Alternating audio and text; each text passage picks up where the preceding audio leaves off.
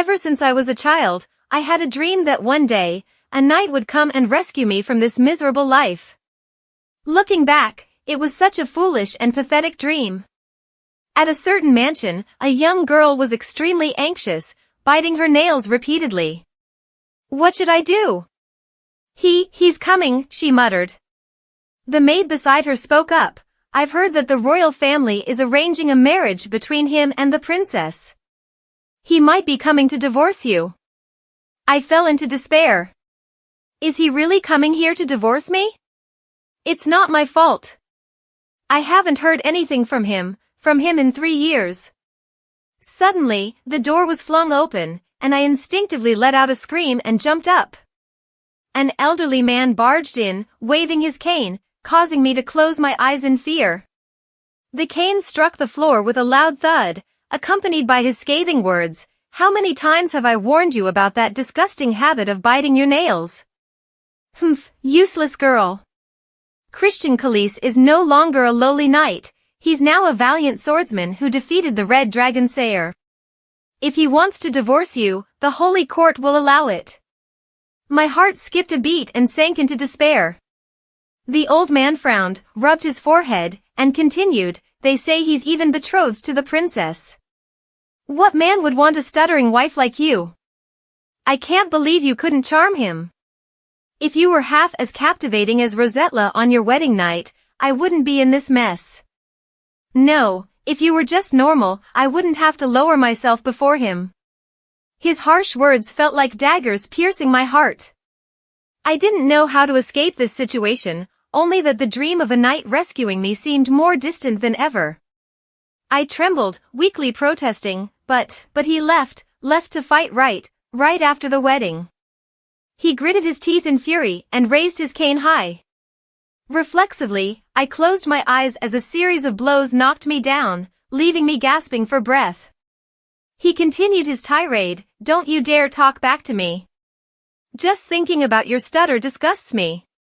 The eldest daughter of the Christ family facing a divorce demand from a lowly knight? I won't let the world laugh at this family because of a foolish girl like you." He raised his cane again, ready to strike. "You better hold on to this marriage."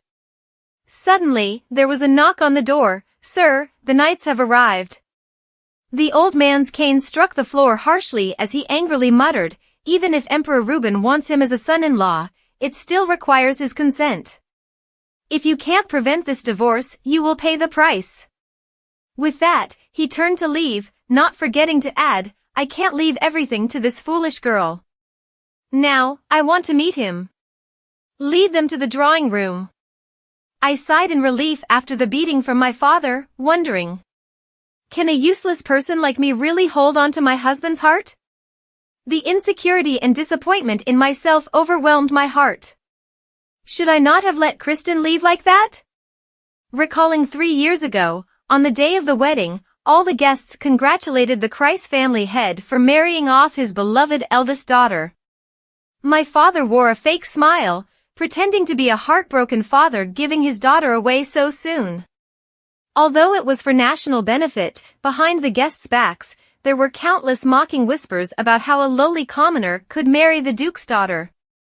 They all blamed the ambitious Kristen Khalees rather than the Duke.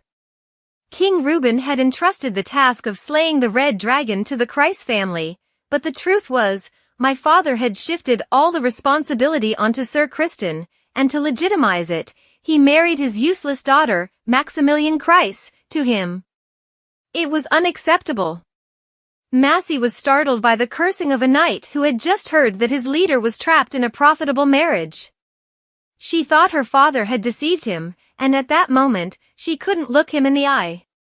"My lady, it's time to go to the bridal chamber now." In the bright night, Massey walked while thinking, does he know what he's risking his life for? Suddenly, her father approached, cane in hand, and he never missed a chance to spew venomous words at her. "You useless girl, your gloomy face is making the guests talk. Now's the time to prove your worth. If you mess this up, I won't go easy on you." Massey said nothing, just listened to his footsteps fading away. Being the most useless person in the world, she knew no one would want her. In the bridal chamber, a maid combed her hair while reminding her that her whole life depended on this. But Massey was terrified. But he's so big, if he hits me then. The maid replied, then there's nothing you can do. He is your husband. But I'm scared, Massey stammered. The woman continued, if you ruin this marriage, the Duke will be furious. Massey had no choice but to accept it. Suddenly, the door behind her opened, and a big man walked in. All the maids quickly left. Kristen looked at the girl in front of him, who seemed very nervous and anxious. He gradually approached her and said, I know you find me terrifying, but we still have to fulfill our duties. Standing before her, he continued, if you don't want this, just say so, and I won't force you. Do you want me to leave? Massey shook her head, no. Kristen suddenly removed his outer garment, saying, then we must fulfill our marital duty. Seeing his body, Massey was petrified. Why are you undressing? Kristen frowned slightly. Do you want me to leave? No, Massey quickly imitated, taking off her dress, standing naked in front of him, trembling. Kristen gently kissed her skin. Bear with this even if you don't want to, but I won't stop. Massey could only cry and endure. No one told her what to expect that night. The next morning, Massey awoke to greet the rising sun, but he had left long before. Kristen had gone to fight the dragon, leaving her at her parents' house, and after 3 long years, he had finally returned. Oh, what a sight, my trembling wife waiting for her husband to return from battle. Massey stammered, unable to form a coherent sentence. You have come back safely, her whole body shaking as the memories of her father and his cane resurfaced. Who would want a stuttering wife like you? Oh no! I've messed up again. Kristen clicked his tongue and walked over, grabbing her hand. So what if I've returned? At least pretend to be happy to see me. He stepped back and covered his face, cursing, damn it. Do you see me as a monster? Massey was utterly confused, knowing she would be doomed if he left. She clutched Kristen's cloak, causing him to pause. Massey trembled as she spoke. It's not like that. Kristen's face reddened slightly as he turned to look at her. Massey's eyes filled with tears. I was just a bit nervous. I didn't know what to say. Kristen sighed, making her flinch. While she was blaming herself, his hand unexpectedly lifted her chin. He moved closer to her beautiful, tear-filled face, his heart aching. Damn it. Let me. What are you? Before she could finish, he kissed her. Massey was shocked as her husband's advances brought back memories of their first night. She could only think, I'm so scared. Suddenly, there was a clattering noise that caught Kristen's attention. He snapped, what are you sneaking around like rats for? A knight replied, Commander, I didn't know you'd be doing this in the drawing room. I didn't think you could be so shameless. Kristen shouted, get out, right now. The knight frowned, reminding him, the carriage is waiting for you. You said you didn't want to waste time. Kristen replied, tell them to wait. Massey was still blushing from the kiss, wondering if this was part of their marital duty. Does he still consider me his wife? She stared at her husband, who sighed and scratched his head awkwardly. Suddenly, he looked at her, making Massey blush even more and avoid his gaze. Kristen frowned, damn it. I didn't mean to pounce on you right after returning. You hurt him, didn't you? We're leaving. Massey was startled and confused. Was he leaving? No, she reached out to stop him. Wait, we haven't talked properly yet. In her mind, she thought, if I miss this chance, my father will beat me to a pulp. Kristen casually replied, have the maids packed your things? Tell them to bring only a few items. Massey jumped up and asked, my things? Why do I need? Kristen coldly questioned, do you want me to leave alone? Massey bowed her head in worry. No, not that. She thought to herself, does he want me to go with him? But where? Suddenly, Kristen grabbed her hand and pulled her along. Wait, where are we going? He led her outside, where a convoy of carriages awaited. To my domain, where you belong. Massey said she would ask her father for permission before leaving. But Kristen replied, you are my wife now, and led her away. How could this be happening?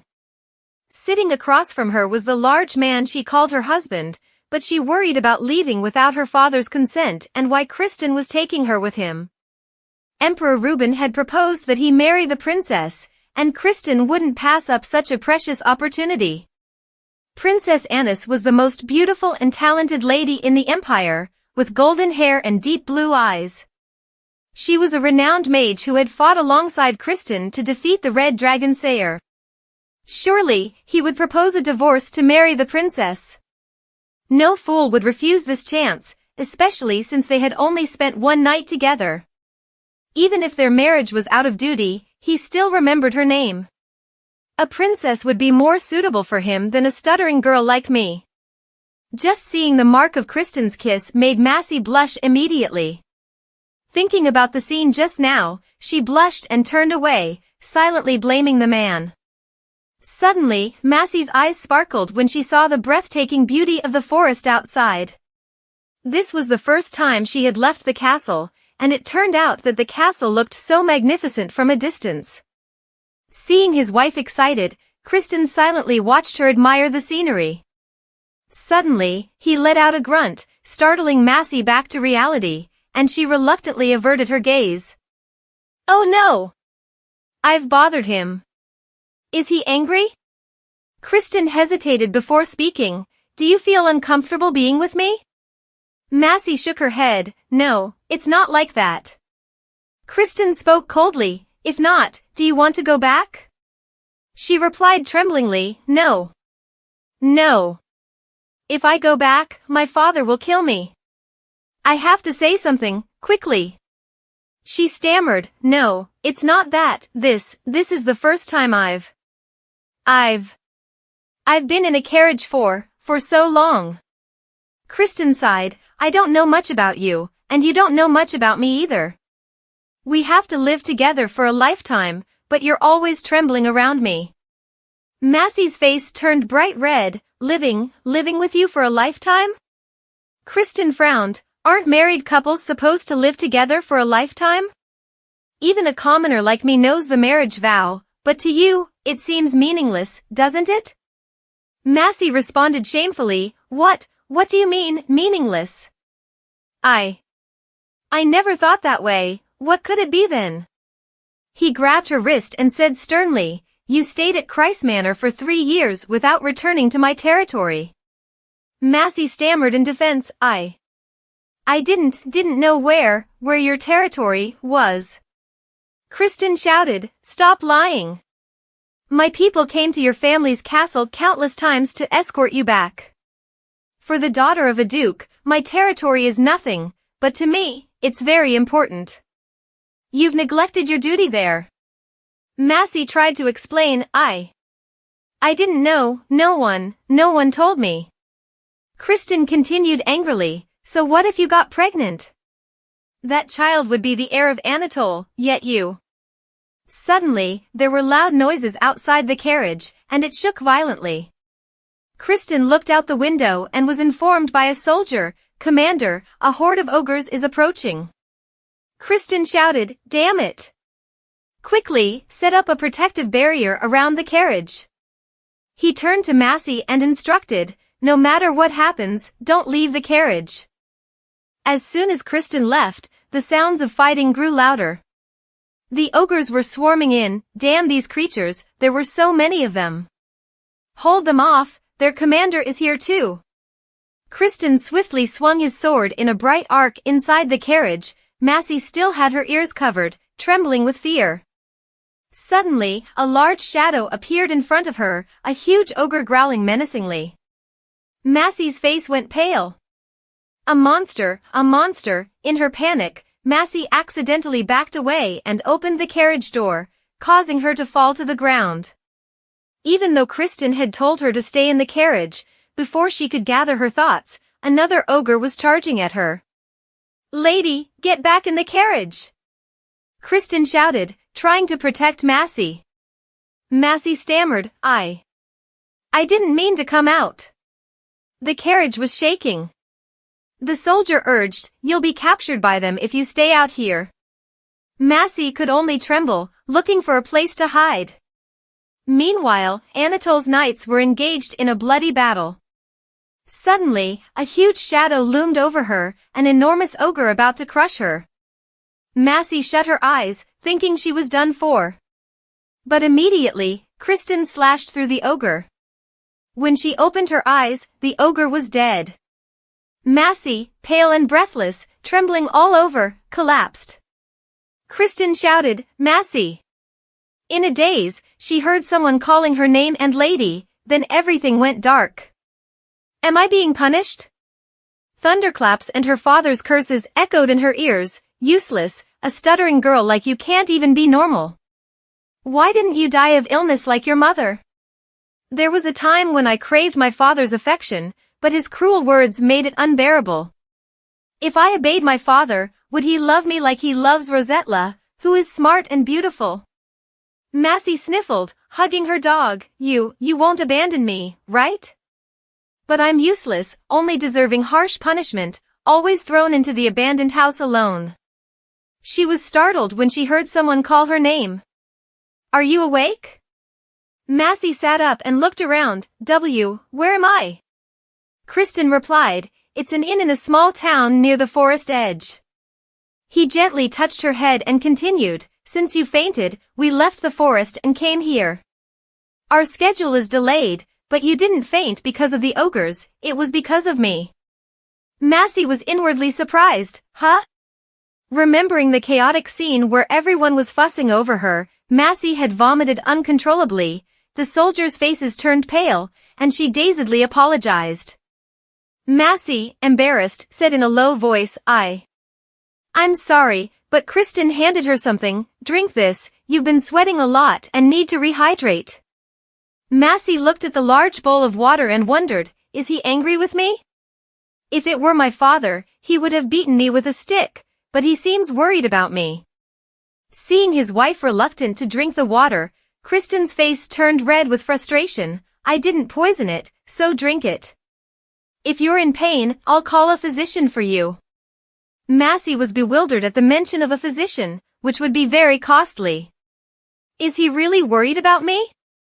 She looked around the room, realizing this was what commoners called an inn. Seeing cobwebs in the corner, she felt dizzy. Massey sniffed the blanket, which seemed quite clean. Suddenly, she noticed something different. What is this? She exclaimed. Kristen stepped forward and asked, What's wrong? Are you feeling unwell? Massey, trembling under the blanket, said, What's wrong? Are you feeling unwell? Should I call a physician? Massey hastily stopped him. No, it's not that, she blushed, trembling as she pointed. It's my clothes. I'm not wearing any clothes. She remembered how the maid had dressed her in her undergarments this morning, but now they were gone. Kristen calmly placed the food down and replied, Aren't you already dressed? Massey stammered, But this isn't my clothing. Kristen responded, Of course not. It's my uniform. Your suffocating dress was soiled by vomit, so I had the maid clean it.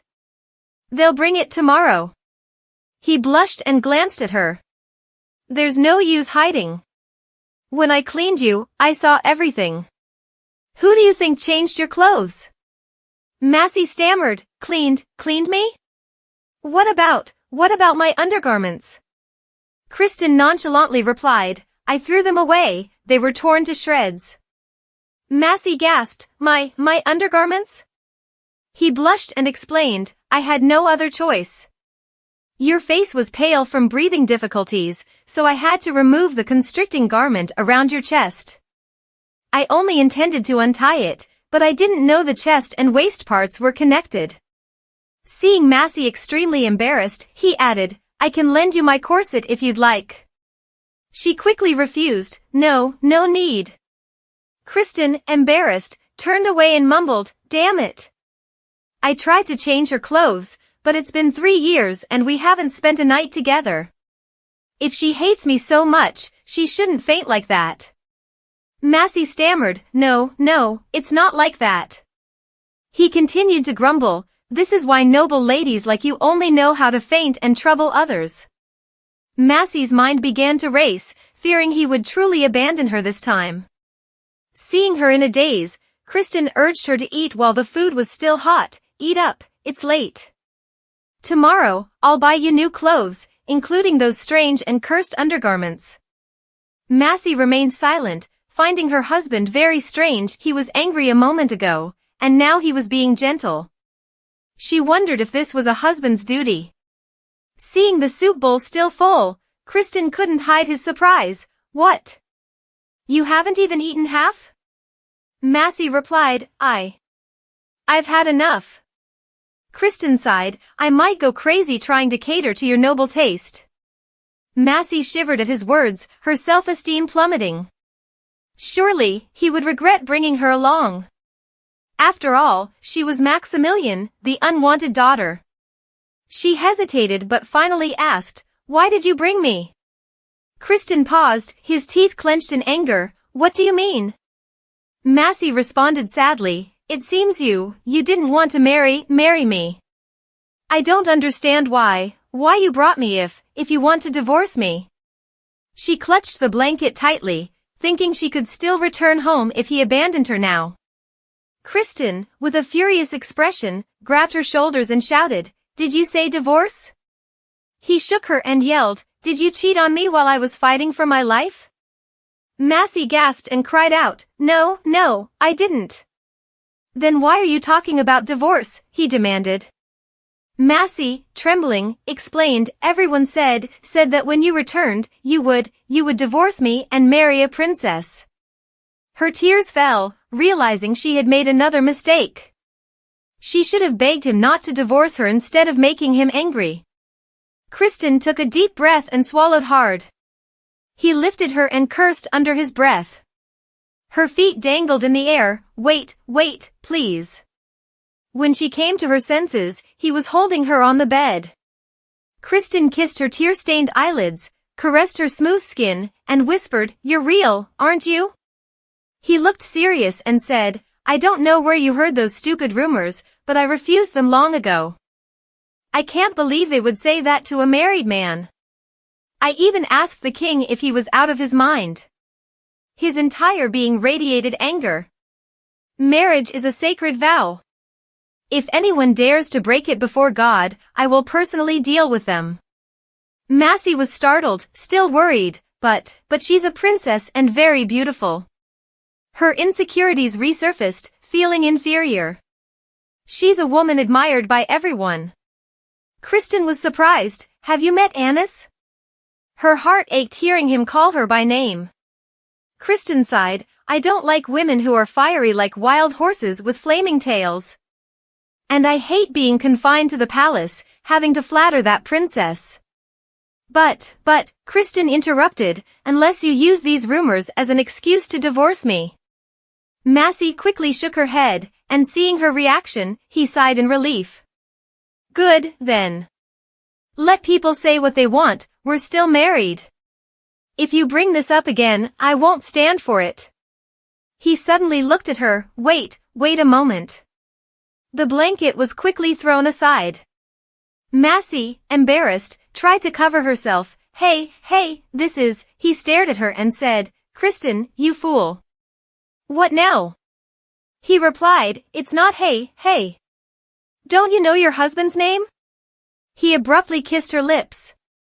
Massey closed her eyes, thinking, are we really going to fulfill our marital duties now? But it hurt so much the first time. Suddenly, Kristen stopped, confusing her. He pulled back and asked, do you not want this? We're married, but if you don't want to, I won't force you. Massey didn't know what to do. But seeing his face, like a puppy yearning for affection, she felt incredibly conflicted. He had even refused to marry a princess. She should take on the responsibilities of a wife. Kristen gently said, "I will be as gentle as possible." Suddenly, Massey pushed him away and exclaimed, wait a moment." Kristen grabbed her arm and kissed it passionately. "Call me Kristen, Massey." Through her teary eyes, Massey murmured, "Kristen." Hearing his wife call his name, he couldn't hold back any longer. Their hearts intertwined in a passionate embrace. "You're beautiful, Massey." The next morning, Massey groggily looked at the man in front of her. Memories of their first night together seemed like lies. It wasn't painful, it was hot and filled with passion. Her face flushed red as she thought about how wonderful the night had been. She gently touched his hair, seeing him sleep peacefully like an innocent child. "He doesn't know how much I suffered when we were apart for those 3 years," she thought.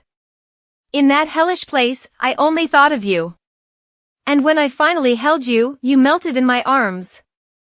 Massey wondered, was he sincere? Did he really suffer being away from me? It's as if he likes me. How strange, considering we were forced into marriage. Suddenly, he opened his eyes, startling her.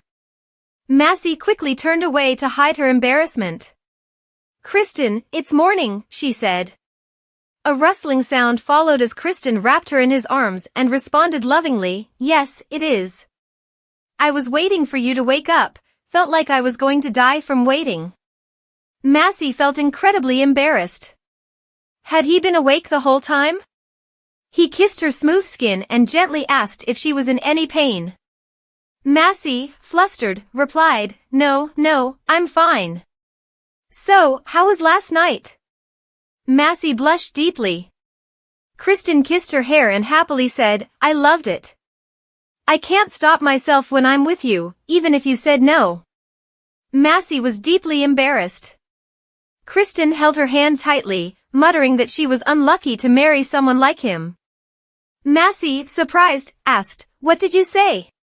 Before he could answer, there was a loud knock on the door. "Commander, how long are you planning to keep this up?" Kristen, annoyed by the interruption, shouted back, "Didn't I tell you if you disturbed me again, I'd rip your guts out? Do you want me to do that?" The voice outside insisted, "But you need to head to the capital immediately. Please get up, the sun is high already." Kristen, wrapping a towel around himself, muttered angrily, "I told you to postpone the schedule for another day. Will we die if we don't go today? Just take the carriage." He turned to Massey with a softer tone, "Damn it, I didn't call him here." "Wait a bit, I'll have them bring your clothes." Massey, still embarrassed, replied, Yes. "How long will it take, Commander?" the voice outside demanded. Kristen yelled, "I'm coming, you idiot." He slammed the door shut. Remembering his words, Massey wondered if it was just a husband's duty. No, she thought, I should be grateful he brought me along. He's going to get in trouble because I've delayed everything. I must hurry so as not to keep everyone waiting. Suddenly, there was a knock on the door. A maid respectfully said she had brought Massey's clothes, as Kristen had requested. A while later, Massey was wearing a stunning red dress, more splendid than anything Rosetta had worn. But she paused, struggling with the corset strings at the back. She realized how difficult it was to dress herself. Remembering the maid bragging about her husband buying an underskirt too, Massey panicked and insisted she would dress herself. Suddenly, Kristen entered the room. "Have you finished dressing?" From his perspective, she looked beautiful in that red dress. He quickly covered his face and said, "Don't apologize. I didn't know it was so hard for you to dress." He approached and offered, "Let me help you." Massey, blushing, replied, "Thank you." Kristen explained, "I bought it in a hurry, so you might not like it. When we get back to the estate, I'll have more suitable dresses prepared for you." Massey marveled, thinking, how could she not like it? Compared to the dresses at Christ Manor, this one was incredibly luxurious.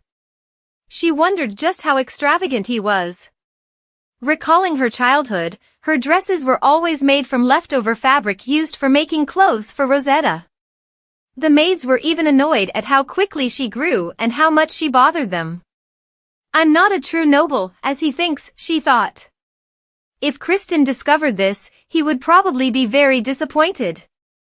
Seeing Kristen's caring demeanor and his desire to give her all the luxuries in the world, Massey silently vowed to herself that she would never tell her husband the truth about her past. At this moment, both of them finally made their way down to the gathering point, surrounded by murmuring onlookers. A guy with a scowl commented, "I thought you two wouldn't show up until sunset. Really living it up, huh? The sun's already blazing overhead." Kristen snapped back, "Shut up." The blonde guy from the previous day added, "Ha. Not amusing at all. After all, she's just the daughter of a duke." Kristen, getting even angrier, said, "I told you to shut up." The carriage quickly moved into place. Kristen gently reassured her, "Don't mind those blockheads. They don't like your father, but you're not part of the Christ family anymore. You're Lady Khalees now, my wife. I'll make sure they treat you with the respect you deserve." Massey understood that it was natural for the soldiers to hate her because her father had forced them into the war. Seeing her sad, Kristen frowned and cursed, looking like a black panther baring its sharp fangs, and growled, "I'll twist their necks off." Seeing her husband's fierce expression, Massey felt a strange warmth in her heart. He was even angrier than she was. Such a strange man, but she no longer feared him. What was this fluttering feeling? Kristen suddenly looked at her intently. "Did you know? This is the first time you've smiled at me." Massey was immediately puzzled. "Huh?" Embarrassed, Kristen cleared his throat and shouted, "What's taking you all so long? Hurry up and get moving." Massey thought that it was enough if he didn't divorce her. But now, she longed to be with him even more. Seeing the commotion around them, Kristen got down to investigate and found the blonde guy arguing with someone. He calmly told him, "Lower your voice. We're still in Christ territory. Don't give that old man any excuse to cause trouble." The blonde guy glanced in a certain direction. "Is that really necessary?" Massey felt a chill from his hostile gaze, but he turned away and lowered his voice. "I understand. But don't regret it when our funds start running dry." Massey hung her head. "If I were Rosetta, the guards would have let everyone leave my father's land without any trouble." Kristen asked, "What about a place to sleep?" The other person replied, "It's harvest season, so every place is filled with bags of produce." After much negotiation, they finally found a place to rest. Kristen frowned. "Is there any extra space where my wife can have her own room? I'll reward you handsomely." As he spoke, a hand stopped him. It was Massey, his beautiful wife, who gently spoke up, I don't want to be alone." Kristen stood frozen for a few seconds, his face turning bright red. "Oh, I'm really hungry. Let's rest over there for a bit." "Excuse me, where can we find some clean water?" Kristen, still flustered, emphasized, "Let the horses rest." Then, turning to Massey, he cleared his throat awkwardly, "Ahem, let's go." That night, the group gathered in a cramped warehouse. Kristen called Massey over. "Massey, come here." She looked at her husband, who was tending a fire, and then at everything around her, feeling apprehensive. What if there are rats or bugs here? Kristen understood her concern and reassured her, "Don't worry, it might be a bit dirty, but there are no rats." Massey lowered her head slightly, blaming herself. "Oh, no, it's not that." She silently berated herself for worrying that he might think she was picky and troublesome. After a while, a bowl full of hot potatoes was brought out. Massey was offered some. "Here, eat this, but be careful, it's hot." Massey picked up a potato and took a bite, her eyes lighting up as she found it incredibly delicious. Kristen watched his wife's endearing manner as she ate and then handed her another potato. "Have some more." Massey hesitated. "Oh, no, you should eat too." Kristen's voice softened as he insisted, "Thank you." This was the first time someone had sat by her side and shared food with her like this. Massey felt that these potatoes tasted better than anything she had ever eaten at the Christ estate. As night fell, the group lay close together to sleep, but Massey couldn't handle her husband being so close. She whispered, "Kristen, everyone is around us."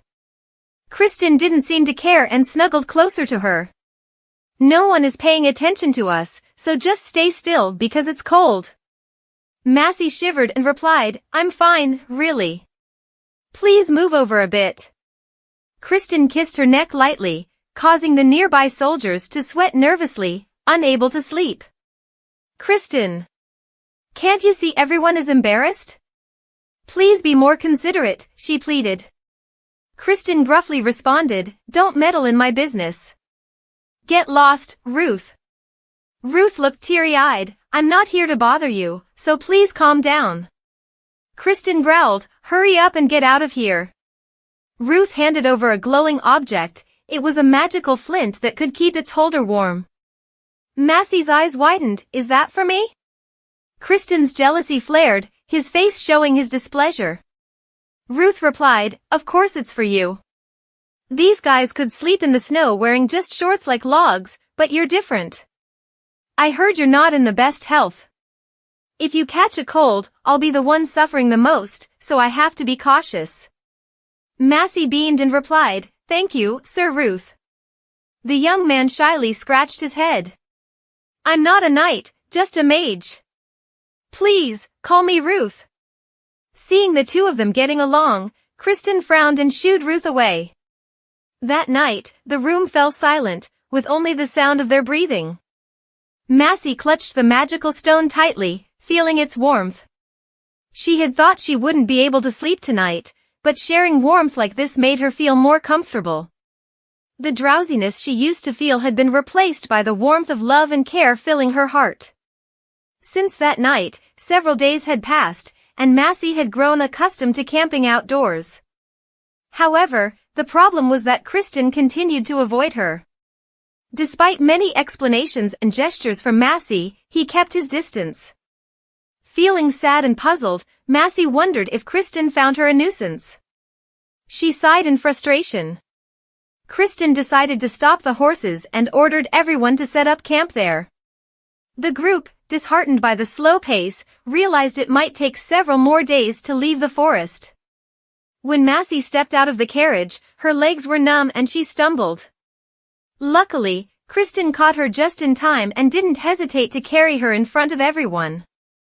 On a large rock, Kristen gently examined Massey's legs while she looked on nervously. "I'm fine, really.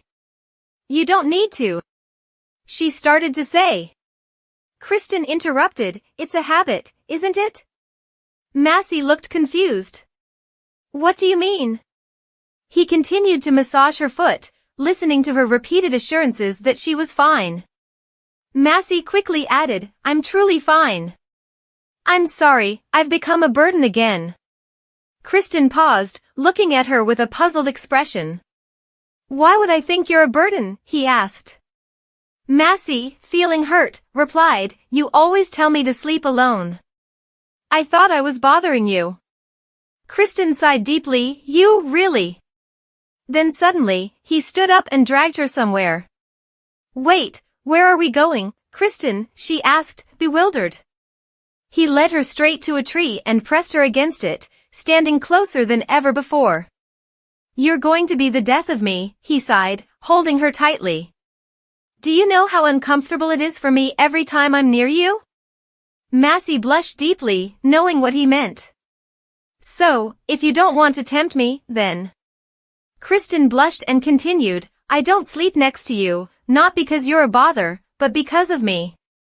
With that, he walked away, reminding her to brace herself for the rough path ahead. A bearded man nearby teased Kristen, "All done, Chief?"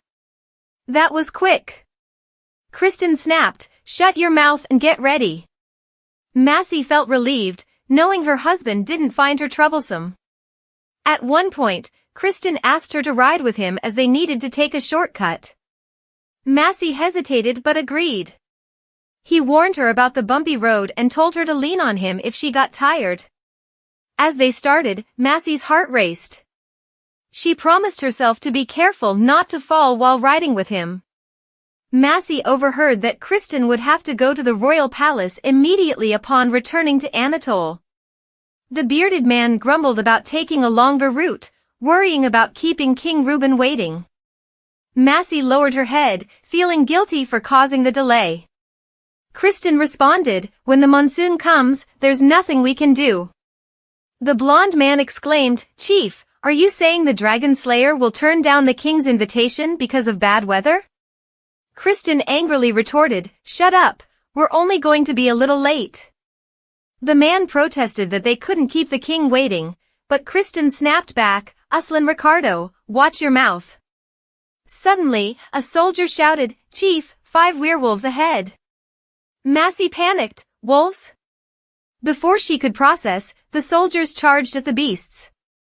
Kristen dismounted and gently reassured Massey, "I'll be back quickly. Close your eyes." A swift sword strike later, a large werewolf lay dead, sliced cleanly in two. An archer remarked, "Black werewolves can camouflage. There'll be more of them, so we need to move quickly." Kristen instructed, "Hold on tight, we're picking up speed." As the group galloped ahead, the setting sun cast long shadows. When they finally stopped, Kristen pointed to a magnificent castle on a high mountain, surrounded by villages and farmland below. "Massey, look," he said. Her eyes sparkled as she gazed at the impressive sight. "That's our domain, Anatole. The inhabitants of the territory are mainly mercenaries, miners, and farmers. The land here is not fertile enough for extensive agriculture, so the people primarily make a living through raising poultry, sheep, and goats. It doesn't look very glamorous from the outside, but it's incredibly spacious inside," Massey remarked. "It doesn't seem dilapidated at all. It feels more like a massive fortress." Kristen suddenly apologized, "This place isn't as splendid as Christ's Castle, and there are monsters outside the walls. But don't worry, the walls are very high, so no creature can get over them," he said. Massey reassured him, I'm not worried." Ruth interjected, "If my lady knew how much money we spent on building those walls, you'd be less concerned about safety."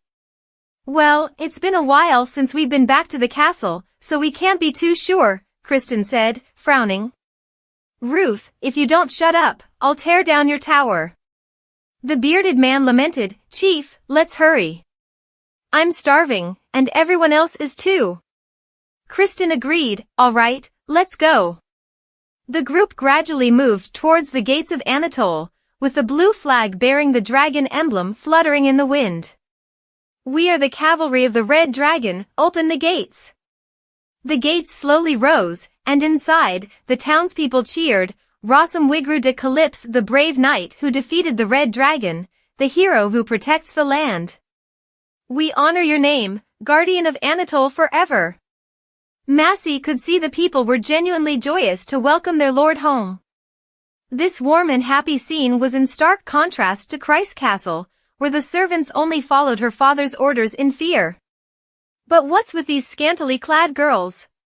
While Massey was experiencing a bit of culture shock, the bearded man was quite cheerful, as the people of the territory were ready to celebrate upon hearing the news of their lord's victory.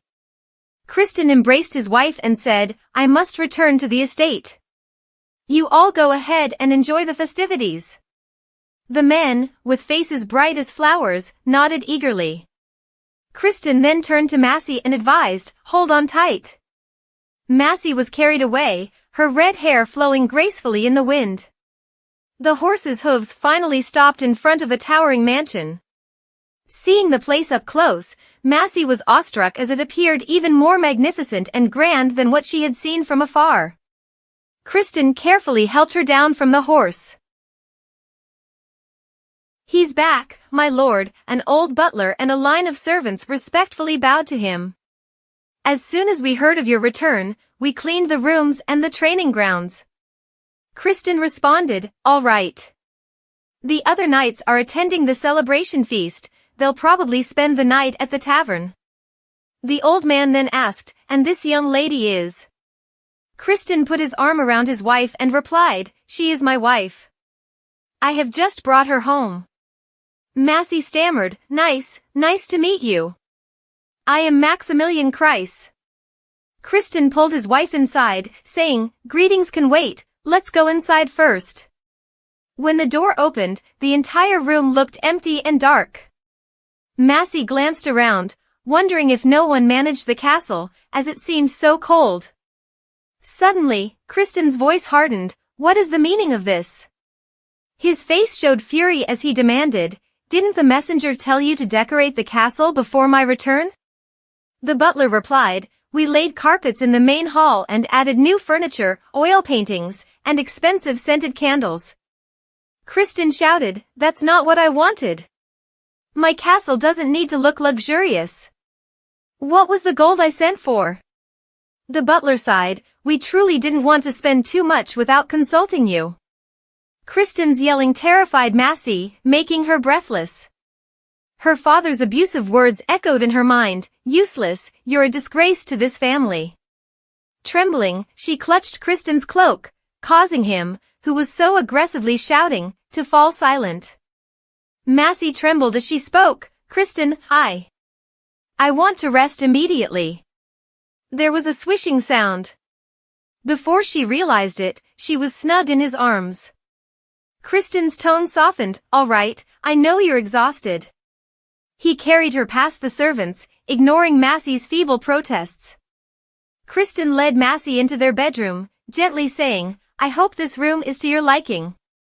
Massey breathed a sigh of relief, feeling the familiar Kristen she knew return. She marveled at the luxurious furnishings around her, far surpassing the room she had at the Kreis castle. However, Kristen still seemed dissatisfied. You must think this place is shabby, right? Damn those servants. They did try their best, though.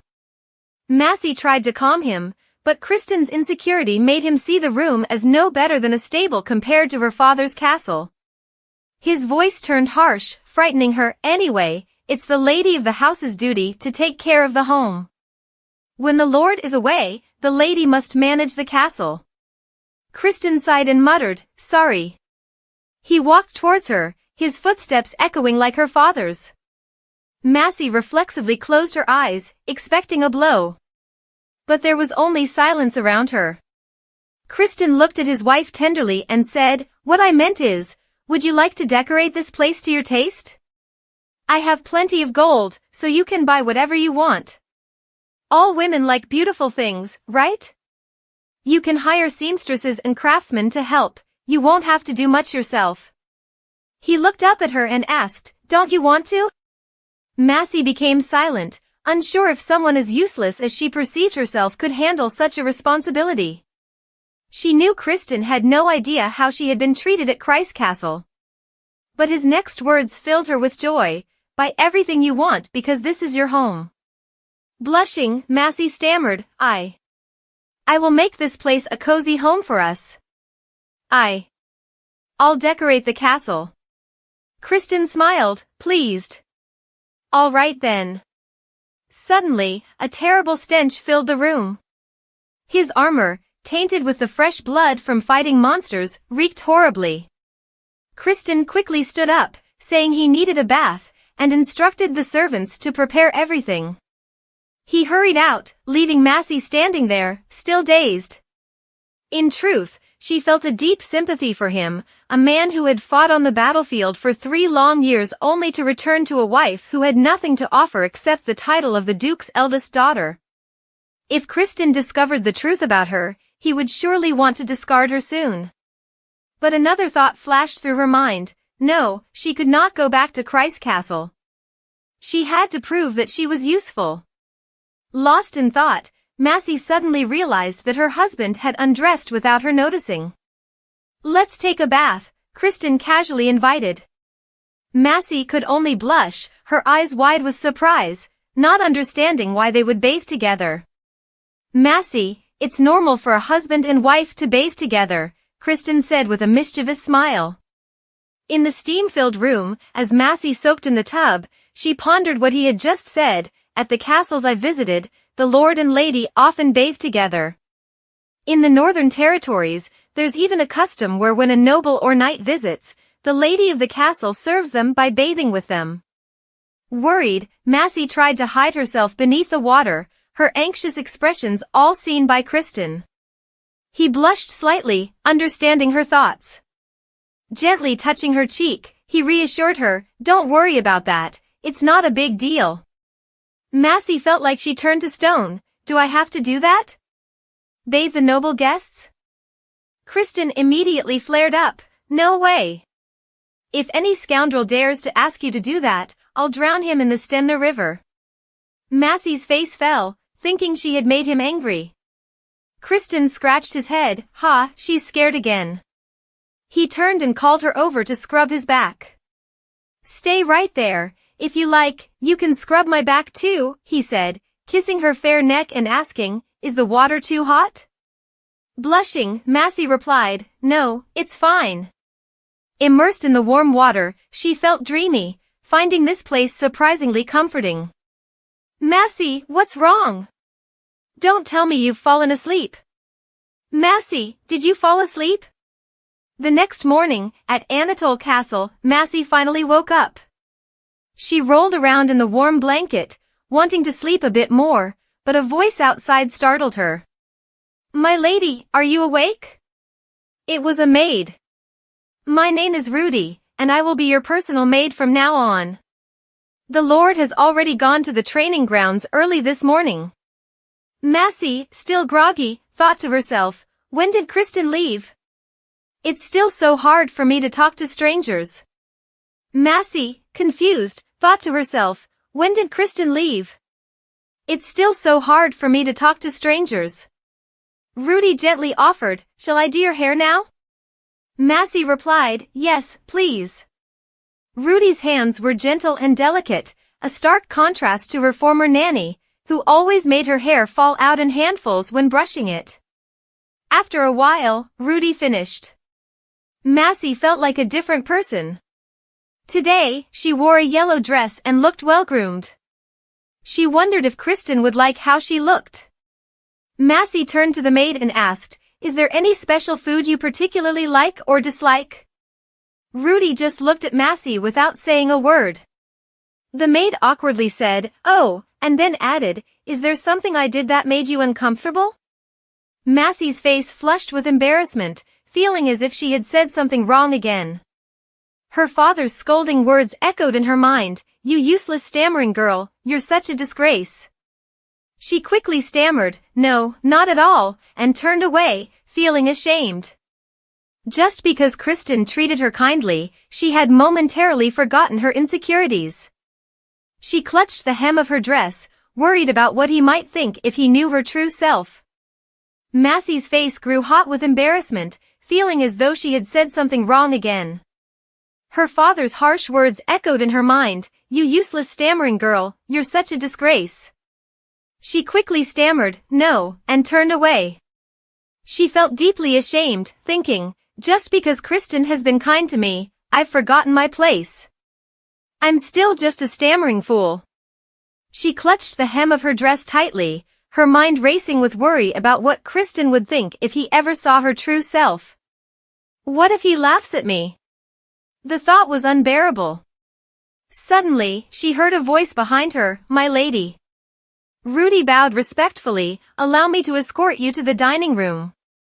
As Massey followed the maid, she thought to herself, "If the mistress is a fool, the servants will ignore her.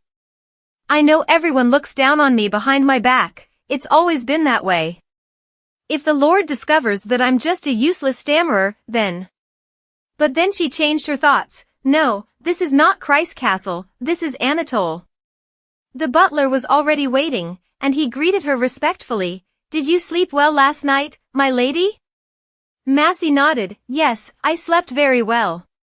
The butler politely said, "I did not greet you properly yesterday to avoid causing you any trouble. My name is Rodrigo Sarek, and I manage all the servants in this residence." Massey responded, "It's a pleasure to meet you, Rodrigo." I will serve you diligently, so please do not hesitate to let me know if you need anything, Rodrigo said. Massey clutched the hem of her dress and thought, I need to prove myself as a worthy lady of the house. With that in mind, she spoke up, yesterday, the Lord told me that I could redecorate the castle. Sweat ran down her cheek despite her efforts to remain calm, and her voice trembled even more than usual. Massey began to feel insecure again, but the butler cheerfully reassured her, indeed, this morning Lord Criston instructed me to assist you in any way possible. If you wish, we can summon merchants here soon. But first, would you like to tour the castle? Relieved, Massey sighed, thank God. They don't seem to be bad people. She smiled and replied, yes, please lead the way. The Khalees Castle, built 150 years ago by Sir Anatole, a knight of the fallen Reup Empire, had a rich history. When the Reup Empire collapsed, numerous monsters began appearing frequently in this region. Naturally, this place was excluded from the rule of the Seven Kingdoms. Then, 10 years ago, Lord Criston Khalees, at the age of 18, was knighted and became the lord of this land. He not only meticulously restored the castle but also built surrounding walls to protect the territory. The butler continued, clearing his throat as he narrated the history of Anatole and Lord Criston's contributions to this land. Massey listened attentively, finding comfort and admiration in the legacy Criston had built. He spoke quickly and efficiently, like a well-oiled machine, but Massey could sense his pride in his work. Through him, she also realized that Criston was truly a noble lord, entirely different from her father, whose presence instilled fear in those who served him. After speaking for a while, Rodrigo began to feel tired. He turned to Massey and asked, would you like some tea, my lady? Massey replied, yes, I would love some. Rodrigo happily exclaimed, then I shall instruct the servants to prepare the tea for you. These are all top-quality tea leaves, it's a pity that Lord Criston and the knights don't enjoy tea at all. Massey chuckled, understanding why tea wasn't to their taste. Rodrigo suggested, shall we move on to the next location, my lady? Massey nodded in agreement. Shortly after, her expression turned grim as they entered a room that looked gloomy and dilapidated. Rodrigo scratched his head and explained, since this room has never hosted any banquets, it's quite useless. Determined, Massey resolved to transform the room entirely, along with the rest of the castle's rooms that needed renovation. Next, Rodrigo led her to a bare tree, and Massey frowned, asking, is this the flower garden? Rodrigo chuckled nervously, precisely, it's the entrance hall, my lady, ha ha. Massey inquired further, do we have gardeners? Rodrigo responded, the servants are tasked with cleaning the grounds and gardens, but we don't have dedicated gardeners, my lady. Massey sighed in frustration, take me to the auxiliary building. Rodrigo complied, yes, my lady, please follow me. The auxiliary building had once served as the residence for the Anatole family, but now it had been refurbished to accommodate novice knights.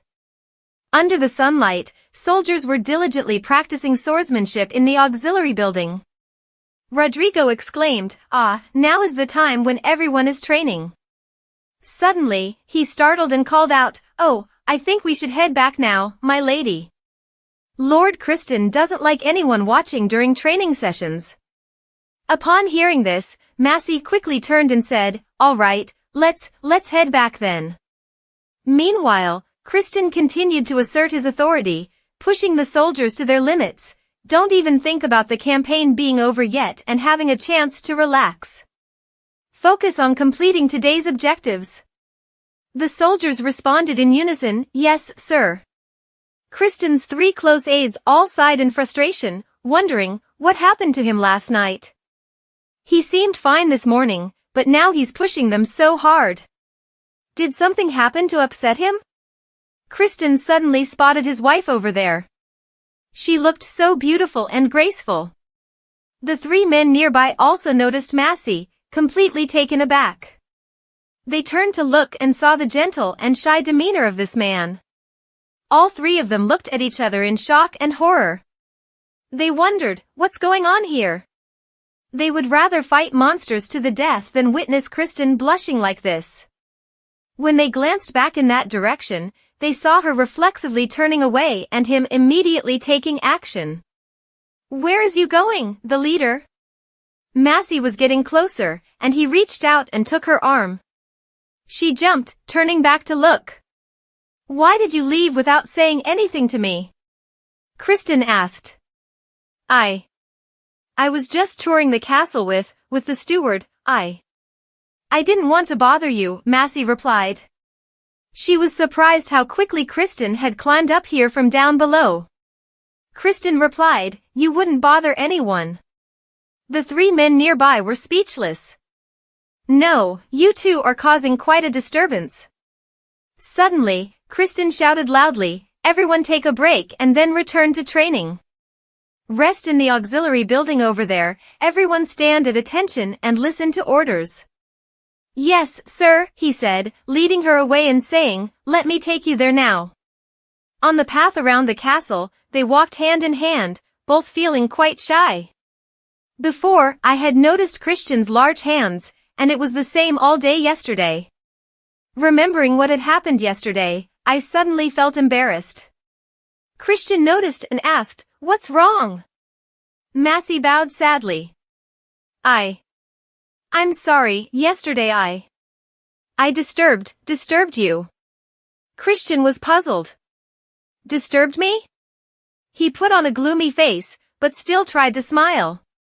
It's okay. You were tired from the journey, no need to apologize to me.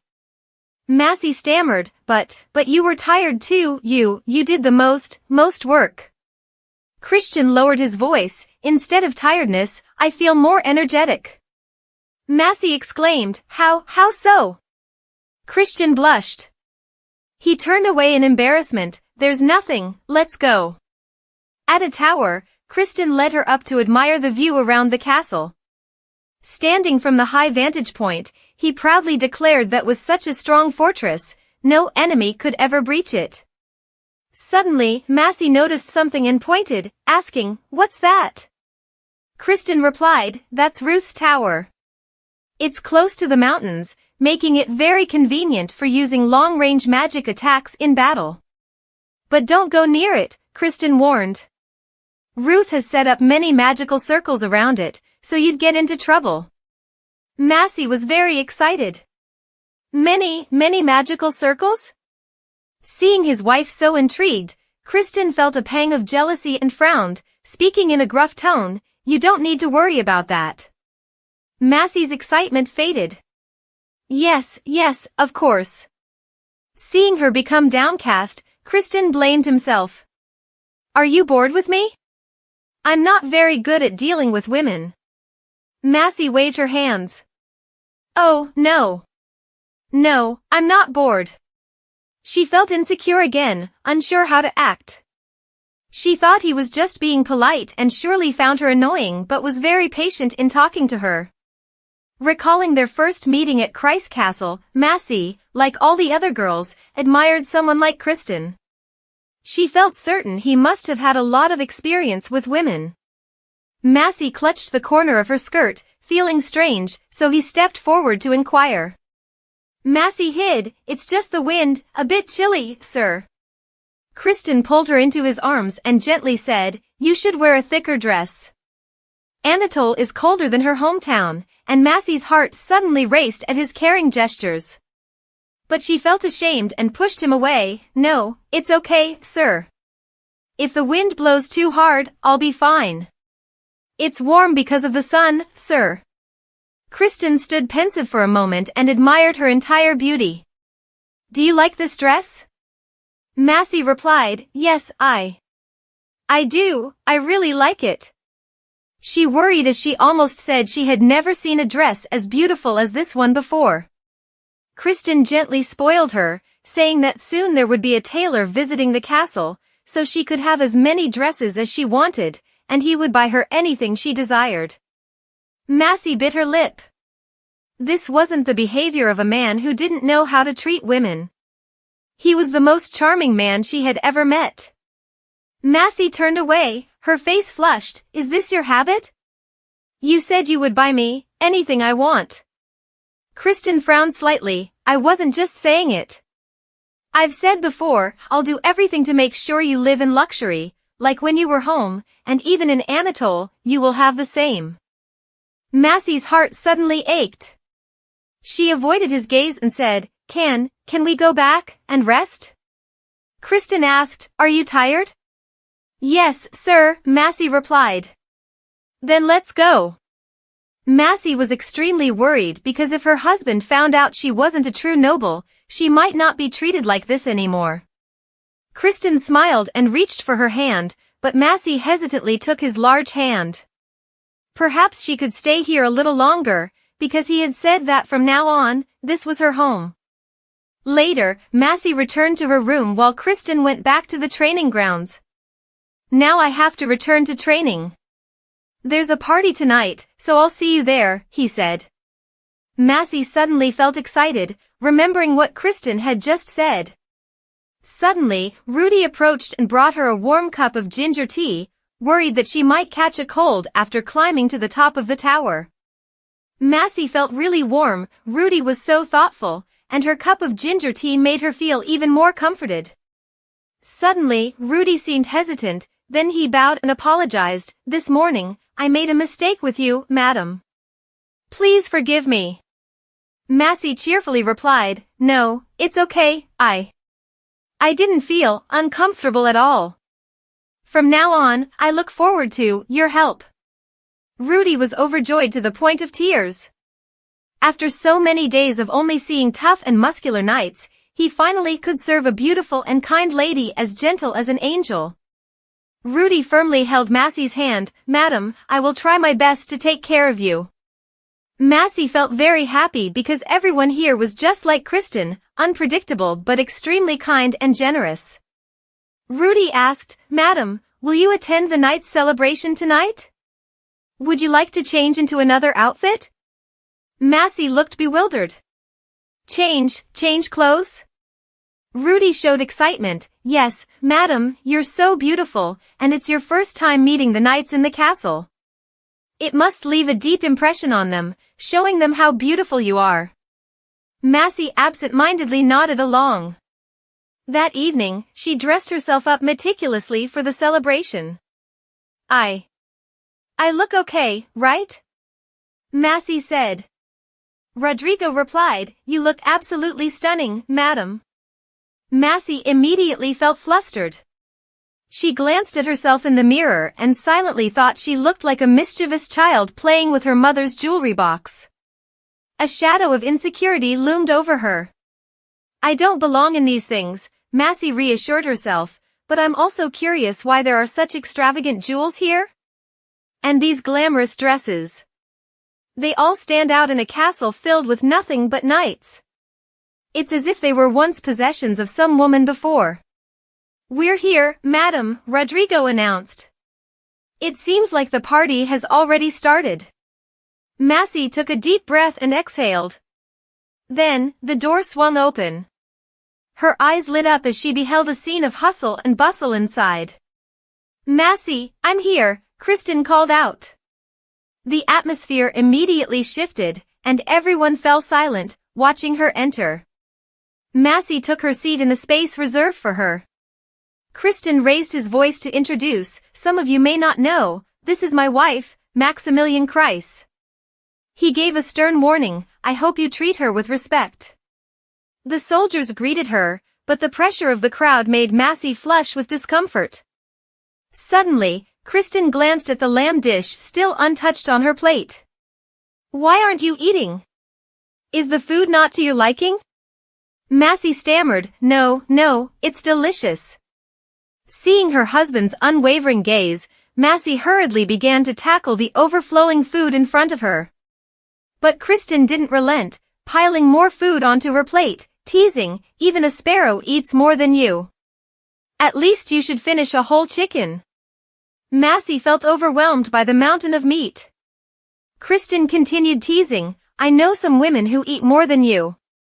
Massey suddenly became stiff. Yes, I will eat some more.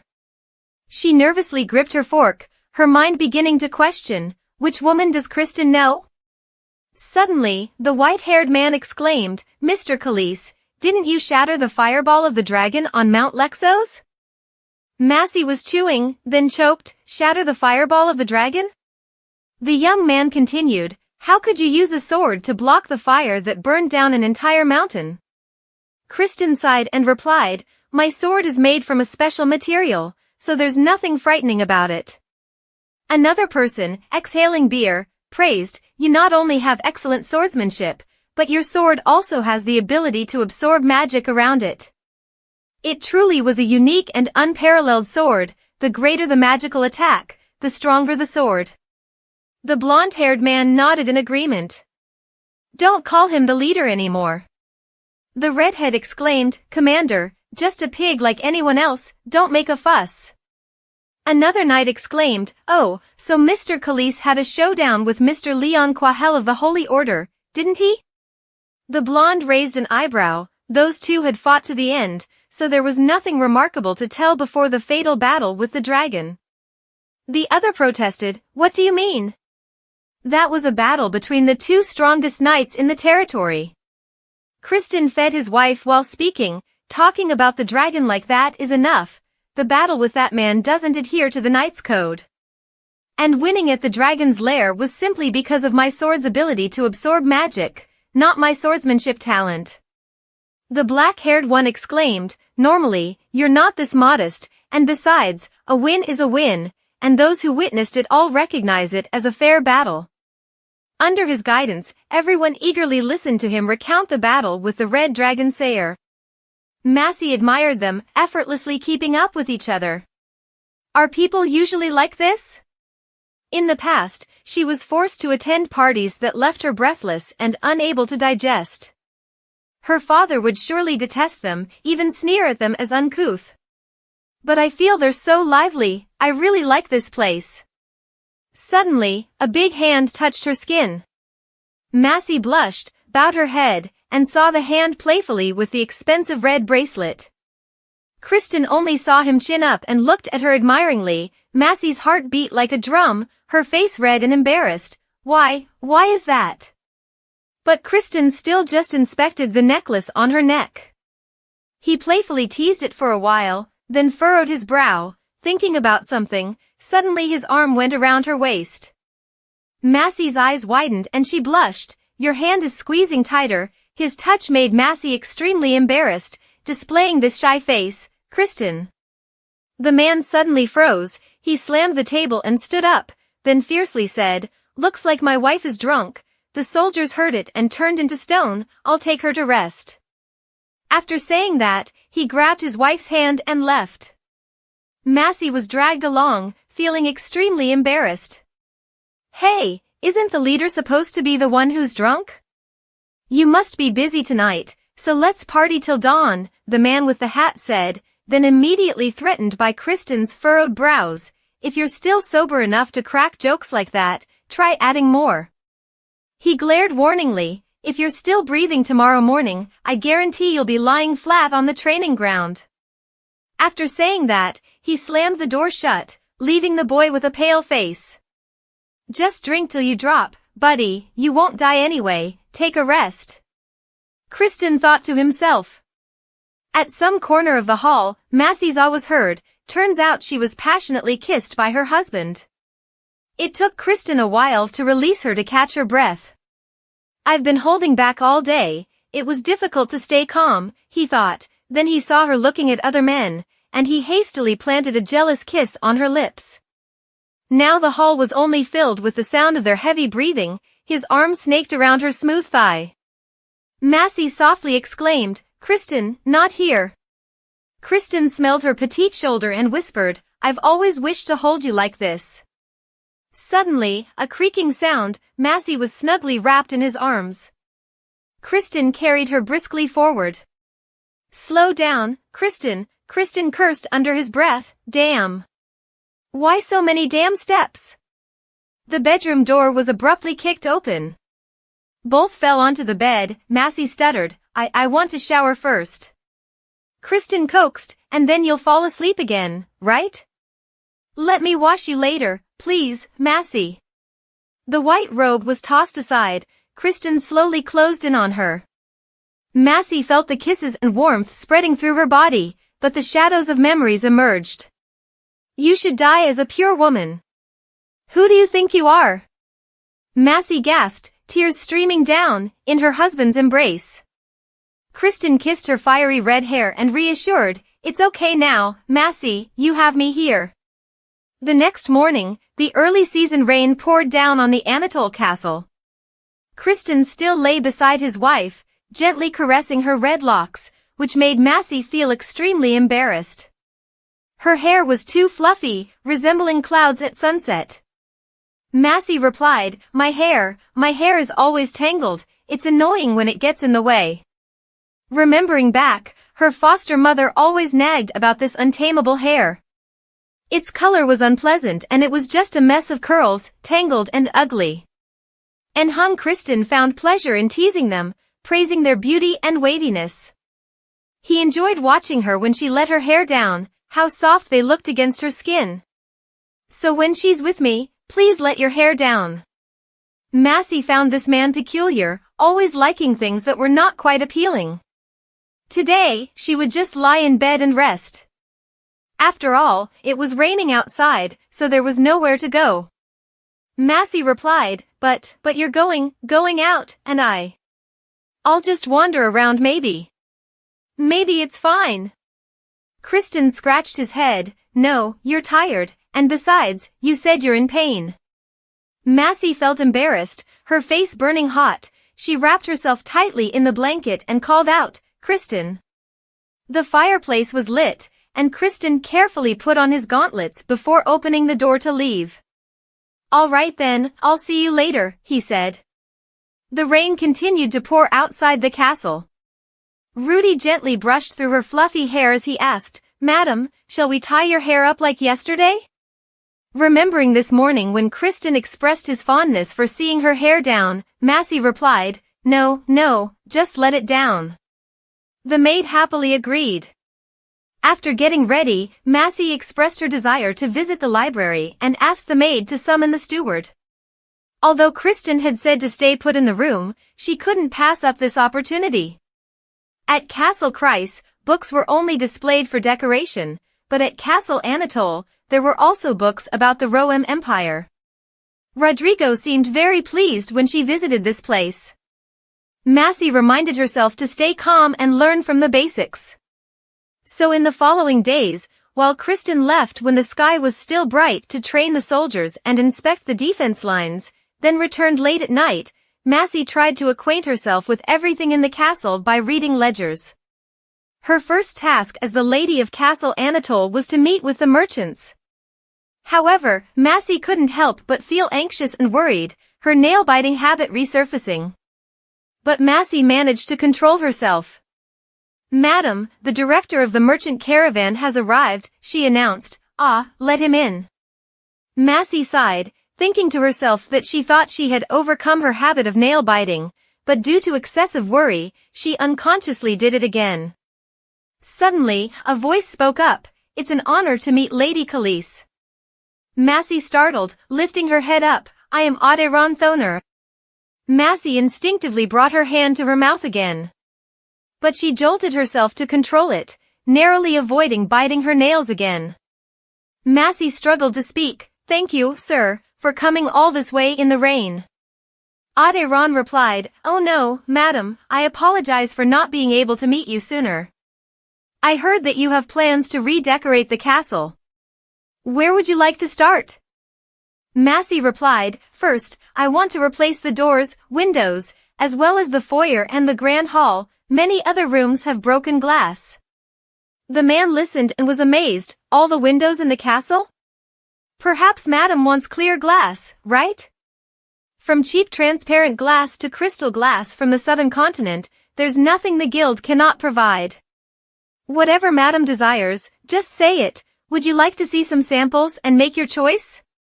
Massey hesitated. Yes, that would be fine. She tightly clasped her hands together. Meanwhile, the man continued to smile and inquire about her other preferences. After a discussion with the merchant, Massey couldn't believe there were so many types of glass and curtains in the world. She sighed and slumped onto the table, then encouraged herself that she would try to behave more like a true lady tomorrow.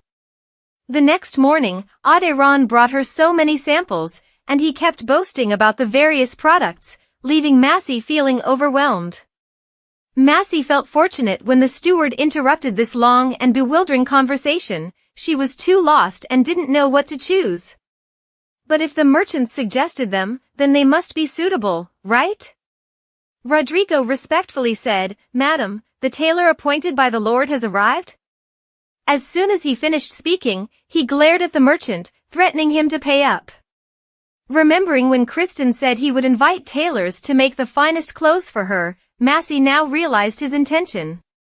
Suddenly, Ron interjected, "All right then, I'll come back later, madam. It will take some time for the goods to arrive as they are in large quantities. You can consider and decide on the rest later." After he left, Massey felt utterly exhausted.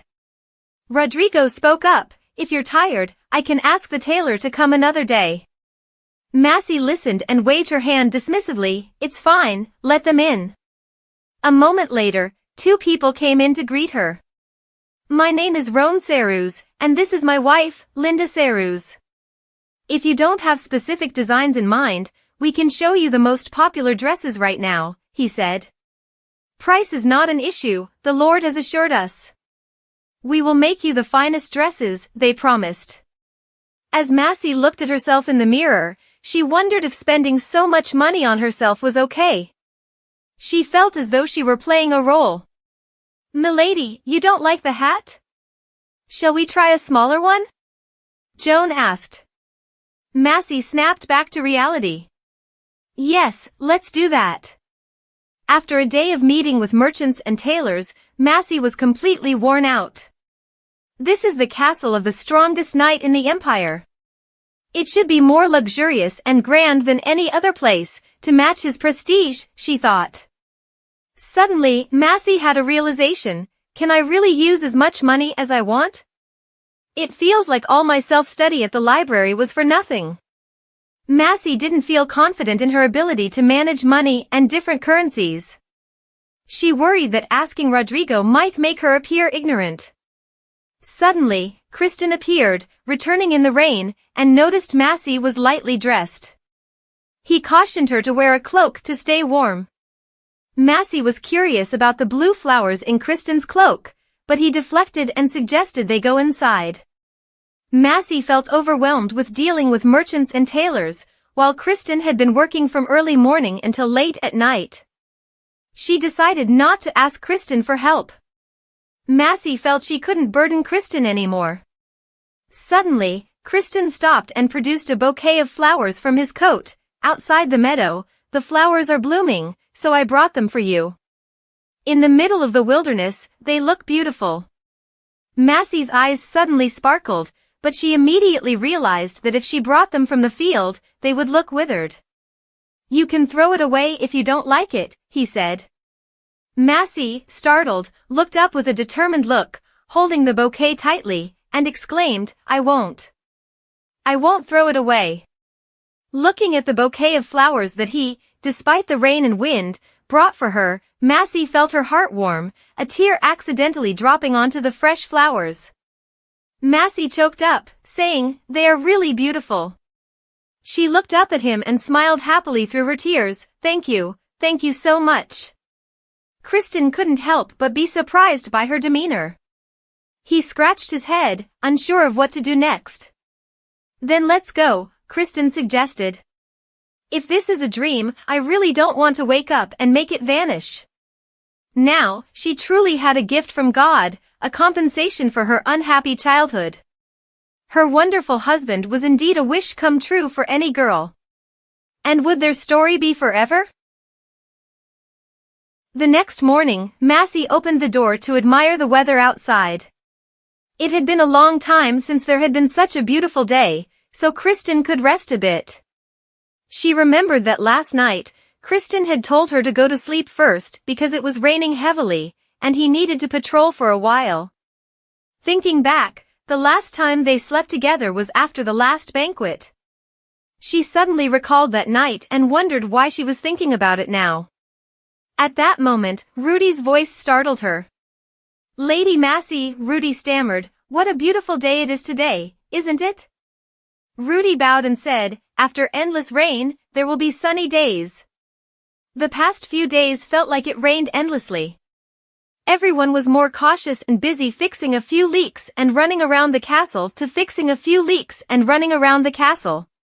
"My lady, the rain has stopped. Are you feeling better?" Rudy asked. Massey smiled, "Yes, I am very happy. The heavy rain caused everyone to work hard." Rudy shared, "Ah yes, everyone is busy doing laundry now that we finally have sunshine to dry the clothes." Massey looked at a slightly wilted blue flower. "It's been a few days since it was brought here." Rudy asked her, "Should we change the water? That will help keep the flowers fresh for longer. Later, if the flowers dry out, we can press them." Massey happily thanked him, "Thank you." That afternoon, Massey was still studying diligently in the library, lying sprawled across the table. For safety reasons, the balcony and windows needed new wallpaper, which might be quite a lot. "I estimate the cost for the renovations as frugally as possible, but there are too many types of currency and such large amounts that I can't grasp it. Like other noble ladies, I've never held even a single coin in my life. No, I must work as hard as Kristen does." Suddenly, a knock on the door startled her, and Massey immediately sat up straight. "As a lady, I must behave properly, must be excellent, like the true mistress of the castle," she thought, smoothing her hair. "I can't let everyone see me looking so disheveled." She quickly composed herself and responded calmly, "What is it?" The servant reported, "The Lord has sent a message that he will have dinner in the dining hall with the knights. Would you like to join him?" Massey immediately brightened, her cheeks flushing with excitement. "I think I'll finish my work early today. We'll have time to dine together. The knights are still somewhat displeased with me, but I promise I'll change their opinions." She nodded to Rudy, and they headed to the dining room where the butler was already waiting at the door. "My lady, you've arrived," the servant greeted her respectfully. As the door opened, a loud shout rang out. "Even now, it's too late to leave." Hearing the fierce shouting, Massey hesitated, afraid to step inside. Kristen's stern voice bellowed, "Don't make me remind you again. We will depart in 3 days." A soldier yelled, "You have to attend the victory celebration. Do you think the king will wait patiently? I agree with this scoundrel for once. The rain has stopped, which means we must depart as soon as possible," another voice chimed in. Kristen hesitated, "The rain has only stopped briefly. I've already sent a messenger pigeon. I've only just returned to the territory after 3 long years. King Zubin will understand." The soldier shouted back, "I know the commander wants to maintain distance, but we shouldn't lose the king's favor." Kristen immediately frowned, "Watch yourself, Ilias." Ilias explained, "We all know that King Aloma Reuben has a temper. If you don't comply, Commander, the king won't let it slide. Besides, aren't you planning to attend the victory celebration in the capital? I understand why you want to keep your distance from those people, especially with the trouble involving the princess and the king's desire to control everything, but you shouldn't reject him so outright. The king isn't the type to trust the lords easily. If we don't attend the celebration, the king will think you are disrespecting him in front of the court, and who knows what obstacles we'll face. You know the king holds grudges." Another soldier shouted, "Bonita, how dare you speak such disrespectful words?" Kristen spoke up, "Despite their objections, you talk too much. We will proceed according to my plan." Massey stood outside, listening to everything. Are we returning to the capital just to face arguments like this? She couldn't help but cover her mouth, feeling the pressure. Massey stammered, I feel so tired. Rudy asked, "My lady, what about dinner?" Massey quickly turned away. Please bring my dinner to my room. I'm sorry to trouble you. She hurried away, ignoring the servant calling after her. In her room, Massey sat thinking. 3 more days, and Kristen has to leave again.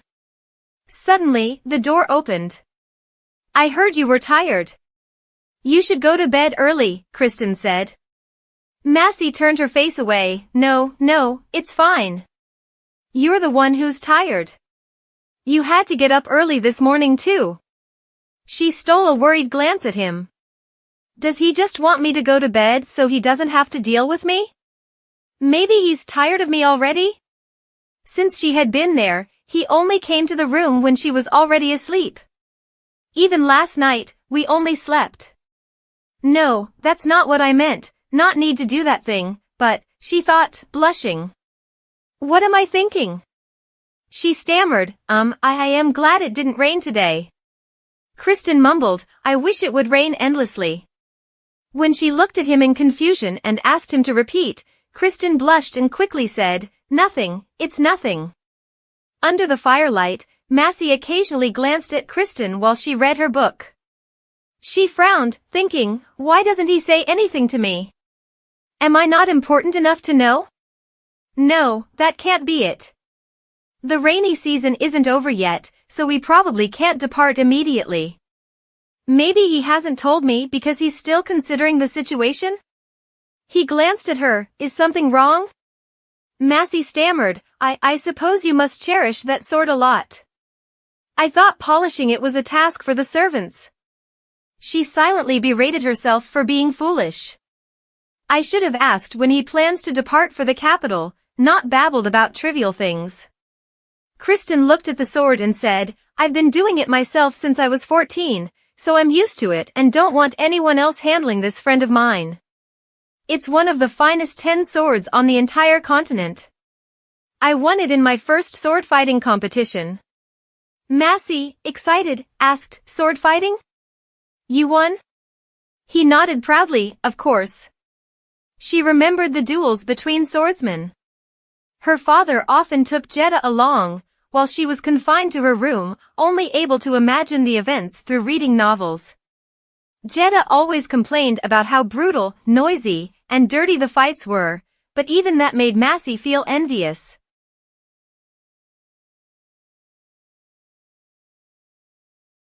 In the novels I've read, the brave hero who wins the sword in the tournament always receives a kiss from a noble lady. That's the climax of the entire story. So, Kristen, you must have. She stammered, you must have been kissed too?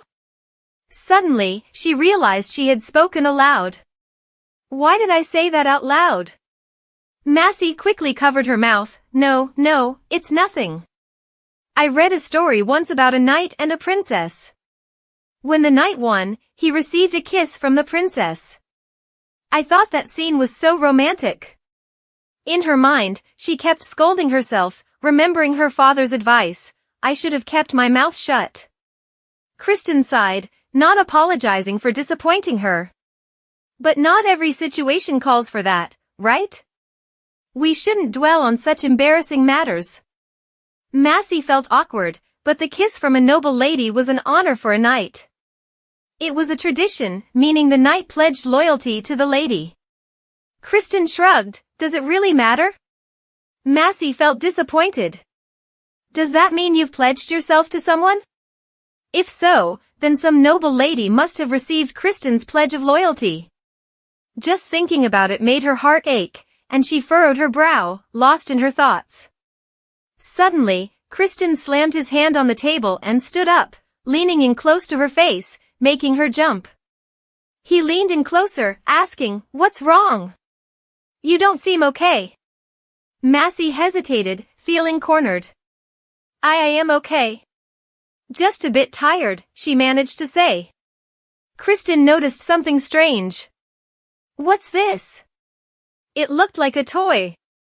She explained, it's a model of a chandelier for decorating the banquet hall. She worried he might think it was a waste of money. Then she asked, should we keep the hall as it is? Kristen shook his head. No, we'll have to welcome many guests soon. They promised to visit Anatole. He stroked her hair and promised to make the banquet hall the most magnificent in the world. I know I can't meet your standards, and I know how luxurious life is at Christ Castle. But soon, I won't keep you waiting. I'll depart for the capital and return with many gifts just for you. She hesitated, feeling deeply disappointed. He really had to leave. But she didn't want to be left alone. Kristen clenched his teeth and sighed. Goodness, he muttered. He leaned against her and wrapped his arm around her thigh, clearly reluctant to leave even for a moment. I wish I could stay here and rest forever, she thought. It was his first time returning home in 3 years, only to be forced to leave again. She felt childish for only thinking about herself. Suddenly, she reached out her hand and gently touched Kristen's face, comforting him. I want that too, she said softly. Kristen smiled. I have to restrain myself a lot, you know. You don't realize what you've just done, he teased, licking her thigh. But it was too late to contain the fire now. She flinched, blushing, and whispered, Kristen. Massey quickly interrupted him, wait. On the rainy night, the soldiers sighed, acknowledging that their leader seemed to know the weather better than any demon. Mimicking Kristen's voice, he said, in 3 days, we'll depart. If you notice any issues, feel free to leave ahead of time. He laughed, I imitate the leader perfectly, don't I? They laughed, but if the rain didn't stop tomorrow, they'd have to revise their plans. He confidently assured them, don't worry about the weather. The leader has never been wrong, not even once. Sometimes, they wondered if he was truly human or just a commander. When will you change your title from a hired soldier to a leader? Someone joked. He confidently replied, there must be a reason why it's called a habit, right? They asked Ruth, hey, Mage, what do you think? Is the leader mutated? Ruth smirked, oh, come on, can't you speak sensibly? You know his temperament. I'd be dead if the leader caught me gossiping like this. One soldier suddenly asked, by the way, how long have you known the leader? Ruth sighed, I first met him when he was probably 16. It's been a long time. He looks younger than I thought. They were shocked. 16? You really met him when he was that young? Unbelievable. Can you imagine what young Kristen, the leader, looked like? Ruth recounted, back then, he was just like he is now. Actually, he seemed even more daring and ruthless. It's like he lived as if there were no tomorrow. Another person suddenly remembered, come to think of it, I've had this feeling. We haven't seen the leader for a few days, have we? The servant said he's been spending most of his time in his bedroom. Who would have thought that our seemingly cold and indifferent leader would be infatuated with the daughter of the Duke of Christ? Ruth was annoyed. If everyone's done spouting nonsense, please eat quickly and go to bed. There's still plenty of important work to do. After saying that, they all burst into laughter. I still can't believe it, someone exclaimed incredulously. Kristen gently embraced her on the bed after leaving the bathroom. How are you feeling? Any pain anywhere? Massey was startled. I'm fine, she replied softly. He handed her a glass of water, saying, here, drink this. Massey took it, but hesitated to drink. She wondered what he thought of her. Kristen reminded her, rest now. I know you're exhausted. She sighed.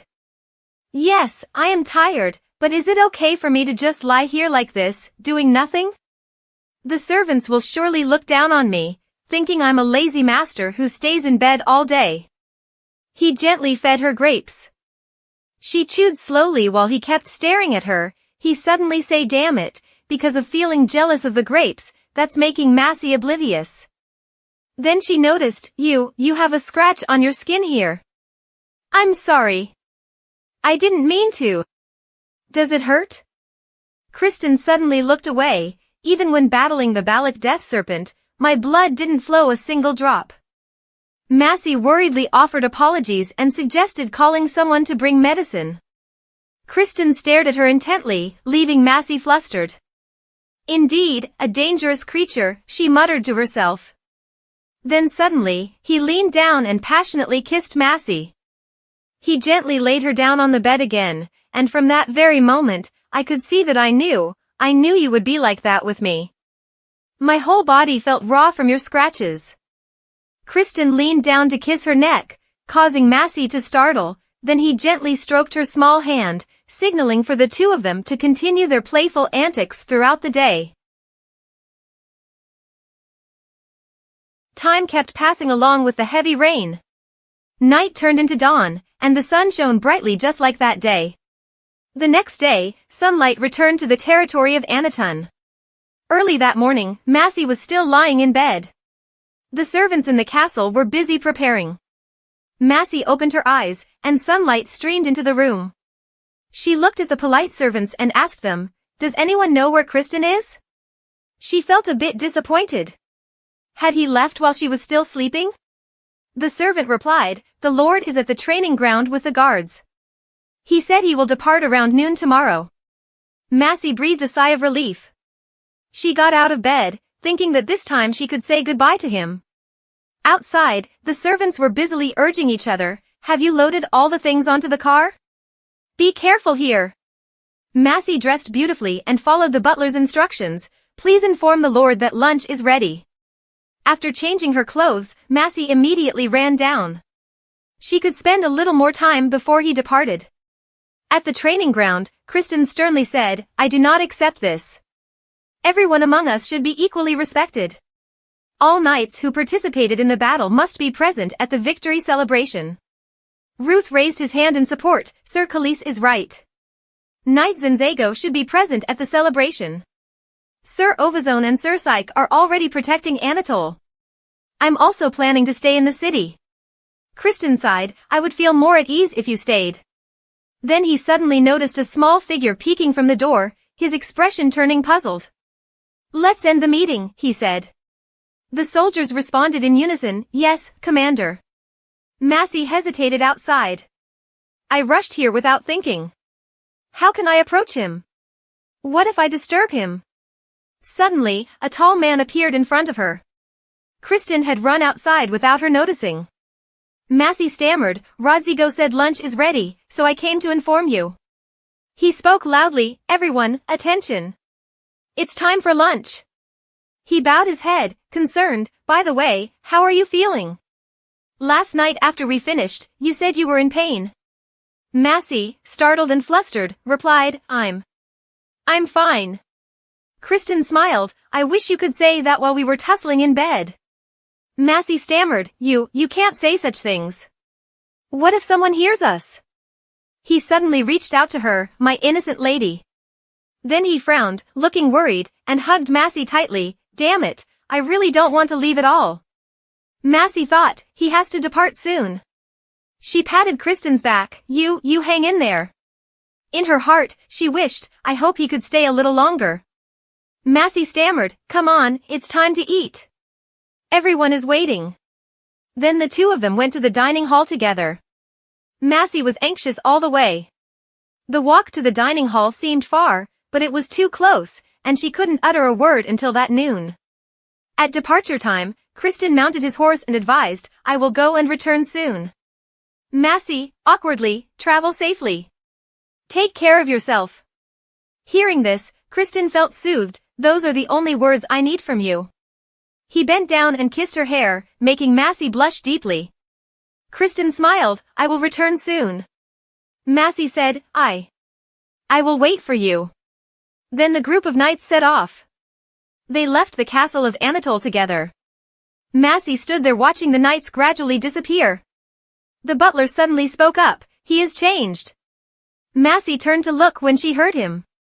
He smiled, "This is the first time the Lord has told everyone that he will return soon. It's all thanks to you, my lady." To be honest, before the Lord took over, Anatole was just a barren land. Then the walls were built to protect the people. The Lord worked very hard to rebuild Anatole. He took on the task of fighting monsters, and even used his own money to build the walls.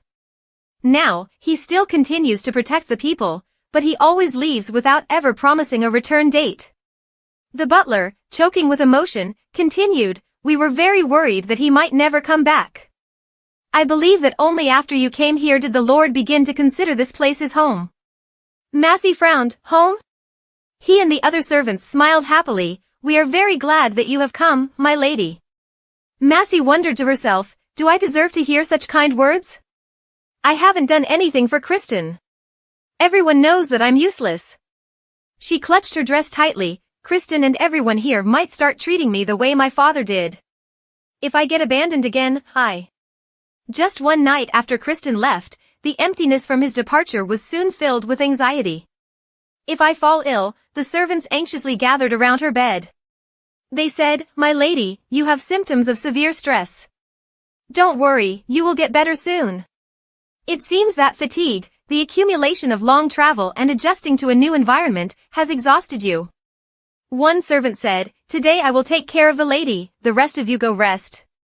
Don't forget to get more medicine from the wizard in the morning."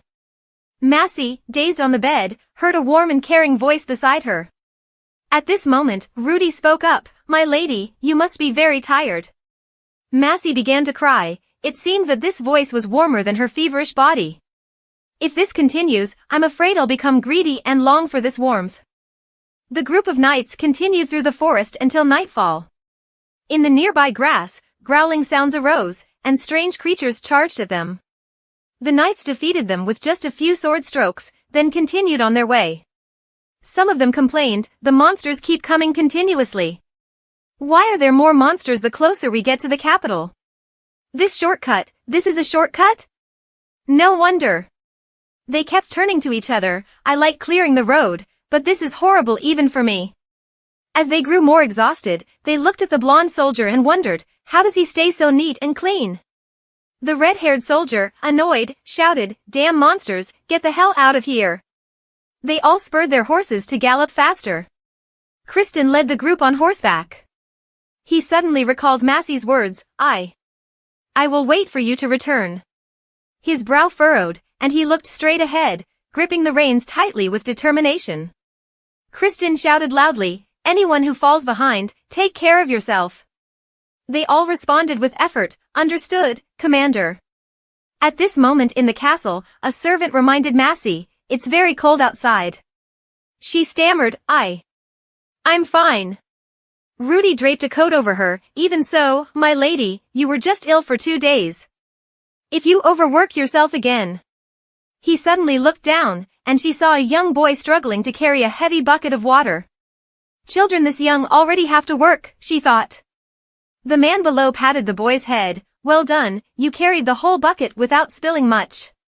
Massey thought to herself, the boy looked very happy to be contributing with everyone. She suddenly looked up at the sky. She didn't know when she would be able to smile brightly like that.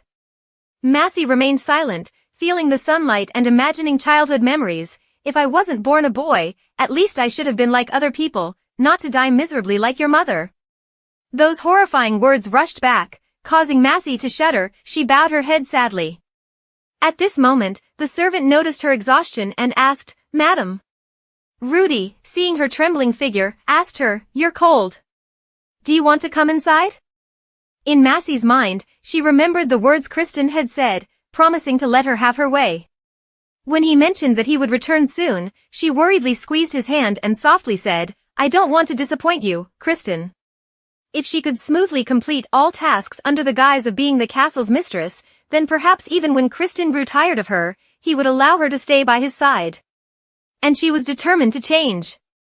Massey said to Judy, "Please call the merchant guild for me." She thought to herself, "Though I promised to try to complete all the tasks I've been assigned, now." Ruth, sitting with Massey in the library, spoke out, scolding, "How many things did you miscalculate? A single marble tile costs 20 lira. Madam, it's dirham, not lira." Massey, flustered, said, "Is there really such a big difference? Help remind me that 1 lira is equal to 12 dirham. If we go by your calculations, Lord Kristen would definitely go bankrupt. He might have to dive into a dragon's lair to slay another one soon." Massey trembled with worry, because I'm not used to managing the books. Ruth reminded her, then you should have said so earlier. The steward would understand. He put the pile of papers down on the table. I'll report this to the steward when I get back. Massey suddenly panicked, blushing and standing up, shouting, No, no. You said you would help me. Ruth was taken aback, looking at the lady's trembling figure. A few days ago, after meeting with the Merchant Guild and deciding to start repairing some necessary items the next day, Massey sighed, the wizard won't be angry with me, will he? These days, even in the dining room. Thinking about this, she suddenly paused. Massey suddenly saw the servants. They awkwardly bowed and greeted, Madam. Massey looked at them in confusion. The day before, she had complained, the day is already over. Massey lay sprawled on the table in frustration. She thought to herself, I still don't understand anything. Should I be doing this? There are so many things I have to prepare, the amount of material seems endless, and I can't figure it out. I don't even know if I'm doing it right or wrong. Massey helplessly looked at the pile of papers, I'm so worried. She suddenly felt disappointed and sighed, laying her head down on the table. Suddenly, in the corner, something strange and black sneaked into the pile of books to hide and then suddenly caused a loud noise that startled Massey. She immediately stood up in a panic. What was that noise? At this moment, a cloaked figure was standing nearby in silence. Massey was bewildered when she saw him. It was Ruth, who poked his head out and grumbled, Why have you been so noisy these days? Massey exclaimed in panic, Ruth. The two sat facing each other in the study room. Ruth, annoyed, said, Every time I'm about to take a nap, why have you been so noisy these days? Massey stammered, I was noisy when... Ruth recounted, You have been constantly complaining in the library. Don't you know you're disturbing my sleep? Massey blushed, panicking, Wait, has he been watching me these past days? Why didn't I notice? She stammered, I thought I was the only one here. Ruth sighed in frustration, being loud in the library is very rude. Massey pointed at Ruth, but you are the one who uses the library as a bedroom. Ruth suddenly bowed his head, looking intimidating, Perhaps you don't know, but my lady, even at midnight, people come running to request the mage for healing. Ruth recounted, that night, the servant urgently called out, Please, can someone use magic to heal her? I helplessly replied, She is simply exhausted. Magic won't help. But they also requested herbal remedies. I know I am the only mage in the castle, so I understand their desperation. But being disturbed day and night like this... Massey's mood suddenly dropped as she felt guilty. She stammered, I'm sorry. Ruth waved it off, It's all right, that's my duty anyway. I'm glad you've recovered. By the way, can I ask what you are doing here? He looked down at the table, Are these the castle's records? Ruth reached for the ledger, and Massey, startled, yelled, don't look. Then he suddenly opened his eyes wide. Surprised, Ruth trembled, How is this possible? Massey panicked, Please give it back to me. He frowned and turned back, How much have you spent already? Massey stammered, Well, Kristen said I don't need to worry about money. Ruth shouted, What do you mean? If you need help, you should speak up. And that's how the tutoring with Ruth began. Ruth explained, When I said find someone to help I meant Rodrigo.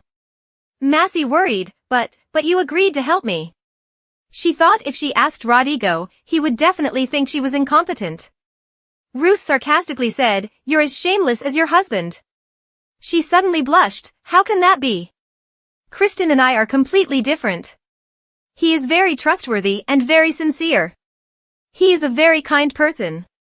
Those compliments made Ruth feel sick. He sighed, Please focus. After just a few minutes, Massey scolded, Wrong again. Here, and here. Another mistake. Massey nodded repeatedly. She trembled and said, Can you look over here? Ruth immediately interrupted, That's enough for today. Massey lay down exhausted, Thank you. Even Ruth was exhausted to death. That afternoon, after finishing the lesson, Massey stammered, Can you help me cut down on expenses? Thank you. Ruth sighed, "Madam, you are just unbearable, just like him. Truly unbearable." They walked down the hallway to their rooms, noticing that his steps stopped before a tree. Massey looked puzzled and asked, "Wizard Ruth?" He looked up. "I see you have plans to renovate the garden, right?" She nodded, "Yes, I'm not sure if Kristen will like it though." Ruth reminded, "The servants will be upset if you ask them to cut down this tree." She said, "But I heard this tree is dead, it doesn't even grow any leaves. Cutting it down for firewood would be better, right?" Ruth explained, "The people of Anatole believe that a goddess resides in the trees, so they are very careful when cutting trees, even dead ones. Besides, this is an oak tree." Massey wondered, "What's so special about an oak tree?" Ruth looked up. "I bet you know the legend of Squidward, don't you? The story every child hears at least once in their life about the man who ended the ancient, dark war with a sword blessed by God and founded a mighty empire. The legend says he rode a white dragon to the heavens after fulfilling his duty. This legend holds a special place for the people of Anatole. They believe he rode the dragon of the heavens from the hill outside Anatole Castle. The people of Anatole grew up with this story passed down through generations, so you must know the famous love story between Squidward and the tree goddess. Everyone believes the goddess is still waiting for Squidward to return, so every spring festival, all the virgins go to the field to sing blessings for the goddess's love." Massey stammered, "So, if I cut down the oak tree for firewood?" Ruth continued, "Then the people will hate you. They won't show it openly because you are the lady of this land, but the people here hold Squidward in the highest regard." These words made Massey panic. She was bewildered. "What should I do? I can't leave this dead tree here, it looks so creepy." Ruth glanced at Massey's anxious look and sighed helplessly, "Let me see if I can revive this tree." Soon after, the castle servants started gossiping. "Have you heard? The lady has asked the wizard to revive the oak tree in the castle." Another one said, "My God, that dead tree?" Emily shared, "The lady has been in the library until late at night, worrying about reorganizing the castle. No wonder the merchants have been visiting the castle so often lately." Rudy worried, "The lady is overworking herself, especially after just recovering from an illness." They recalled the day the lady first arrived. "She calmed down the Lord's anger towards us, remember?" As they peeled potatoes, they chatted, "I was so scared, couldn't even breathe." Another added, "I almost fainted." They giggled, "The Lord is handsome, but he's different with the lady." Another agreed, "Right, I've never seen him smile so brightly. Those rumors about his affairs with Lord Acnes must be false. If they were true, why would he bring the lady to the castle?" Someone added, "Not to mention, the Lord keeps reminding us to respect the lady as much as possible." Another one said loudly, "The Lord said if we're rude to the lady, we'd be kicked out of the castle." Another servant shared, "I heard from the merchants that Castle Chryse is even more luxurious than the royal palace. Compared to the Duke of Anatole's territory, it's really..." Suddenly, a man threw down his basket and shouted, "Enough with the chit-chat. I don't know about anything else, but I'm sure the food here is 1,000 times better than at Chryse Castle." A servant laughed, "Anatole is way out on the frontier, how could the food be better?" The man laughed heartily, "You say that because you haven't seen the lady's sparkling eyes every time she eats. But I'm 100% sure." A cheerful servant added, "That's right. Rudy said the lady loves tea." The man proudly declared, "See? The lady will fall in love with Anatole. It's all thanks to the work done in this kitchen. I was worried we'd have to serve someone demanding, but those rumors are completely false. I haven't had much interaction with the lady, but she seems like a kind-hearted noblewoman. All right, enough with the idle gossip. Let's get back to work." That afternoon, still in the library, Ruth focused on reading the calculation notes that Massey had given her. Massey worriedly thought, "Did I make a mistake again?" Suddenly, he threw the pen onto the table. "I think this is good. I don't see any mistakes." At this point, Massey breathed a sigh of relief. She looked at the shiny coins of different values on the table, then her eyes lit up as she gently touched one of them. "So this is a Deham silver coin, the currency used on the southern continent. And this huge coin is a lira." Massey eagerly looked at them. "The sizes are completely different." She suddenly looked at Ruth with sparkling eyes. He sighed in frustration. What is it now? She asked him, why are we still using the currency of the Jom Empire from the southern continent? The Jom Empire has been collapsed for so long, and the southern continent. Ruth glanced despondently and replied, I didn't think you would ask that question. He spread out a piece of paper and asked, what do you know about the western continent? Massey thought for a moment and replied, I know the western continent consists of 7 kingdoms, including our own Erden. Ruth said seriously, but before that, the western continent was under the rule of the Jom Empire. Before that period, the entire continent was divided into 10 kingdoms. Lord Darren, along with 10 heroes from those kingdoms, united the entire continent to form the Jom Empire. After the Jom dynasty collapsed, the continent was fragmented into 7 different kingdoms, and Erden was one of them. The kings and lords engaged in countless battles to protect and expand their territories. Then, the nations had to sign a truce to combat the increasing number of monsters. That was 30 years ago. Although the Zoem family has been stripped of all their power and closely monitored, we still use their currency because they were once a great power. The person who benefits the most from this situation is Duke Kreis. He was one of the lords of Erden and successfully took over the fertile lands of the Zoem family. However, since the 7 kingdoms signed the truce agreement, Dant has been pressuring the Duke to return the territory. He had taken their lands, so he lost almost half of his territory. Then, the Duke decided to marry a member of the Zoem family to retain his lands. He married your mother, Anita Zoem. Your mother was the first in line to inherit the Zoem family, and this marriage allowed him to avoid territorial disputes. This story is well known across the continent. A few years ago, the new king requested the Genzagon Knights to mediate for Duke Kristen. Annoying as hell. He clicked his tongue and said, I guess the Duke has different strategies now. He clenched his fists in anger. She looked away, feeling disappointed. Ruth didn't say it outright, but I understood what he meant. It's about the marriage between Joetta and the royal family. Since then, father has become stricter with me because he fears I might hinder her. Ruth hesitated. I didn't mean to upset you. I just wanted to make it clear that the Zoem name still holds influence. Massey waved her hand. No, you didn't upset me at all. So, what about the currency in the southern continent? Ruth replied, their trade is more developed, so we use their currency as well. If a coin has too high a value, transactions become inconvenient. We can't just split a coin into tiny pieces to buy a single apple, right? It's good for you to know more about Banto and Shurkan too. Their currencies are similar to Zoem's. We're establishing a trade route between those countries directly to Anatole. Hopefully, it will yield results by next spring. Additionally, there is the circle coin, made of bronze and commonly used by the general population, while the Dant coin is reserved only for the upper class. Remembering all this mess should be fine. Oh, remember that the Dant coin is the highest valued Zoem currency in the world. It's as big as a book and cast from Orichicone. There are only 600 Dant coins in the entire continent, but Sir Kristen already owns 160 of them. Massey immediately admired him. He found them 6 years ago in a monster cave in OSA. At that time, he hunted monsters like a madman and collected all kinds of treasures in this world. In the treasure vault, the Dant coin is worth more than all the treasures he has, about 200 coins in total. However, he spent 40 coins to build walls and roads in the village, and to repair many things. Massey exclaimed in surprise, he did everything with just 40 coins? Ruth immediately retorted angrily, 20 coins would have been enough.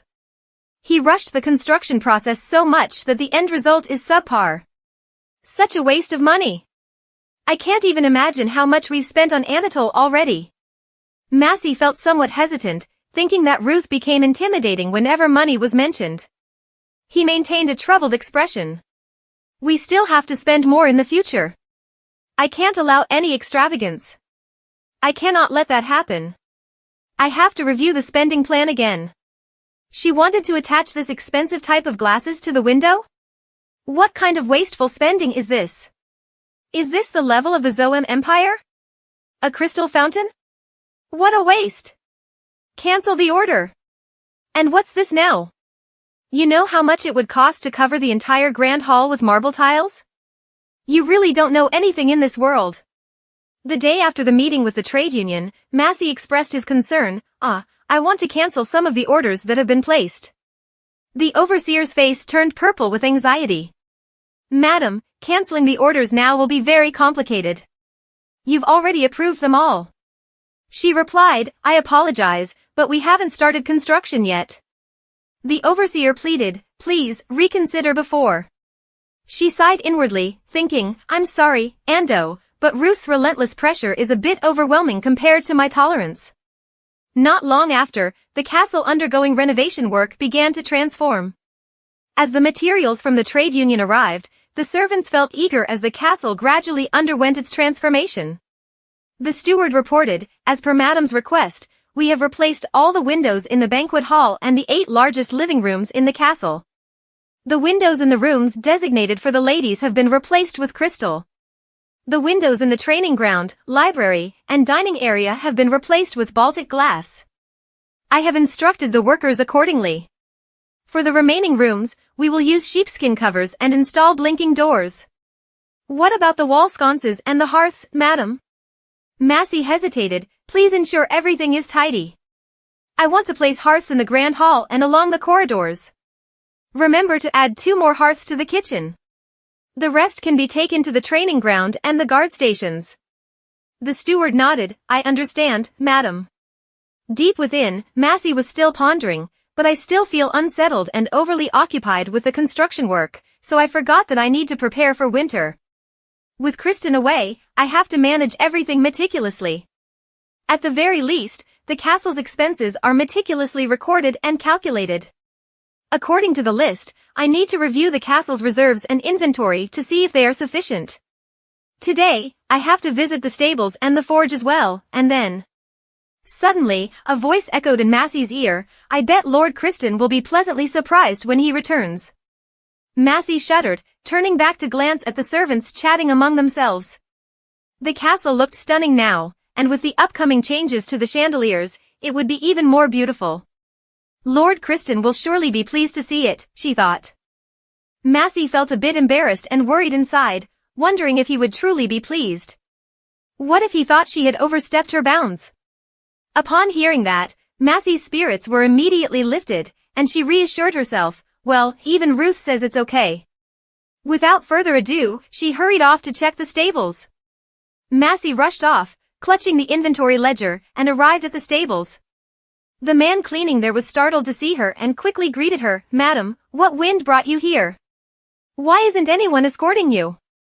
Massey hesitantly asked, do you need anything else to prepare for the winter? The man replied, I think we need new partitions for the stalls. These young, playful horses can be quite mischievous, but our carpenter's tools are very old, and we don't have enough wood. Massey nodded understandingly. Is there anything else you need? She asked. We also need more dried grass reserves for the winter, Madam, he added. Massey smiled. I'll add everything to the ordering list, she assured him. The old man thanked her and prayed for blessings upon her. Massey sighed, looking at her ledger. She would need to order more wood, carpentry tools, and dried grass for the horses. Managing an entire castle was truly not an easy task. She closed the ledger with a heavy heart, wondering if she was on the right path. At least now, she no longer felt anxious meeting strangers, and her tongue, though still occasionally tight, was looser than it had been a year ago. As the wind suddenly swept through her, Massey's hair fluttered in the breeze. She recalled those words, your hair looked like fiery red clouds. Massey lifted her head, looking up at the sky, filled with hope that he would arrive safely. During any celebratory occasion, he always appeared magnificent, captivating the hearts of noble ladies with his regal presence. After all, he was a hero admired across the entire continent. If any elegant young lady were to charm him, would Kristen regret his previous decision? Would he consider staying by me side a mistake? Suddenly, a voice echoed, causing Massey to startle. Madam, what are you doing here alone? Massey looked around, wondering who it could be. A couple of soldiers appeared, looking somewhat bewildered. No need to be alarmed, madam, one of them said to the other. I think you frightened the lady, Eunice. What? No, not at all, Massey replied, now realizing they were her guards whom she had met at the previous feast. She stammered, it's okay. In her confusion, Massey wondered how she should address them. At that moment, one of the soldiers remembered and slapped his chest, announcing loudly, forgive me for the late introduction, madam. I am Ulyss Jova. Next year, I'll be old enough to become a knight. The other soldier, Gazkion, also politely greeted her. Massey hesitated, I'm Maximilian. Ulyss interrupted, asking why she was walking alone. Oh, no, I'm just inspecting the castle, Massey replied. Ulyss commented that even though they were in the castle grounds, there were still dangers lurking, especially with recent visitors to the castle being more frequent. Excitedly, the young soldier offered to escort her. Madam, allow me to accompany you. Though I may not yet be a knight, I would gladly sacrifice my life to protect you. Massey hesitated but eventually accepted, oh, all right then. Ulyss seemed disappointed, perhaps thinking she didn't trust him. Maybe she doesn't find me trustworthy, he pondered. Reluctantly, Massey agreed, very well, please escort me. Ulyss brightened up, I won't disappoint you, madam. After that, two soldiers walked ahead while Massey followed them. She silently wondered if it was appropriate for her to be doing so. Other knights were usually intimidating, but these two gave off a less intimidating vibe. Maybe it was because they were young. Suddenly, Ulyss shouted, making her jump, why, my lady, are you visiting the forge? Massey hesitantly replied, I heard that the merchants would visit the castle less in winter, so I wanted to check if anyone needed anything. Ulyss nodded, we're also heading to the forge. Last time during training, I broke my sword. I wonder if I'll impress Sir Kristen even a tenth as much. Gazzo chimed in, next year, we'll be Knights of Genzagon. Don't you think that's our purpose? Ulyss quickly interjected, hey, you have no idea how esteemed Sir Kristen is. Forget about impressing him a tenth, being acknowledged by him is already outstanding. Massey asked, is Kristen really that exceptional? He was ecstatic, saying, exceptional isn't enough to describe him, ma'am. He's considered the epitome of valor, not to mention the strongest knight on the continent. 6 years ago, he defeated Circulazon of Livad in a friendly match and outmatched Leon of Osa in a duel while on a dragon-slaying mission. Sir Kristen emerged victorious against 2 out of the 5 knights regarded as the paragon of Squidguard.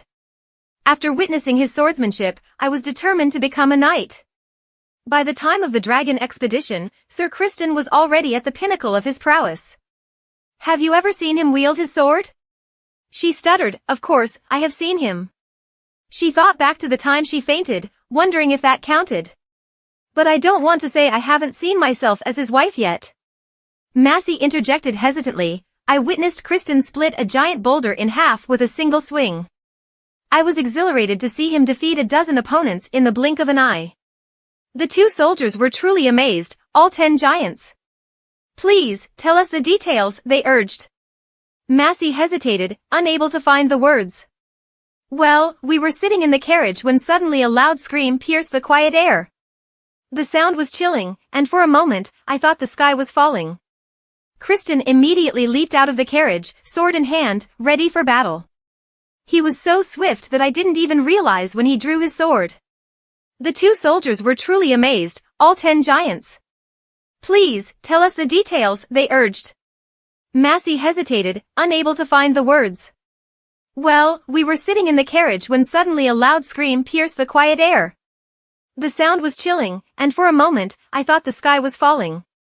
Kristen immediately leaped out of the carriage, sword in hand, ready for battle. I was so swift that I didn't even realize when he drew his sword. Ulyss exclaimed excitedly, of course. No one draws a sword faster than Kristen. Massey continued enthusiastically, and then, Kristen swung his sword, cutting off the giant's arm as if slicing through chains. Ulyss gasped, exactly. His sword of justice sliced through the dragon's fiery breath. The other soldier sighed in relief at the thrilling story, that giant monster was nothing compared to him. Massey shouted triumphantly, and then blood sprayed like rain as the giant struggled to lift its severed arm, blood splattering everywhere. Suddenly, a familiar voice rang out, making her heart skip a beat. It took us 2 whole days to clean up that mess, the voice said. Massey jerked back, turning to look at the source of the voice, then hurriedly ran to the base of a nearby tree, startled. What is he doing here? She whispered to herself. He continued narrating our adventures. He even contemplated whether to replace the emblem of the white dragon with a black one. After all, bloodstains covered the armor. Ruth looked at me and continued, after that fierce battle, you've witnessed it all throughout the journey, haven't you? The twilight descended again, under the oak tree. The 2 soldiers asked, what is Sorcerer Ruth doing here? So he handed a bag of herbs I'm making for experiments on the orders of the lady. Ulysses recounted, the lady just told us the story of Sir Kristen killing 10 giants in the blink of an eye. Ruth rubbed her chin, 10 giants, really? Massey hugged her ledger tightly, pounding her chest. She didn't think anyone would catch her boasting words again. Ruth looked at her and asked, so, madam, haven't you told them about the battle with the werewolves yet? The 2 men startled, werewolves? Ruth nodded, yes, we encountered 7 werewolves when we approached the Anatole territory. A pack of werewolves attacked us. They were so numerous that their fur covered the ground like a carpet, probably blanketing the entire mountain. Massey intentionally used her ledger to cover her flushed face, wishing for a hole to swallow her up then and there. Ruth suddenly suggested that Madam should narrate every detail of that battle, right? She felt embarrassed and hesitated, while Ruth looked at her embarrassed demeanor. Perhaps we shouldn't waste any more time while she's busy like this, right? Massey immediately turned around, that's right. At the moment, I'm not quite free. She reminded herself, Lord, I should leave here before my mouth starts prattling nonsense again. Then Ruth suddenly spoke up, speaking of which, I forgot in the midst of chatting about monster slaying, there's urgent news for the madam. Massey was taken aback, urgent news? Ruth handed her a paper. Sir Kristen used the magical equipment at the royal castle to send this letter to my tower. He planned to leave the royal castle as soon as the celebration ended. The knights group might take about 15 days, or maybe with their speed, around 10 days, to arrive home. Massey took the paper, her heart beating faster. It must be that Kristen is. Ruth sighed, I guess he didn't want to stay there for a second longer if there wasn't anything to do. Ulysses chuckled, he's probably worried about Anatole's safety, so he returned early like that. If there are many werewolves around here, Anatole is probably in danger. Massey hugged the paper and hurriedly ran off, okay, thank you for letting me know. I have to visit the forge here. Ruth waved nonchalantly, no need to say goodbye. I know you're very busy. Those words hit Massey's dark heart, making her startle, I'm leaving. The 2 soldiers called out behind her, Madam, wait for us. Massey tried to walk faster, the sound of her footsteps echoing on the floor, feeling the warmth from the paper in her hands. Then Massey suddenly stopped, pondering, reminiscing about the beautiful memories. Massey hugged the warm paper so tightly that she could feel Ruth's gentleness too. My Kristen. Massey entered the library, feeling somewhat anxious, wondering, why does he still sleep here? Ruth replied, I think the supplies of oil and candles that the steward prepared are sufficient. We also have plenty of sets of knives and forks that haven't been used yet. So, we'll remove them from the list altogether, along with this pile of scented soap and oil. Who would use them anyway? Massey, puzzled, remarked, I've noticed many knights seem to enjoy bathing and steaming. How odd. He taunted, you think those men might use such luxuries? Even with their faces swollen and red. Ruth retorted, they simply need to buy enough for themselves. Let me add a few more items to the list. Massey, looking at him with curiosity, asked, what would a thrifty person like you want to buy? Massey exclaimed hastily, books, of course. You can't buy books for yourself with the castle's funds. These items are both expensive and wasteful. Ruth sighed, dear madam, knowledge is the most valuable asset. I assure you, I don't buy books for myself. I buy them for the library. Everyone is welcome to come here and read as they please. Massey imagined Ruth's stern expression and furrowed brow. Everyone reading as they please, he thought skeptically. But Ruth always made him, even as the lady of the castle, tread lightly and look ahead, cautiously navigating the library. She pointed to the clutter and asked, do you think everyone will feel comfortable using the library when you sleep here, Ruth? Besides, there's nothing urgent now. You can return to your tower. Ruth calmly responded, my tower is cramped with nothing but ingredients for study. The library is the cradle of knowledge. So, this place is my cradle to sleep in. I am as quiet as a book, so I don't see any problem at all. Massey was furious, feeling as if he had commandeered the entire watchtower of the castle for himself and was now taking over the library. She turned away in anger, I can't afford those expensive things. Do you think you can shamelessly buy whatever you like after squandering money on the things I want to buy? Ruth argued back, as the castle's mage, spreading knowledge and skills for myself is also good for Anatole. Even as the castle's mistress, Massey was not pleased. Ah, I know. You can buy what you need, but those books are not magic books. Ruth was surprised, how does the mistress know? She shouted, I spent 2 years deadlocked in the library. I also know the names of philosophers like Garkle Karam. Didn't you say we had to save money for road construction next year? We can't splurge on these items. Ruth yelled out, does the lady want the future of both of you to be a foolish person who only knows how to wield a sword? Massey immediately stood up, his face flushed, stuttering, what are you talking about, Ruth? Ruth, calmly, said having children is normal, but the lady does not want to raise a child to be an intelligent and knowledgeable person? In Massey's mind, he began to imagine the child, the heir of Kristen. A cute and tiny little child. Ruth picked up the paper from the ground and said, now, madam, knowledge is more precious than gold and silver. This is the most important and wonderful inheritance that one can pass on to their children. Ruth looked at Massey firmly, who was shocked, and said, what child are you talking about? Ruth exclaimed, waiting until the child is born is too late. Children need knowledge to grow. The next day, in a dark place, a few drops of blood were dripping down, beneath which lay a whole barrel of blood. Someone suddenly raised a knife, coldly staring at the figure in front, then brought it down without hesitation. The man standing there trembled in fear, sir, please let me do it, I beg you, let me do it. He smiled, no, it's fine, Euless said calmly. In the end, we all have to experience what it feels like to end a living being. Those people are frozen in shock. He casually tossed the fish away. At that moment, Massey recalled the words of the steward, the trainee knights have been out fishing since early morning for that person, madam. Now, they've come to the kitchen, ready to serve delicious food. She stood in the kitchen, her face pale with concern.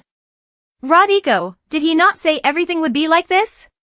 The man reminded her, scenes like this with blood will ruin madam's appetite. Why don't you all wait? Euless, still excited, he chased him away, didn't he?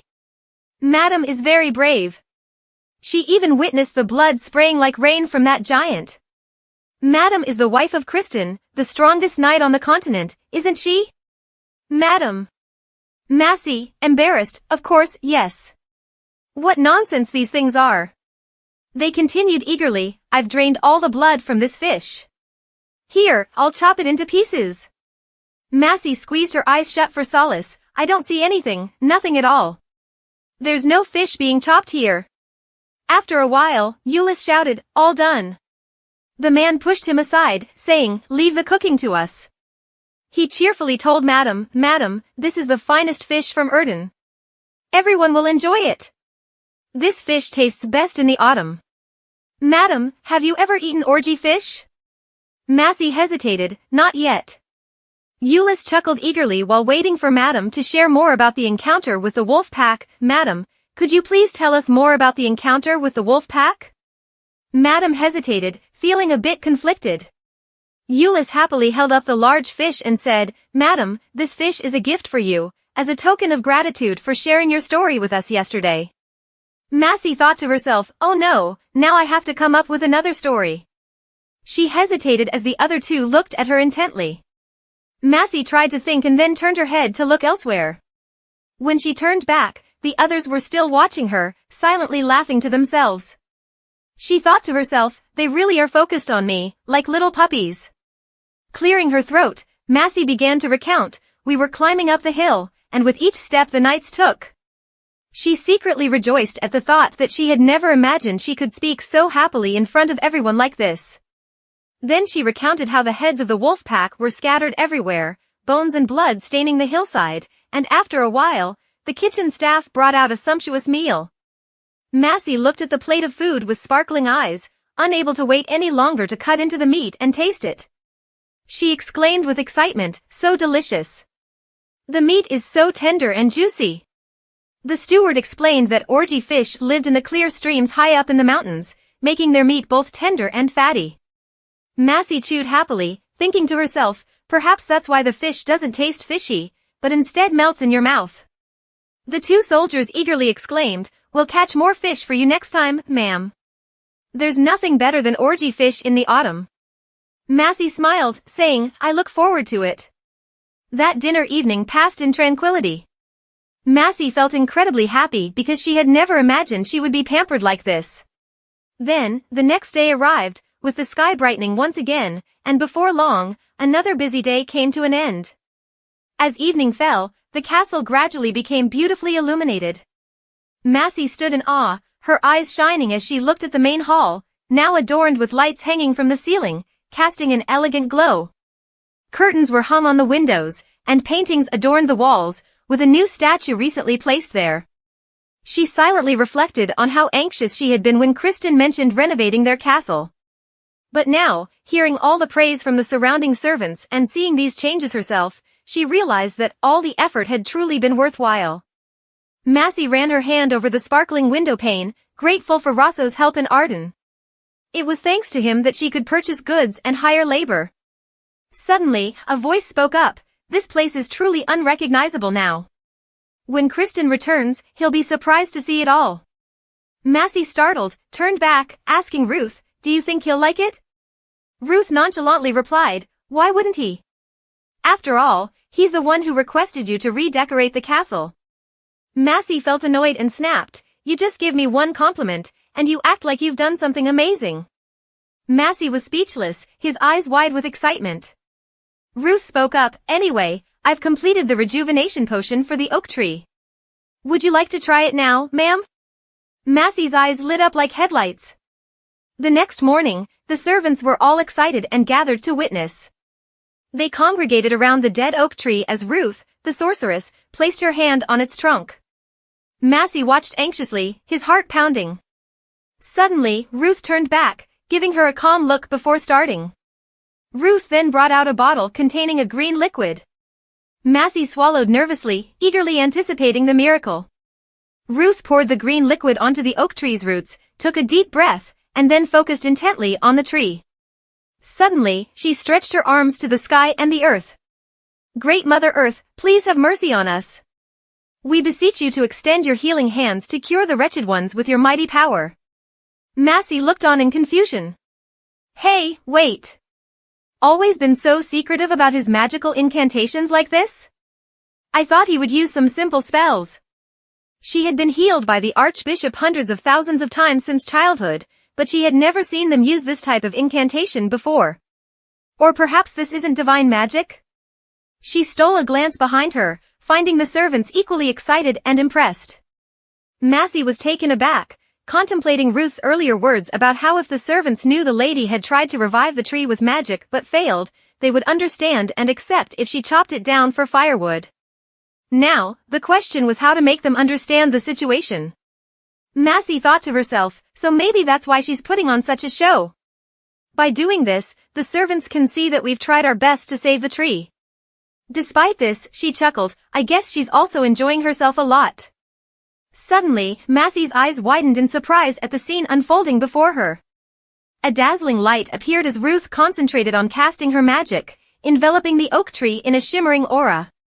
The servants around them gasped in awe, leaving Massie stunned. Is this Ruth's magic? She wondered, reaching out to touch the radiant energy. It's so beautiful. I didn't know magic could be so warm. Massie looked at the object in her hand, bewildered. What is this? Did I just absorb this light? Suddenly, a voice echoed, unexpected, huh? Ruth looked at her and said, seems like you have an affinity with mana, my lady. Massie was perplexed. Affinity with mana? What does that mean? Ruth explained, the foundation of all types of magic is mana control. having an affinity with mana means you've met the prerequisite conditions to learn magic. Massey looked at the object in Ruth's hand and wondered, prerequisite conditions to learn magic? She reached out to touch it, pondering whether this meant she could become a mage. The magic in Ruth's hand disappeared as she shrugged, saying it was just a necessary condition, similar to how nimble people would be suited for learning swordsmanship. But that alone wasn't enough to become a mage. Massey withdrew her hand, acknowledging, "Of course, I'm not skilled enough." Ruth glanced at her, adding, "But that's still a rare talent, my lady." Massey was taken aback. "What do you mean?" Ruth explained, surprised to find that Massey was quite hot-headed, with a knack for taking charge of situations and a dislike for losing. Now, coupled with an affinity for mana, Massey blushed in embarrassment. Ruth continued, reminiscing about their first meeting when she initially thought Massey was a delicate and reserved young lady. The more she learned about Massey, the more she found her fascinating. Massey stammered, "It's not like you're praising me." Ruth sighed, "I've been working tirelessly for days." Such high praise from this serious insomniac is quite rare. Massey was shocked, recalling the countless times she found Ruth sleeping soundly in the library. She kicked the tree trunk, wondering if their attempt to revive the tree was successful. Despite feeling a bit annoyed, she couldn't deny that Ruth worked diligently. Ruth shrugged, "I can't be sure." Massey remained puzzled, "Why aren't you sure?" You looked at the tree and explained. "I only infused a bit of mana from the earth into the tree. If it has any effect, the tree will only show signs of growth in the spring." The sky over Anatole was still beautiful the next morning, and the workers, including the servants, were busy as usual. Rudy interjected, "Madam, I don't think we'll have enough winter clothing for the guards. Should we order more to make up for the shortage?" Massey thought to herself that time was running short with the extensive renovation of the castle, which must be quite demanding. She replied, somewhat flustered, "How much more should we order?" Rudy smiled reassuringly, "About half of the remaining quantity. We'll do our best to complete the rest." She jotted down the order on a piece of paper and said, "All right, let's proceed with that." Rudy nodded, "Yes, madam. Also, if possible, we should order additional belts and threads." Massey glanced at the paper and instructed, "All right, go inquire if the kitchen needs anything else." Suddenly, the steward called out loudly, startling Massey, "Madam, there's big trouble." At that moment, some people in the castle were rushing out as if flying on horseback. The steward exclaimed in agitation, "Everyone on this continent knows that our knights are attending the celebration in the capital at this hour. It's suspicious for them to visit like this in the Lord's absence. If they are real knights, it will be hard to handle." By now, the group had ridden in. Even if they were low-ranking knights, they were as formidable as a dozen guards. Ruth said, "The worst-case scenario is when that man is the Lord of Leven. If we disappoint him by refusing to let him in, there will inevitably be armed disputes to contend with." Massey, trembling, tightened the reins, silently reminding herself that she was the protector of Anatole in Christian's absence, so she had to be strong. Ruth and Sardon were accompanying her. The castle guards spoke loudly, "We cannot open the gates unless you present proof of your nobility or your family crest." The man outside shouted, "I told you I've lost it. Your responsibility is to welcome guests and treat them with utmost respect." The guard retorted, "You must prove it then." They immediately bowed when they saw the lady of the castle step out. The man outside looked up, "Are you the Lord of Anatole?" Ruth calmly replied, "I am just a servant." Then he gestured towards Massey and called out, "Madam." She struggled to suppress her fear and then walked away. The blonde-haired man furrowed his brow as he saw Massey's figure emerging on the castle walls. Massey was so frightened that her face turned purple, and she dared not look down. He smirked, "It's a pleasure to meet the lady. I'm sure you've been informed. I am Jimida, the Lord of Livad. I come in good faith to make friends with the knights upon hearing of the victory in the recent dragon-slaying campaign. I hope the lady will welcome us and allow us into the castle." Massey immediately turned to look at Ruth. She reminded herself inwardly not to be afraid, to stay calm and speak. Massey stuttered, "I've heard that you have nothing to prove your lineage. I cannot allow any unidentified individuals into our fortress." He smiled confidently, "On the way here, we lost our crest. Your monks can verify our identity as soon as we step through the gates. Massey tried to speak loudly but still stuttered. Anatole does not welcome unidentified guests. This is the Lord's rule, and we cannot ignore it. Until you provide a definite identification, you cannot enter. He scoffed disdainfully. I can't understand what you're saying. Get someone who can speak properly. Enough of this. Hearing this, Massey immediately blushed with embarrassment. She gritted her teeth, trying to endure the humiliation. Ruth stepped forward coldly, saying, You are speaking to the Lady of Anatole. Watch your words carefully. Massey frowned at him. Ruth was standing in front of her. Yet, he continued to shout, I'm just telling the truth, I don't understand you. Massey clenched her fists, telling herself she couldn't back down. She was the mistress of Anatole now. She tried to shout louder, I've said it before. Until you have a definite identification, then come back, I won't open the gates. They persisted in their demands. We have braved countless monster dens to get here, yet the lady wants weary travelers to turn back without even a moment's rest? Isn't the Lady of Anatole too harsh? She trembled with rage and frustration. He shouted, I will return with hundreds of knights. If you still refuse to let us through the gates, I won't forget this insult. Massey tried to articulate smoothly, but due to fear, she continued to stutter, without a definite identification, I can't. But they persisted in arguing, you said your monks could confirm our identity. Ruth retorted sharply, stop your unreasonable demands. Don't blame us when you're the ones who lost your identification. Do you think we can just let 30 armored men with polished helmets march straight into our territory? They protested, is Anatole so weak that it can't even allow 30 men into the city?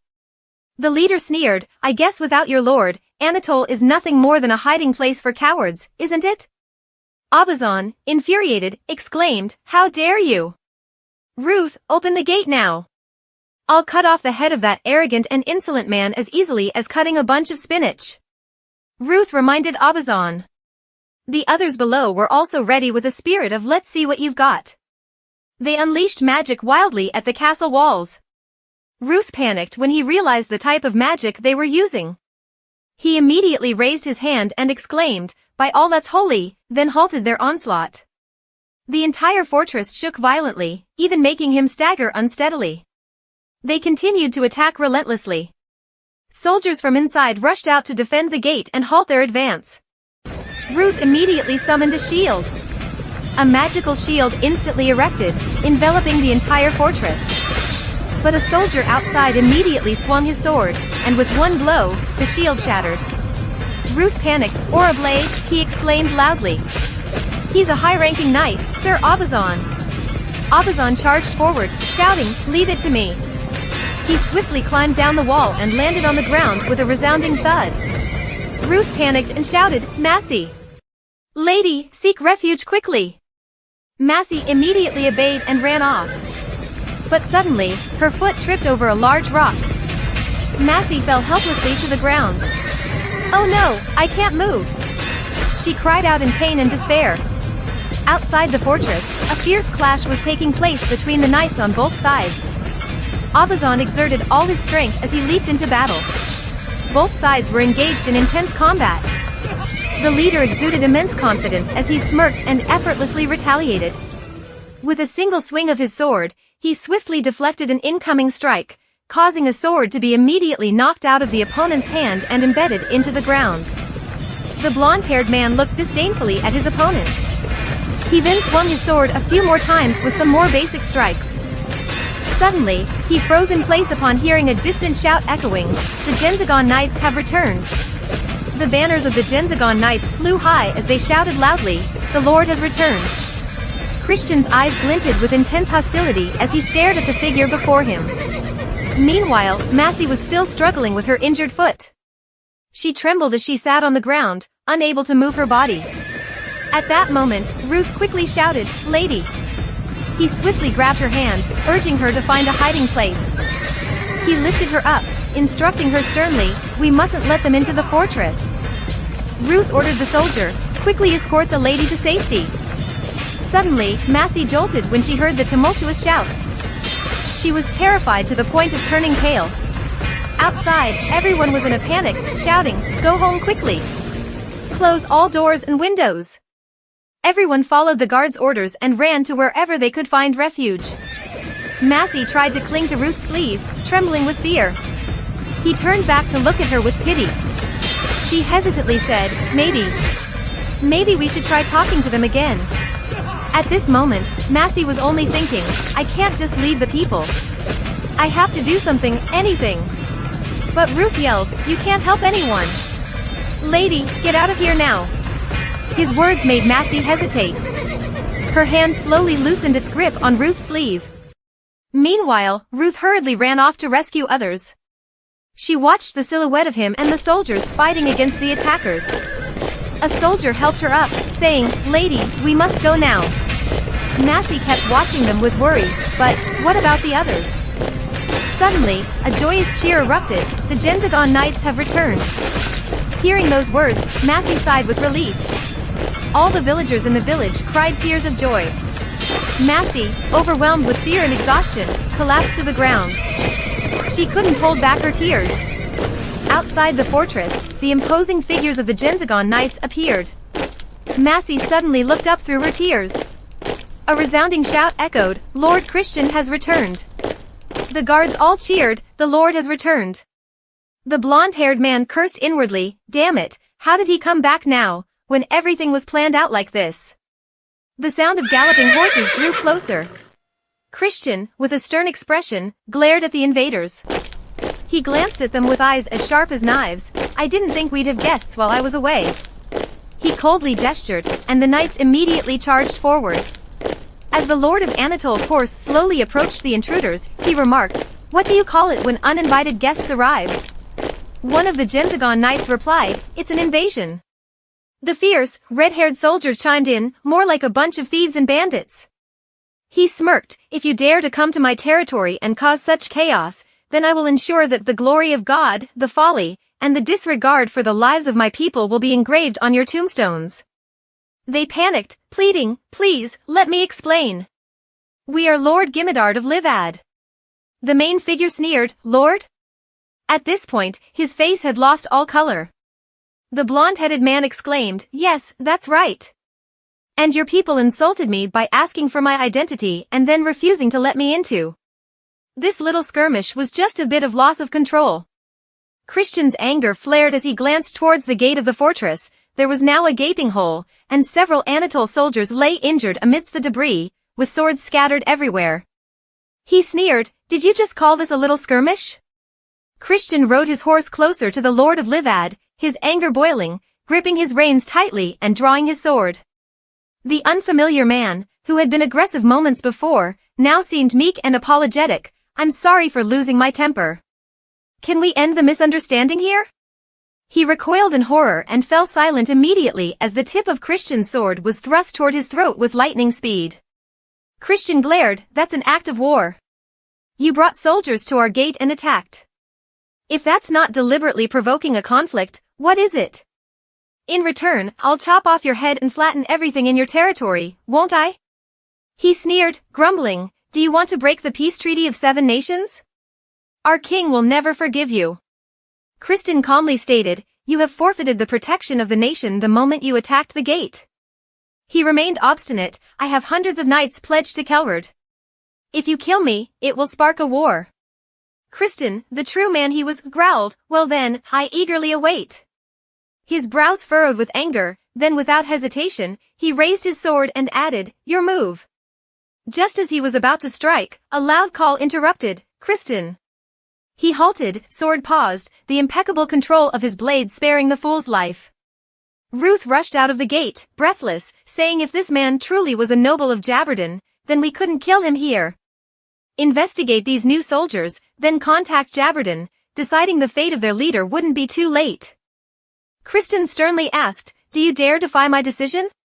Ruth explained, "Provoking a war will only bring losses to us. It's better to abide by the law and accept compensation." After a moment's consideration, Christian pointed his sword at the blonde man, "I crave those things. Where he goes, trouble follows. Adherence to the law is just a joke." The knights agreed with their leader. We thought these Kaser soldiers were something special, didn't they? Ruth scratched her head, knowing that such actions would surely provoke tension with Jabberden, and it would be a disgrace to the presence of your lady here. You must embody the chivalrous spirit of a knight, he insisted. Kristen suddenly became puzzled when he heard his wife being mentioned. His eyes widened in surprise, and he exclaimed, "What's happening?" Glancing at the soldiers, where Massey was sitting on the ground, Kristen gritted his teeth, frustrated that he couldn't resolve all these intrusions, especially seeing his wife in such distress. He shouted angrily, "How dare you bring my wife to such a place?" Ruth sighed deeply. If there's territorial dispute while the Lord is absent, it's only natural for his lady to be concerned. He tightened the grip on his sword and commanded, "Drop your weapons and dismount. Anyone who disobeys will have their head chopped off immediately." The blonde-haired man, pale with fear, stammered, "Please, let me go. If you do, I'll leave immediately and won't." Suddenly, he caught the gaze of the continent's war deity, a cold, piercing stare. Kristen spoke sternly, "You attack our territory and then expect us to let you go? Either you surrender now, or you'll die right here. It's your choice." With trembling hands, he reluctantly lowered his sword, and the other knights behind him followed suit. Kristen commanded, "Tie them up and lock them all in the dungeon." At this moment, a soldier helped Massey up and asked concernedly, "Madam, are you injured anywhere?" Massey, with a dazed expression, tried to reassure him, "I'm fine." She breathed a sigh of relief, though her face remained pale. Thankfully, Kristen had returned in time, so everything would be all right now with him back, she reassured herself. Suddenly, there was a loud commotion nearby. Massey looked up to see Kristen standing before her, glaring at her angrily. "What in the world were you thinking when dare to coming here?" She stammered, because there's a bit of an issue." Kristen's inability to restrain himself frightened her with loud shouting, "What you could possibly do in response?" Massey bowed her head, trembling all over. She remained silent, unable to retort with a word, feeling deeply humiliated. "What can I possibly do?" she thought, echoing Kristen's words. At that moment, Kristen reached out his hand and quickly helped her up, surprising Massey.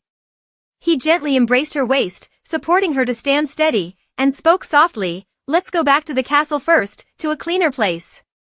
Massey obediently climbed onto the horse with Kristen. On the way, he furrowed his brows, looking at her with concern. The gentle breeze swept through the Anatole region.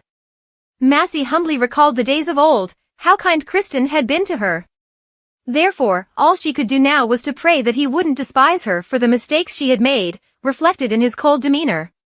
When they arrived back at the castle, the late afternoon sun was setting, and the steward bowed his head in greeting to the two of them.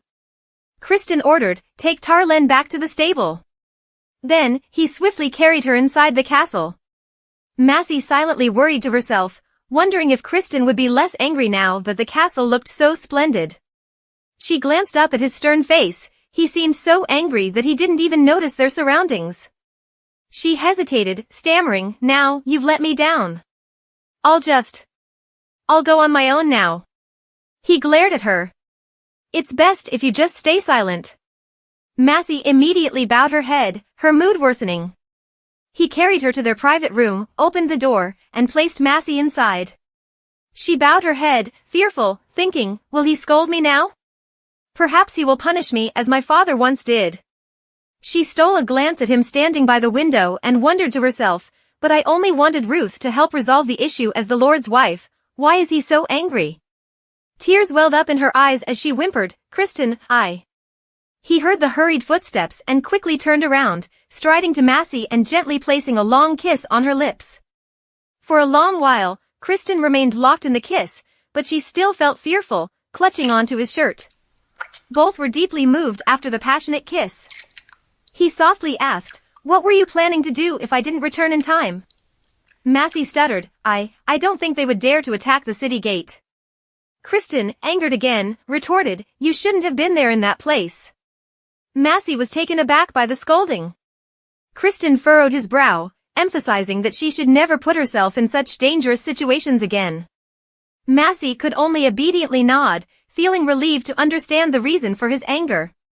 Kristen sighed deeply, then embraced his beautiful wife tightly, saying, "The moment I saw you there, I felt chills all over, by the gods. I crossed forests and streams without rest to come back and find you like that." Massey reached out towards her husband, feeling hurt as she touched the wound on his neck. She gently stroked his cheek, her thoughts filled with happiness. Kristen isn't angry because I overstepped my bounds in that matter, but because he's concerned for me, isn't he? She exclaimed suddenly, "I'm truly glad that you hasn't hated me." She gazed intently at the wounds. He hurried back without taking a moment's rest. Kristen is still muttering curses, imagining how things would turn out if we were a bit later. "Damn it!" Massey stuttered, I didn't mean to make you worry, Kristen. "I'm sorry." He looked at her from top to bottom, checking if she had any injuries. Massey replied, "I'm fine now." He tossed the heavy armor onto the floor and removed all the gloves. "Let me see," he said. Suddenly, Massey felt a bit embarrassed as Kristen leaned down to inspect her. He said, "I want to check for myself." He slowly peeled away each layer of Massey's clothing, his expression stern. "If you have a scratch, I'll behead one of them," he declared. "The layers of your clothing are being peeled off." Then he kissed her chest, and continued lamenting, "For each bruise I find on your body, I will chop off as many heads to compensate."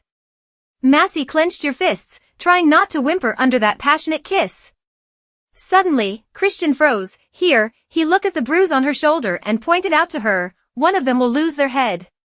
She tried to explain, "This bruise is from me, I bumped into the bookshelf at the library." He frowned, "Don't lie." She stammered, No, I'm not lying." Kristen didn't say anything but immediately picked her up. Massey pleaded, "Kristen, it's true. I'm not hurt." He laid her down on the bed. "I'll talk to you later, and I'll check it myself." Then he began to undress and gently stroke Massey's thigh, causing her to bite her lip immediately. He abruptly stopped when he saw blood on Massey's knee. She was trembling with worry. Kristen furrowed his brows. "This wound marks the end for them." Massey suddenly remembered the words of the blonde leader, "If you kill me, there will be a real war."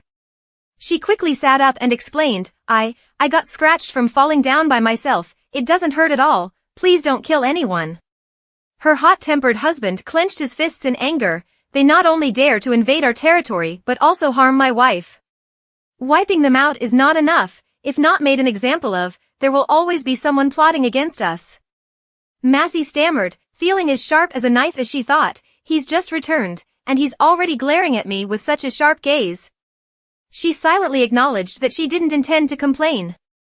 Massey tried to express, if war broke out, he would have to leave again, and she would be left alone once more. In her heart, she hoped he wouldn't go anywhere, even if it sounded a bit childish. Kristen immediately raised his hand to caress her cheek. He lifted her face slightly, then gently kissed Massey, giving her a deep kiss. Kristen embraced her body, causing her to flinch slightly. He breathed heavily, overwhelmed by the emotions surging within him.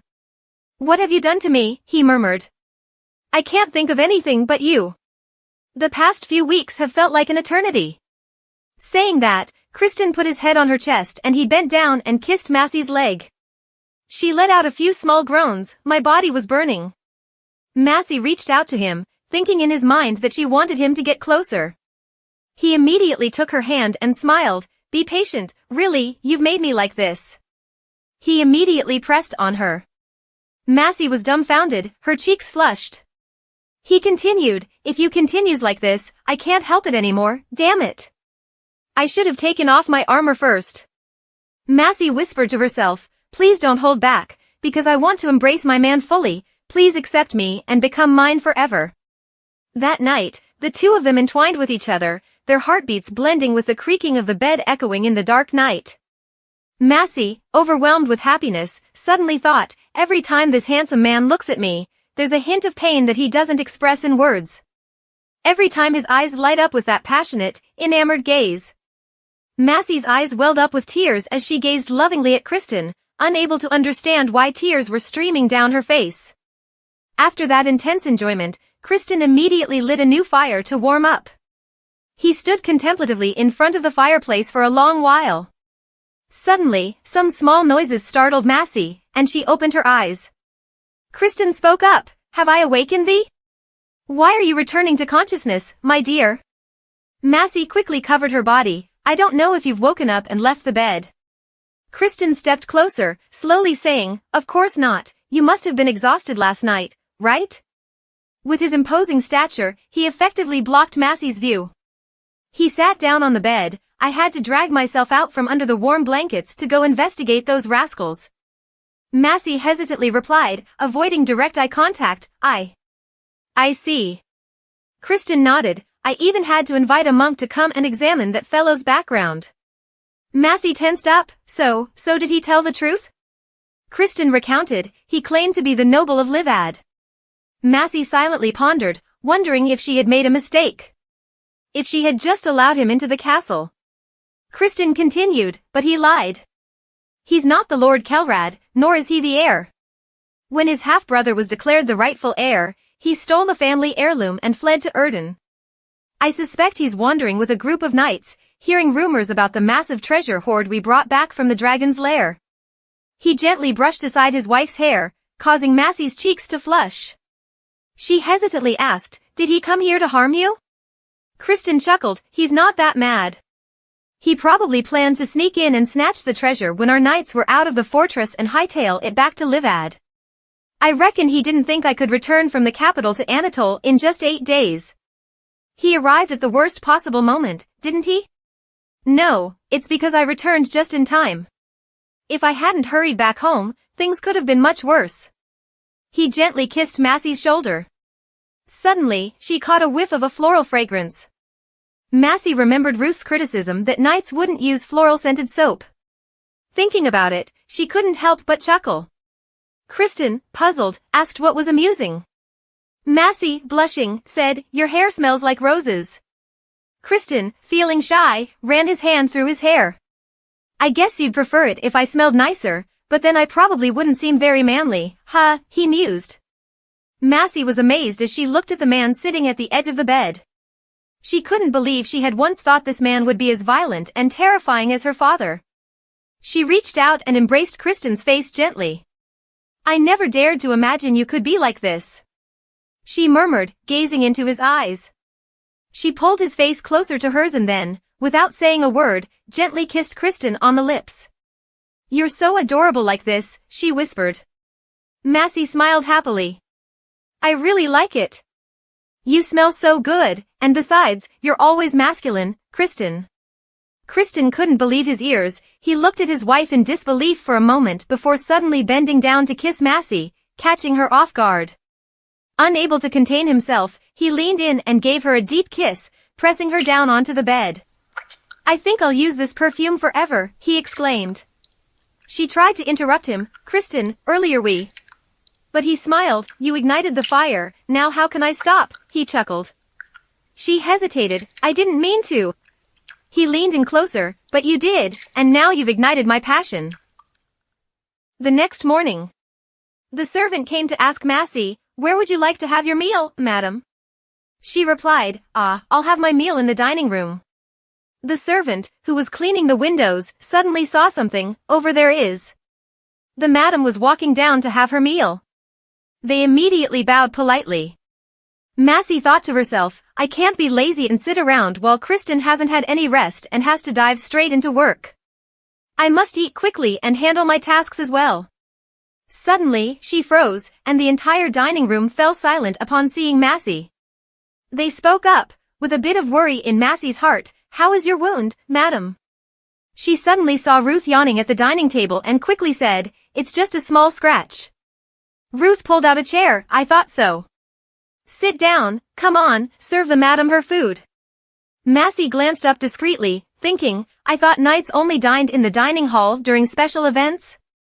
I heard they usually eat at the lodging quarters?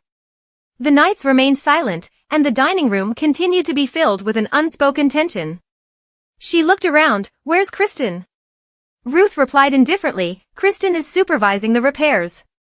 He's no longer satisfied with the steel gate and now wants to add magical defenses to protect the gate. He's always been obsessed with the defenses of the territory. That noble scoundrel just added fuel to the fire.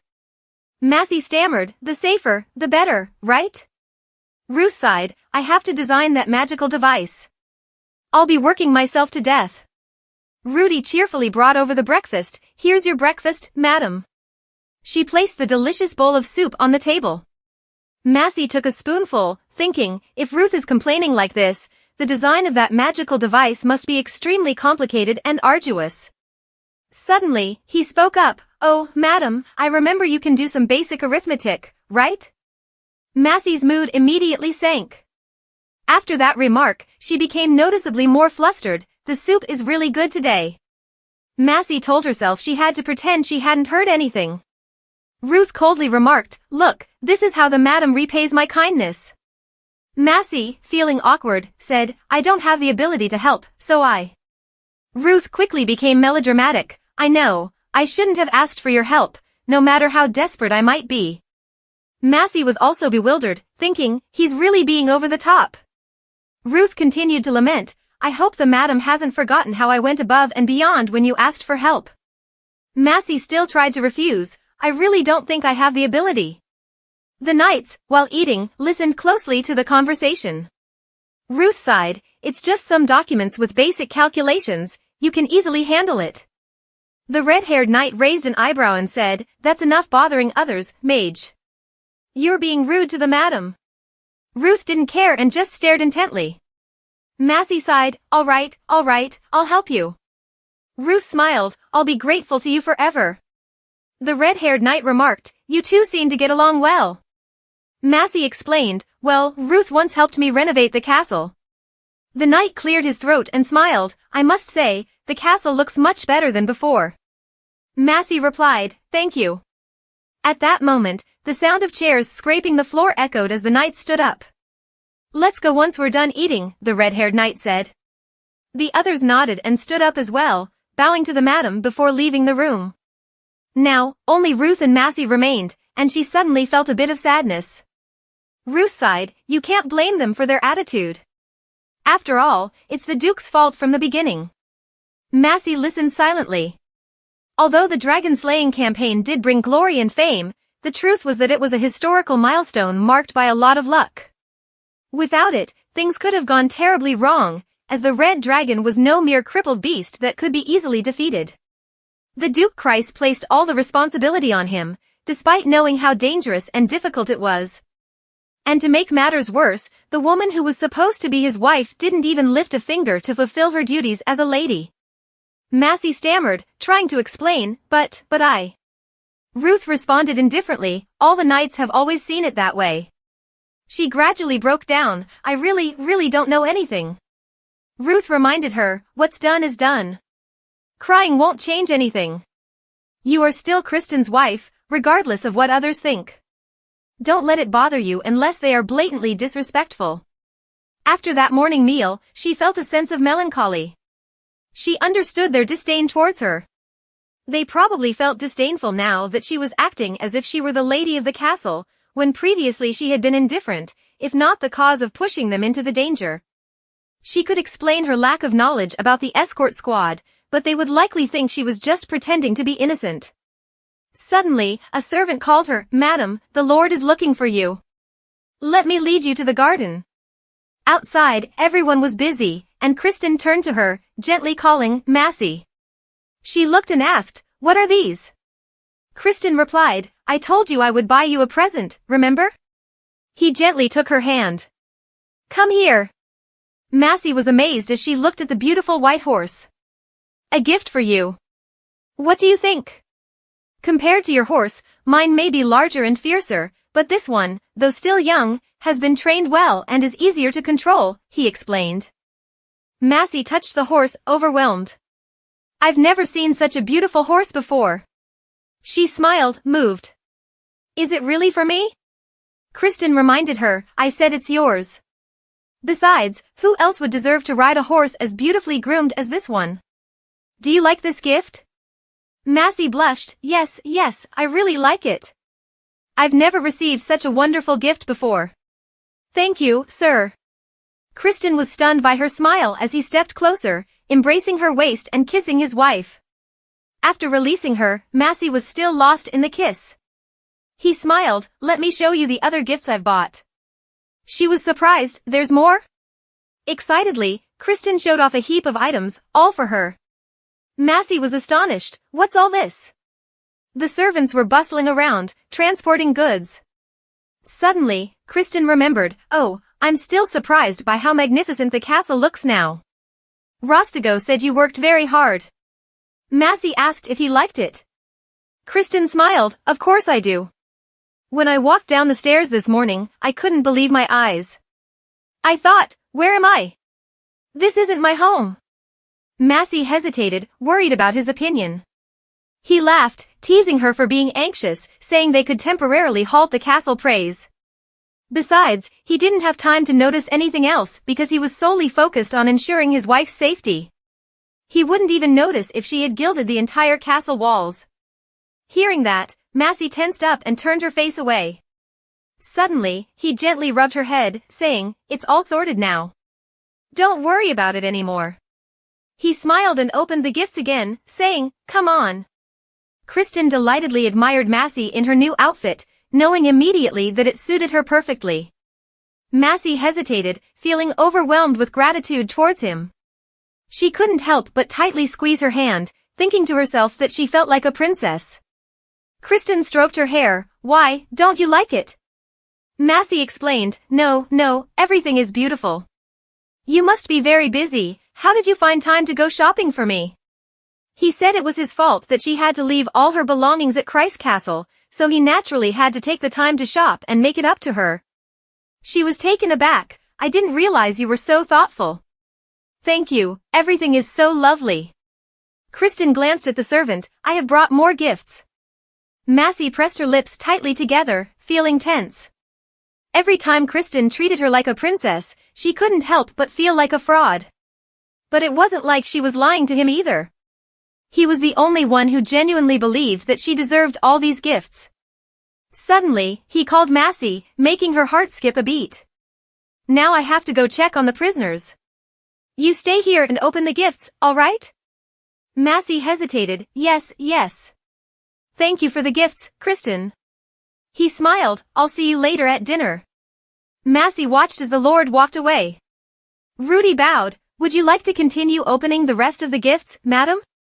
Massey replied, we should go back and address the important matters first. Let's temporarily set aside the gifts, I'll open them later. Rudy nodded, I understand, madam. A while later, she went to the kitchen and asked, are we drying meat? The servant explained, yes, because the knights have returned, we need to prepare double the usual amount of rations. The weather is still warm, so we need to take advantage of it as soon as possible. Massey wondered how long it usually took to dry meat. Rudy smiled. This year, with more people participating, I think we'll prepare in advance before the weather turns cold. Massey sighed in relief, thinking to herself that even if they had enough food stocked up, they might not be ready for winter clothes. She told the servant, I'll ask Abaddon if he can find more help for us, then turned to Redigo. At that moment, Ulysses ran in, Madam. He looked down from above. I've heard the news. Are you okay? Have the enemies done something? He sounded worried. Gasso quickly reminded him to calm down, saying, You're making the lady uncomfortable, Ulysses. Ulysses sighed, I've never felt so frustrated before, just being a servant like this. If only I were a knight, then I could. Massey waved her hand, thank you for your concern, but I'm really fine. Lord Kristen was there too. Ulysses smiled, yes, I've heard the story. I knew about those swines right away when Lord Kristen showed up. Of course, that's how it should be. Those cowardly rats wouldn't stand a chance against Lord Kristen. Massey awkwardly changed the subject, so, why did you all come into the kitchen? Ulysses scratched his head, well, the smell of the meat was too tempting, so we sneaked out of training and came here. The soldiers behind him muttered curses under their breath, he's really honest with his big mouth. Massey smiled as everyone was preparing sausages. She said to the head chef, can you prepare a plate for them? The chef confidently exclaimed, I'll have it ready in no time, madam. Just a few minutes later, a plate of hot sausages was taken out of the oven. The soldiers gazed at the delicious meat in awe. Massey felt warmed by the scene and said to Rudy, let's go check the horse stables. Rudy opened the door, yes, madam. Before long, the day was almost over. While Massey was jotting down notes, someone spoke up. "Madam, Lord Criston sends word that he will be dining outside, so you can go ahead and eat first. Would you like to visit the dining hall?" Massey looked out the window. "It's already dark?" She stood up. "I'll eat in my room then." Rudy nodded. "Yes, madam." She went to the fireplace and sat down on the floor in front of it. What a busy day, she thought. But at least I don't feel as invisible as I did at Christ Castle. I'm truly happy here. However, she grew pensive. Do I really deserve this kindness? The Duke pushed the dragon-slaying campaign onto Criston, knowing how dangerous it was. Honestly, I don't understand why he treats me so well when my father is so awful. Massey sat in front of the fireplace, hugging her knees.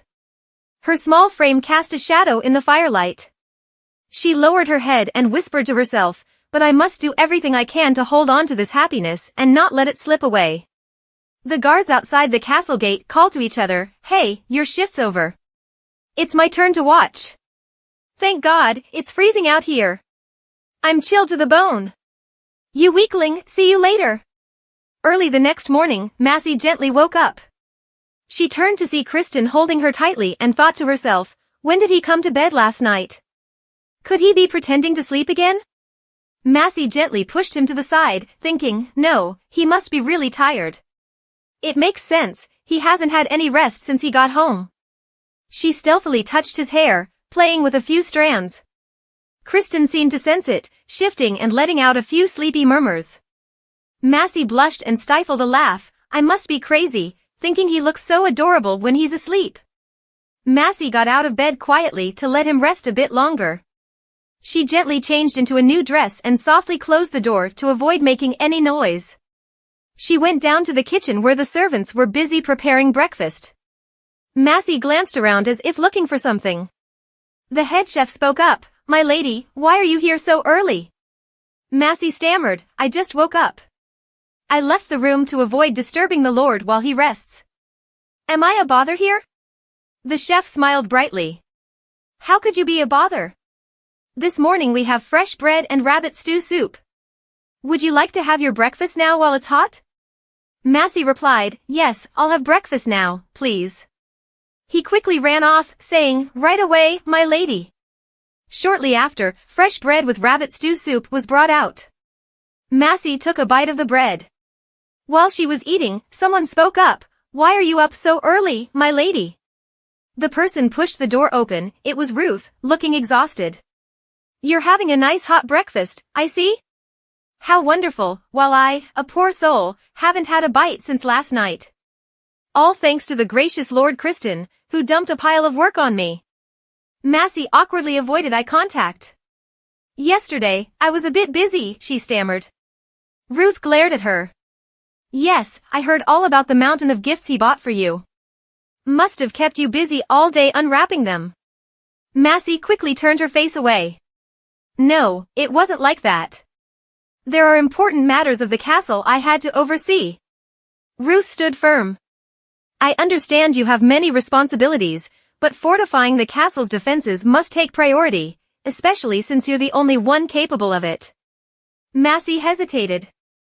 "I understand, but preparing for the upcoming winter is equally important.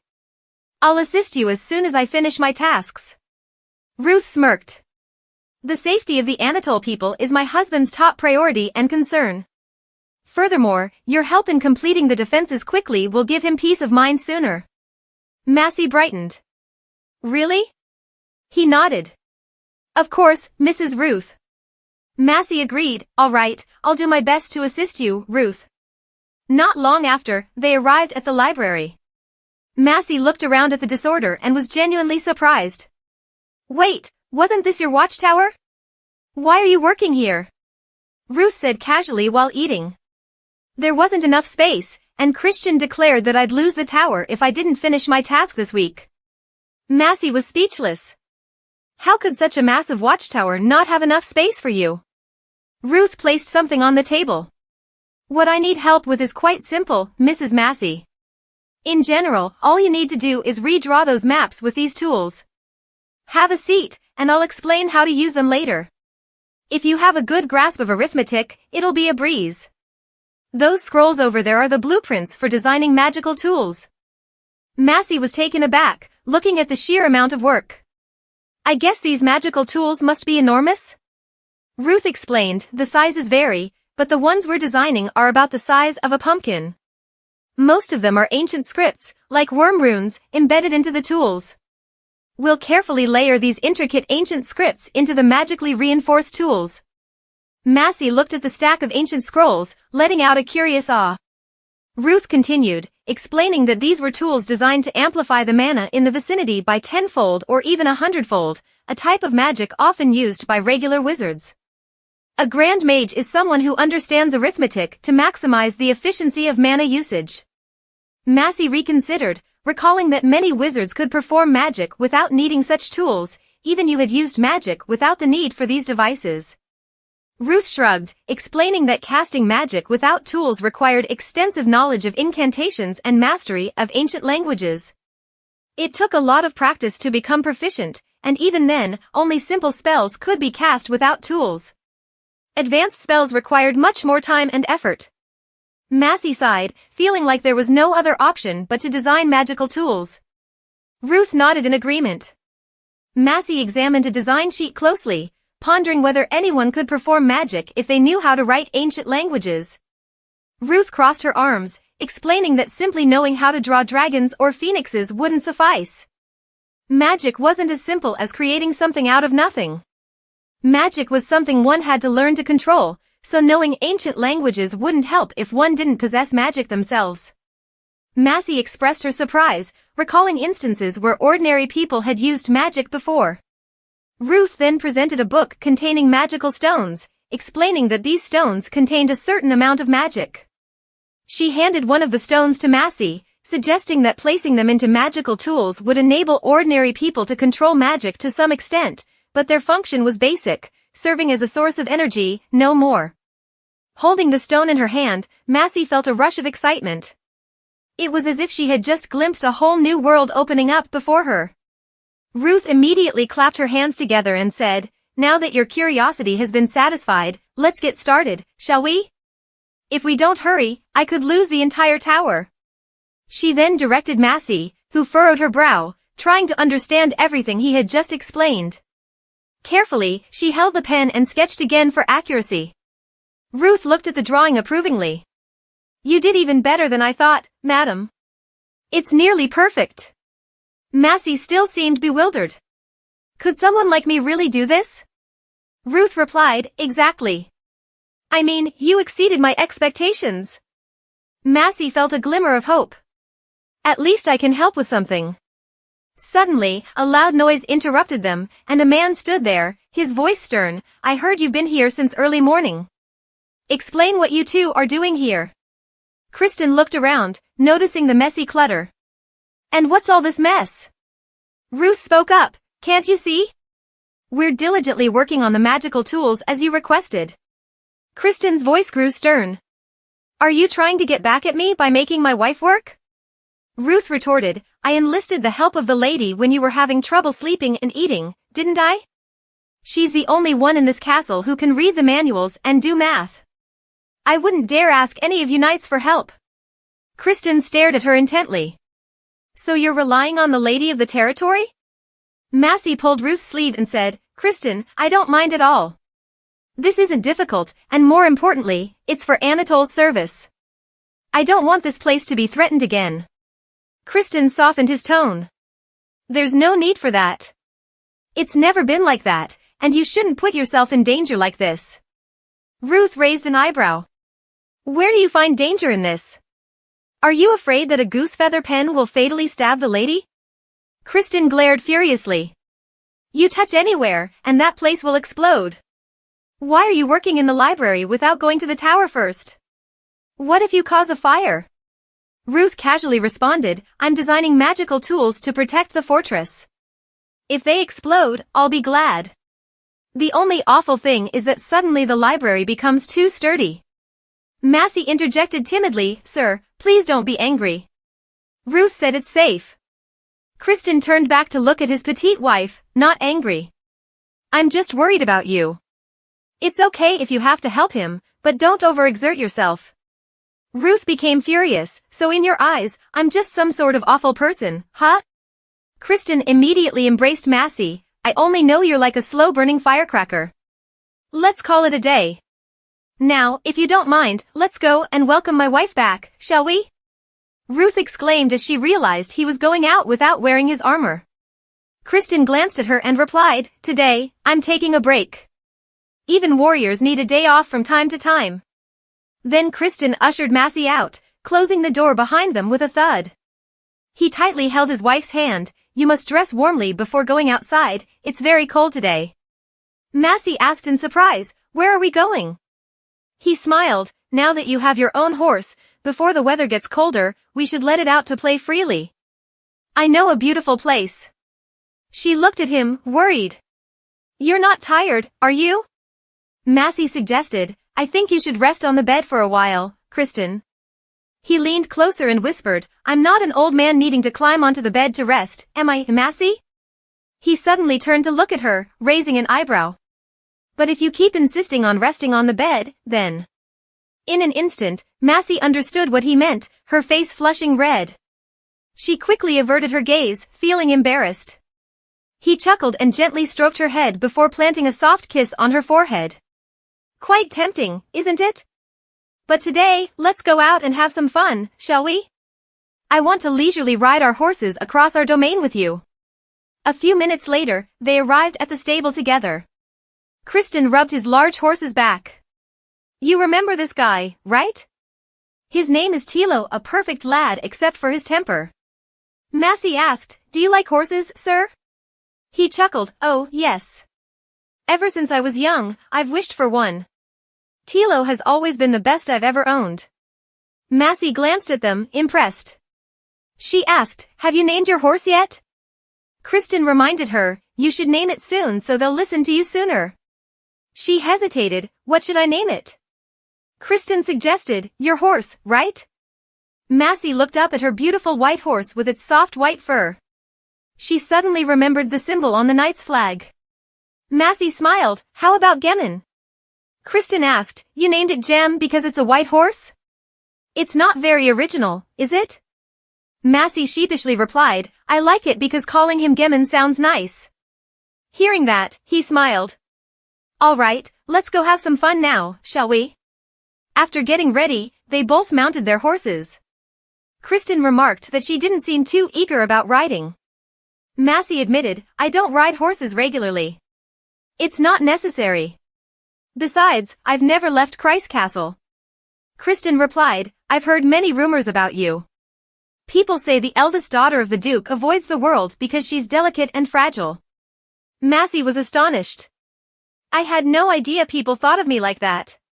Kristen's expression turned serious. "Duke Kreis is one of the most powerful men in the Western continent.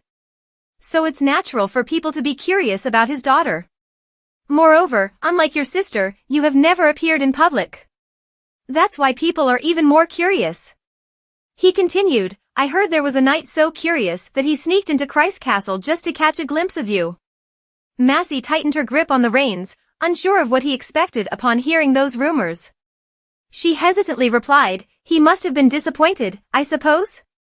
Kristen looked puzzled. Why would he be? Massey paused, her expression faltering, because he went through so much trouble just to see an ordinary woman. She tried to hide her embarrassment. "I know I'm even worse than that. But it's best not to admit it." Kristen looked at her tenderly. "I don't think so. I find you very attractive." Massey was taken aback. "Thank you for the compliment." He suddenly bent down closer to her, moving even closer, his imposing Anatolian warlord shadow looming over her. He gently embraced her and said, "If those rumors weren't true, how could I be so captivated by you? You know what I think and say is true. I just speak the truth." He whispered into Massey's ear, "Did I let you rest for just one night and you've already forgotten?" He teased, suddenly feeling like you're riding the wrong horse, huh? "Now, do you want to race back to the castle with me?" Massey shook her head. Kristen smiled at her. "What a pity. Hurry up. Let's go. I don't want the sun to set before we've even left the castle." They exited the castle together and walked along a path. It was autumn, and the scenery was beautiful. Kristen glanced at his wife. I never knew my wife was such a bad horse rider. Massey felt embarrassed. I told you before, I've never ridden a horse. Kristen said, relax your shoulders, if you're tense, the horse will be tense too. He instructed, keep your lower body loose, grip and release your thighs according to the horse's stride to maintain balance. Kristen smirked suddenly, like when you were riding me. Massey blushed remembering that incident. She exclaimed, embarrassed, Kristen, don't be vulgar. Kristen continued teasing her, there's no one around to hear. Massey felt bashful, just because no one's around doesn't mean it's okay to be improper. Kristen chuckled, seriously, why are you embarrassed now, when we've been in bed together? Massey jerked, exclaiming, Kristen. Suddenly, he wrapped his arms around her waist reassuringly, I know, calm down. Then he kissed her forehead, and Massey couldn't contain her emotions, her face flushed red like a ripe tomato, her whole body feeling hot and unsteady. Kristen held her hand, laughing, looks like you need to learn how to balance on a horse's back first. Massey turned away in annoyance, if you stop teasing me, then maybe I could do better. He smiled and looked at her, all right, let's see how tough you are. With that, Kristen spurred his horse and took off, leaving Massey staring after him in surprise. She quickly urged her own horse to chase after him. Glancing over at him, she thought to herself, he may talk tough, but he's still controlling the speed so I can keep up. He asked, even though you don't like riding horses, you still love animals, don't you? Massey was taken aback, how do you know, sir? Kristen recounted, when I visited Castle Christ before, I saw you in the garden. You were holding a cat in your lap, stroking it gently. Just hearing its purring was enough to tell how much you adored it. The scene was so serene, it etched into my memory. The knight of that day could only marvel at the sight of the beautiful Lady Maximilian. As the horses continued to trot along the path, Massey replied hesitantly, maybe it's because the cat is kept in the kitchen to catch mice. But since it rarely catches any, it often goes hungry, so I secretly feed it. Kristen said, I wish I could trade places with that cat lounging on your lap, then I could put on all sorts of adorable poses. He suddenly pulled the reins of the horse and broke a branch blocking the path, then asked, Massey, is there anything else you like? I've asked before, but everything about you seems to be veiled behind a curtain. He looked at her questioningly, you rarely speak about yourself. I find it puzzling. Why is it difficult for you to share your own stories? Massey, feeling uneasy, replied, does he truly not know? She hesitated, I've never talked much about myself because there's really nothing important to say. And you hasn't asked either. Kristen hesitated for a moment, then said, all right, now it's your turn. Tell me what you like, what you dislike, and even what's on your mind. Massey froze upon hearing his question, and she bowed her head. Kristen, you didn't talk much about yourself either, she murmured. He sighed, at least I'm quicker to open up than you. But all right, as a knight, I should embody the spirit of a knight, shouldn't I? I like horses, wine, and greasy food. Actually, I like anything that fills my belly and pleases my taste buds. What else? Treasures, honor, rare weapons, I like those too, just like any other man. Massey nodded hesitantly, asking, so, what about the things you dislike, Kristen? His face tightened at the thought and said, deceitful individuals and useless people. Those two sentences hit Massey's heart immediately. Those two sentences immediately struck a chord with Massey's darkened heart. Kristen recounted, I've encountered plenty of arrogant individuals without an ounce of value, and there are also those who deceive. Just looking at them makes me sick. He glanced over and said, now it's your turn. Massey hesitated, I like the same things everyone likes. Kristen didn't accept the vague answer, what things? Tell me in more detail. Massey stammered, I already told you, I like animals as dogs, cats, horses. I also like chicks and baby rabbits. He continued to ask, what else? She added, I also like reading. When I was at Christ Castle, I often went to the library. Kristen noted, the steward mentioned you spend the whole day in the Anatole library too. She nodded, yes, the castle has so many rare books, although most of the time, the library is taken over by Ruth, who falls asleep on the books instead of his bed. Kristen suggested, should I kick him out of the library? Massey worriedly replied, if you do that, he'll chase me to the death. He stared at her, you seem close to him, don't you? Massey hastily explained, it's because when I was redecorating the castle, he gave me a lot of advice. Ruth is hot-tempered and grumpy, but he's really kind. He laughed, true, he is grumpy and talks a lot, but he's an honest guy. So, what do you dislike? You have to be clear to be fair. Massey tightened her reins, pursing her lips in thought. The thing I hate the most, she murmured, is myself. Kristen froze at her words. Massey continued bitterly, I hate myself. He widened his eyes in surprise as he looked at her. Massey quickly rode ahead, and they arrived at a golden meadow. Massey followed behind him. After a moment of deep thought, Kristen pulled the reins and stopped his horse. Let's take a break here, shall we? He suggested. Massey was breathing heavily, sweat streaming down her face after the long ride. He wrapped his arm around her waist and said, breathe deeply and slowly. I can hear your heart pounding in your chest. She stammered, when you lifted me up, it was like a little drum was beating inside my chest. Kristen smiled at her excuse and kissed her eyes. You have so many adorable excuses. They sat together under a tree. Massey looked up at the deep blue sky, marveling, this place is so beautiful. Kristen said, spring looks much more vibrant. At that time, wildflowers bloom all over the meadow. Massey pondered and imagined, spring in Anatole? He spread his cloak wide, come closer to me. It feels a bit chilly.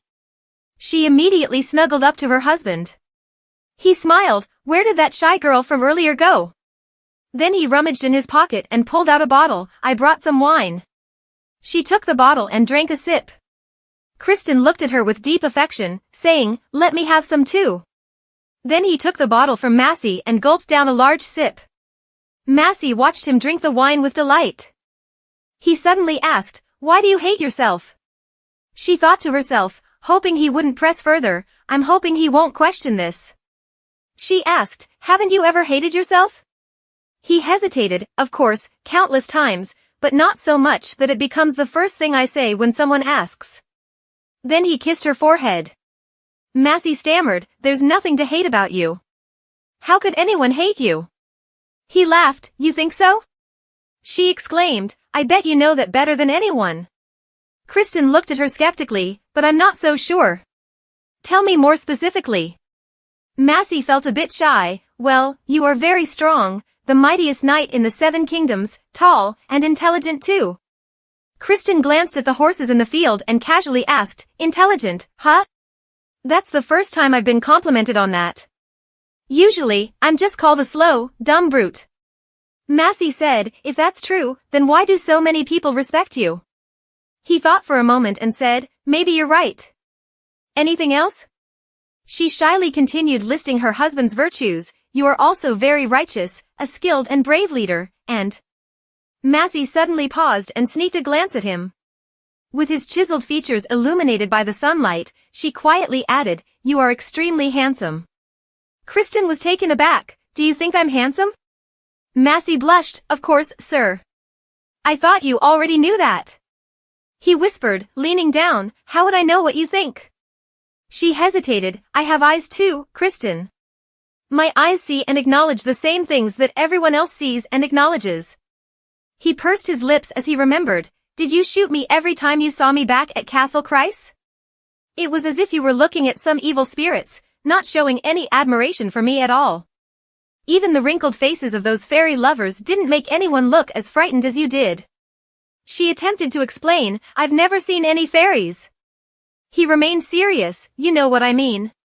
You look at me as if you'll faint if I take another step towards you. She hesitated, it's because I'm afraid of you. You're so much more bigger than me, and on top of that, you're so cold. Every time I look at you, it's like you're always angry. Kristen fell silent upon hearing those words. Massey, too, dared not look directly at him. He felt concerned, will I still make you afraid now? Massey continuously nodded, reassuring him. Seeing this, Kristen immediately embraced her and gently kissed her lips. Massey protested, Kristen, no, not here. She pushed him away in frustration. Kristen reassured her, "It's okay, it's just the two of us here. Even if someone shows up, I'll notice right away. Trust me, I would never hurt you." After saying that, he impulsively leaned in to kiss her. Kristen stealthily slipped his hand under Massey's shirt, the sensation causing her whole body to heat up. Then he gently placed her back on the ground and buried his face into her, kissing her shoulder softly. He whispered, "Your body smells like winter." Massey closed her eyes, relishing the moment but also feeling a sense of apprehension. He reassured her, "It's okay, Massey. I won't hurt you." He leaned in closer, determined, "Never." Massey drifted in her thoughts, thinking, "And he carries the scent of a brisk winter wind, sweeping swiftly. That fragrance envelopes me, and I wonder, has he ever hurt me? Then why do I always feel afraid of him? And I even have no answer." That morning, Rudy was carrying a hot plate of food. She cheerfully carried the plate of food down the hallway, when suddenly she heard people whispering, "This is Our Lady." Rudy turned around and saw two maids talking to each other. They happily said to each other, "It seems like she's better than we thought. At first, when I heard a noble guest of the Lord was coming here, I was really scared." One of them sighed, "I heard that some nobles, if you make a stain on their clothes, will have you beaten until you bleed. I was so worried. I wondered if the lady would be someone like that." The other maid excitedly replied, "I love how much brighter the castle has become. Just her presence here has brought so much change." The two giggled, "Oh yes, indeed. At first, I didn't know how we would keep everything clean, but now. Just imagine. The other day, when the mage saved that tree, that was on the lady's orders too." Another voice added, "Yes, that way, the lady won't be gossiped about as someone living in a backwater place like Anatole. If the Lord hadn't coughed the dragons, would she have come here?" The other two reminded her, "Anne. What are you saying? Did I say something wrong? The Lord and lady's marriage was 3 years ago, so where has the lady been during that time? You all should wake up. Does a noble guest really come to live in this backwater village because she likes it?" Another maid laughed, "Oh, and even if you say that, this is the best fabric the lady has given us, and you chose it to make clothes." Anne blushed with embarrassment and said, "What are you talking about? Do you expect me to wear my old, worn-out clothes? No, I'm just saying that thanks to the lady, we have warmer clothes this winter. It's really good. You all, even if you argue, don't start waving your arms around." Judy stood outside listening and smiled as she walked away. Some knights passed by and cheerfully greeted Rudy. As she walked, she thought back, a few months ago, when the lady first arrived at this castle, just as there were those who were happy that Castle Callip finally had a mistress, there were also a few who didn't trust her. Rumors spread about her being of an exceptionally noble origin. There was doubt that the lady wouldn't care about managing the domain in the Lord's absence, and an inevitable wariness towards someone they didn't know. Only a few people from the beginning had shown genuine goodwill towards the lady. In fact, it was natural for most of the staff to feel uneasy around the lady, but still. Rudy knocked on the door and respectfully said, "My lady, my lord, I've brought breakfast."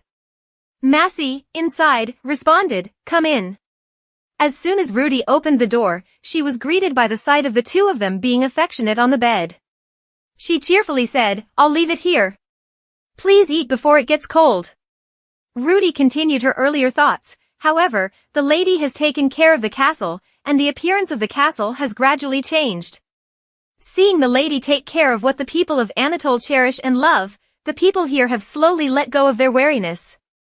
Rudy bowed her head, "Then I'll excuse myself." Massey smiled warmly and said, "Thank you, Rudy."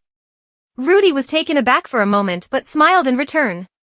In truth, the Lord's deep affection has greatly influenced the lady in this change. The Lord cherishes the lady as if holding a fragile gemstone. Even though he completes an enormous amount of work that would be too much for others even with 3 bodies, whenever he has time, his gaze is always on the lady. This has become a familiar sight for everyone in the castle. Although it seems the lady still isn't used to the Lord's attention, she certainly doesn't dislike it. Hopefully, every day in this castle will always be a peaceful day for the lady. The next morning, Massey went to the library again. Ruth couldn't help but praise her, you have incredible skill and your learning speed is faster than expected. Massey, embarrassed, replied, if you keep repeating something over and over, you'll naturally get faster at it. Ruth organized a pile of papers and said, thanks to that, we're now in the final stages. At this rate, you should be able to complete the spell by tomorrow. Massey stammered, before this, I didn't know that magic involved wrestling with documents. I thought it was something more magical. Ruth stretched and said, magic is an advanced field of study. It requires precise calculations and detailed research. The moment we get to experience the thrill is like being in a battle. Massey's eyes suddenly lit up. So, Ruth, are you also a mage from the Tower of the World? He fell silent, speechless with her. Of course, I spent some time there, he said. Massey looked at him with great admiration. Ruth recounted, I don't remember clearly, but back then, his face was handsome and bright. His physique didn't look like that of a 16-year-old, and his courage was heart-stirring. Lord Calip was already being called a madman by then. Massey was astonished, a madman? Ruth began to explain, the Tower of the World consists of 5 artificial islands created by ancient wizards, situated in the middle of the Aegean Ocean. It's a place known as the convergence of all the world's knowledge. It's a neutral zone that doesn't interfere with the internal affairs of any country and is an island of wisdom that upholds order for the world. Even a young girl who has never left her home alone would have heard about the strict upbringing of the mages of the Tower of the World. As soon as they are promoted to the esteemed status of a mage, that is the price they pay to learn all the dangerous and secret magic of the nodes.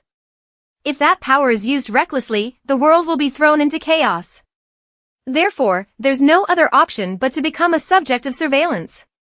As a result, most of the lives of esteemed mages are spent within the Tower of the World. So I escaped, Ruth explained. Massey was puzzled, is that even possible? Ruth chuckled, it's not. That's why now, if I come across a mage from the Tower of the World, I'll be treated as a criminal, labeled as a traitor. Massey was dismayed, are all mages from the tower like this, without integrity? She bowed her head, pondering for a moment before asking, so, have you met Kristen while wandering around after leaving the Tower of the World? Ruth recalled, yes, indeed. Shortly after I became a mercenary, he was already a famous figure. Massey was intrigued, how so? Ruth casually replied, he was a bit of a gambler. If he miscalculated even slightly, Lord Calip would have become a fistful of ashes. Massey raised an eyebrow, a madman? He truly was a fearless youth who plunged into the mouth of a dragon and did something incredibly insane by chopping off the dragon's skull, Ruth recounted, immediately covering her mouth, feeling sick at the memory. In recent years, I haven't seen him being as reckless anymore except when he fought the dragon. Massey's eyes widened, when he fought the dragon, what exactly did he do?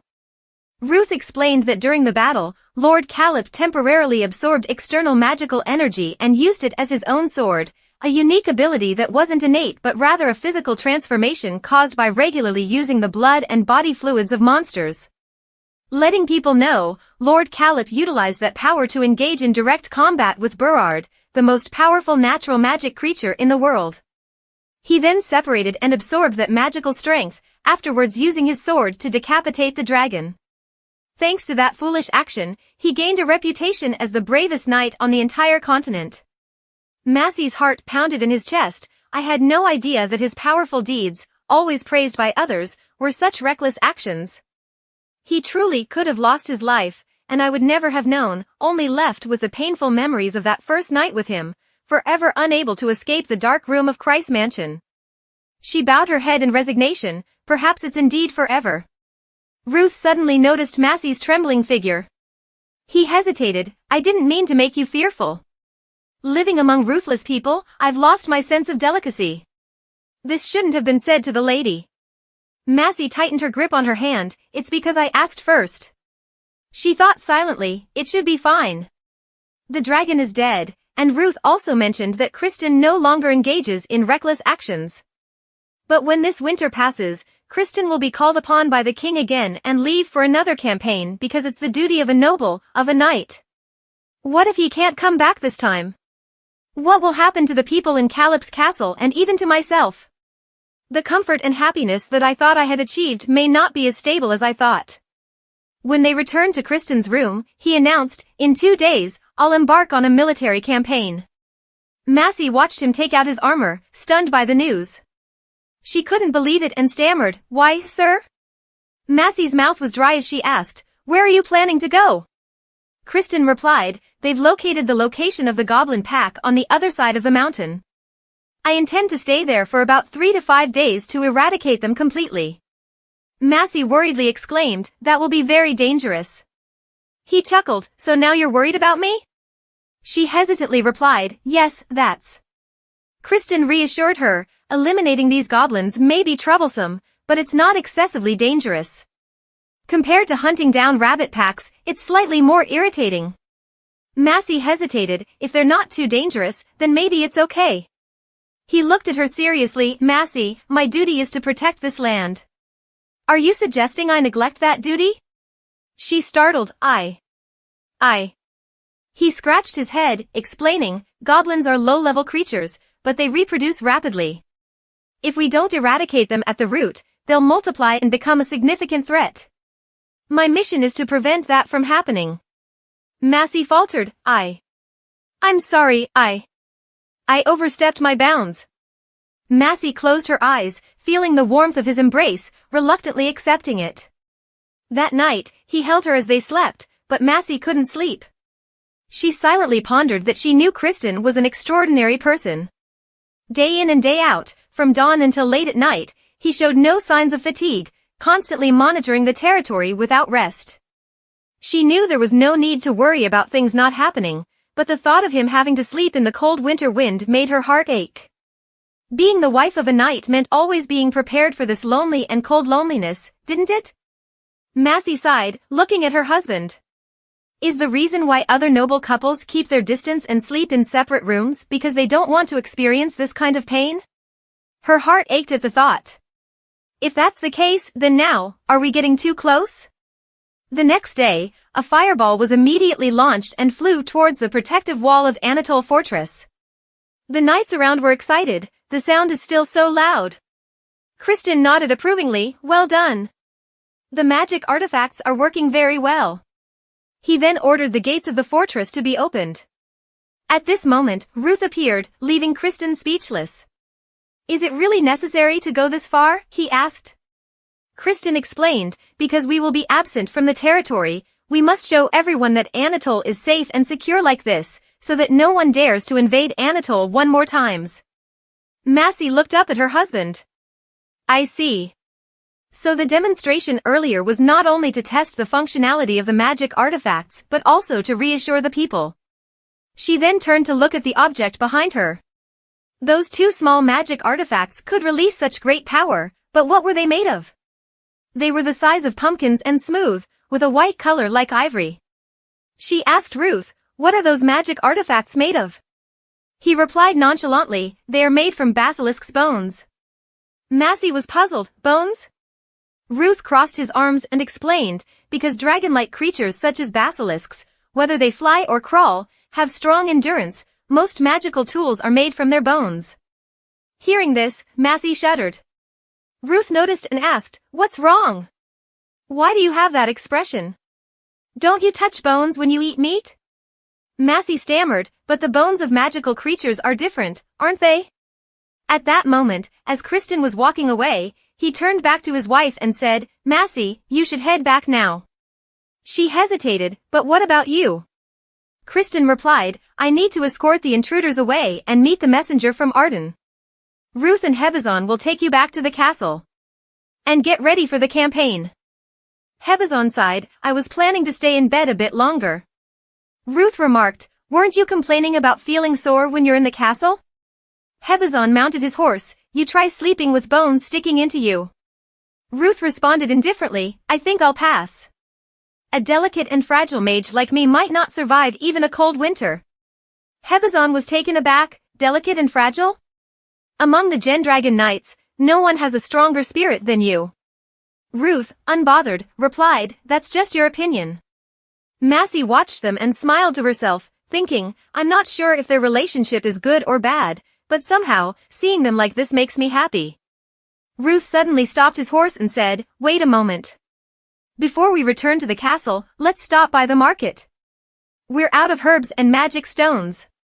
I've been so busy making magical tools that I haven't had time to go out. Hebazon sighed, come on, personal errands like that should be done on your own time. He glanced back with a mutter. Massey, riding on her horse, noticed his awkward look and quickly lowered her head, trying to avoid eye contact. She thought, so they find me inconvenient? Is it because of me, ? Ruth promptly spoke up, can you drop that attitude? Lady Caleb is not a nuisance to be avoided. Hebazon tried to defend himself, I didn't say that. Ruth cut him off, even with the lady right in front of you, you act like this? Enough already. With winter coming, merchants selling goods for women won't be around for a while, so if the lady needs anything, she should buy it now. Massey hesitated, Ruth, He pressed, don't you want to see what the market in Anatole looks like? Massey lowered her head, thinking, that's right, I'm now the lady of Caleb Castle, of this territory. She hesitated before saying, well then, let's go. As they entered the market, Ruth beamed with satisfaction, clutching his newly purchased items. Despite his feigned complaints, he said, the quality isn't great, but it's worth using. The other two thought to themselves, he's lying. He bought every kind of herb and took all the magic stones they had, Massey looked at him curiously, speaking of which, Ruth, why did that merchant weigh your silver coin earlier? Ruth explained, to check if it's genuine. Lately, there have been many counterfeit coins. Some people even create new coins by shaving off tiny bits from each coin. Massey was shocked, shaving coins? Ruth shrugged and confirmed, yes. If you put a bunch of coins in a basket and shake it, gold dust falls off. They collect it and make a new gold coin. Repeating this process, the original coins lose significant weight due to the material loss. Massey hesitated, so this? Ruth quickly reassured her, there's nothing to worry about. My coins are mostly new, so there's no difference. Hebazon chimed in, is that why you were so stingy over a single coin? Ruth retorted, I'm just smart and prudent. At that moment, Massey's attention was caught by something. She stared at it, what's that over there? A table full of colorful strings? Ruth, what is this for? When she turned around, Ruth was nowhere to be seen. Massey looked around, and suddenly someone spoke, startling her, these are decorations for sword sheaths. Massey turned to see Hebazon explaining, many adventurers believe that having these can grant them the protection of spirits. He pointed out, it would be tied right here. Massey, feeling confused, clenched her hands, Sir Nerda, she stammered, I've never seen that before. Kristen's sword sheath doesn't have these decorations, so. Hebazon sighed, that's because the leader thinks such things are useless. His personality is too confident to be obsessed with superstitions. Massey chuckled, I guess that's true. Feeling embarrassed about his previous rudeness, Hebazon stammered like Massey, still, if it were a gift from you, he might attach it and carry it. How about, you try picking one? Massey hesitantly asked, is it expensive? Hebazon replied, not at all. Do you like the one you're holding? Here, buy this one. Then he tossed her a gold coin, adding, keep the change. Massey exclaimed, wow. I really like all the men here in Anatole. They're so generous and decisive. Massey stammered, Sir Nerda. She ran after him, saying politely, I'll pay you back when we get back to the castle. Hebazon sighed, all right, I'm not as stingy as a certain magician. Then he yelled, wizard. Walk with us. If you keep wandering off alone, how are we supposed to find you? Massey cringed at his way of calling for Ruth. On the way back, Ruth asked Hebazon, who decided to join this expedition. Hebazon proudly replied, me, Gabor, and we're also planning to take a few apprentice knights. It's about time they gained some real combat experience. Ruth smiled with satisfaction, that's true, the castle will be quieter. Hebazon teased, look at that, we should tell the leader to drag the wizard out as well. They started bickering, Lord Caleb wouldn't do that because when something happens at the castle, it's reassuring to have me here. Hebazon smirked, great excuse. Fine, enjoy the peace and quiet while we're gone. Massey followed behind, watching the two argue tirelessly along the way. Hebazon smiled, we'll clear out that mountain and be back in no time, then we'll train loudly right next to your tower. Ruth hurried off excitedly, saying, I'll go ahead and prepare everything. Continuing to tease, he remarked, don't let the fairies ambush you. Massey followed behind them, looking up at the sky and admiring the surroundings. Ruth turned back and said, I'm heading back too, but first, I need to catch up on some sleep. That cursed magical tool has kept me up like a bat for the past few days. You've been a lifesaver, too. Without your help, I'd probably need another 3 or 4 days. Massey smiled, saying, I'm glad I could help you out. Ruth cheerfully replied, I'll return the favor sometime soon. Feeling a bit awkward from being teased, Massey responded tersely, what do you mean? Ruth spurred her horse forward and urged, come on, let's head back. A happy smile appeared on Massey's lips as she thought, could there be a day when I can share a comfortable atmosphere without hesitation between Ruth and Nerta? Being with Kristen and everyone else, laughing and talking naturally, staying here with these familiar images. If I could be accepted as a member of them in this way, how would it feel? In their room, Massey's hair was carefully brushed, and Christian looked at his wife in the mirror, full of satisfaction. All set, Massey. She looked at him gently and said, thank you, Christian. The husband that all sisters dream of then kissed her on the forehead and said with tender words, I won't be able to hold your hand in the coming days, so we must make the most of it. How about it? My skills are quite good now, aren't they? Massey unexpectedly turned back and kissed Christian on the cheek, leaving him stunned with the joy of the unexpected reward. She blushed and explained, it's a kiss of gratitude. He gazed fondly at his lovely wife, then hugged Massey tightly, murmuring, if you didn't do that, I wouldn't want to leave anywhere. You really make it hard for me to go. She hesitated, I didn't do anything. Christian smiled, you make such adorable gestures and still deny it like that? Meanwhile, little Rudy stood outside, painfully witnessing this display of affection, but they continued. He leaned down, touching Massey's face, tenderly advising, wait until I return to see. As he left, he muttered regretfully. At this moment, Massey hesitated to say something. She handed him the string she bought at the market, this is what I purchased yesterday on our way back. Nerda said that if this is tied to the sword's sheath, it will be protected by spirits, so I... She blushed, embarrassed, even though the money was provided by Nerda, I chose it, though it's nothing special. But if it helps... She looked at him with a disappointed pout, I guess I've done something useless then. If I had brought different colors, like red and orange, for example, it might not suit Christian at all. She felt dejected, if he doesn't like it, then he doesn't need such frivolous gifts. Before she could finish, Christian reached for the present, give it to me. Massey stared at him in astonishment. His ears turned red, and he turned away, trying to conceal his embarrassment. Christian glanced back, then he hugged his wife tightly, thank you. I'll cherish it carefully. I'll return right away. Please wait for me. Massey felt elated, thinking, if I had known he would like it this much, I would have prepared a more decent gift. He's a hero, after all. Even though he's deserving of everyone's love and praise, he's still happy with just a simple gift like this. She buried herself into his embrace, reminding him once again, be careful and come back to me safely. She silently vowed to herself, in the future, I must give this man so much more. Everything I have to offer will be for him. 2 days after he left for the expedition, the first frost had covered Anatole. In the castle room, a servant was sewing. Rudy sat in a corner carefully stitching warm clothes. Suddenly, she looked up and noticed Lady Calip staring blankly. She sighed and spoke to her mistress, the castle is really quiet, isn't it, my lady?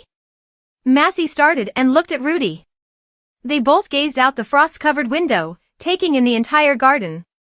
Rudy said, around this time, it feels like the whole castle is sinking into hibernation. Massey stammered, I heard Anatole doesn't get too cold in the winter. Rudy nodded, yes, because this place is in a basin, even in the middle of winter, the weather is warmer compared to other areas. But this year is a bit different. Rudy suddenly smiled, but don't worry, my lady. Dry firewood and warm clothes have almost all been prepared. They say that in 3 days, all the servants will receive their winter clothes, thanks to your careful planning. You have really worked hard. Massey awkwardly grasped her hand. No, I haven't done much at all. She bit her lip, her cheeks turning red from the compliment. Massey smiled. I'm very glad I could get it done in time. Rudy smiled to herself. Since the Lord left, my lady, your expression has been dark, but it seems your mood has improved a bit. Rudy put away her sewing tools and said, I'll go prepare lunch now. From what I overheard in the kitchen, today's menu includes braised chicken with peas, smoked sausages, and pumpkin pie drenched in honey and cinnamon bark for dessert. Massey's mouth watered as she exclaimed, that sounds wonderful. At that moment, there was a knock on the door. My lady, the butler has sent me. I apologize for disturbing you while you're resting, but the mage says there's an urgent matter, so I have bring him here. Massey immediately stood up. Come in. Ruth entered with a very serious expression. Massey, worried, asked, what has happened? Ruth, in a grave tone, replied, at dawn, the monsters climbed over the city walls and infiltrated the camp. Massey was horrified. Monsters? Ruth recounted, the knights and guards quickly suppressed them, but it seems we have suffered significant losses and need additional reinforcements. My lady, can you select about 15 or 16 servants from the castle who can be spared? Since we are far from the market area, please quickly gather the necessary items for treating the wounded. The urgent needs now are clean cloth, pots for boiling water, wooden splints, thread, and needles. Oh, and we also need herbs and food supplies. Massey's heart raced with anxiety. Monsters have breached the city walls. What are we going to do? And now, Kristen isn't here either. She stammered, ready go.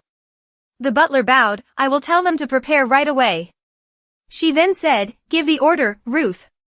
Request support from the temple. Ruth replied, there are no priests in this area who can use holy magic. He scratched his head, Anatole has been isolated for a long time. It wasn't until recent years, with Lord Calip's growing reputation, that this place was brought into the parish. So, there's no way we would have a high-ranking priest here. Massey was so terrified she felt dizzy. Does that mean Ruth is the only one in Anatole who can use healing magic? What if something even bigger happens?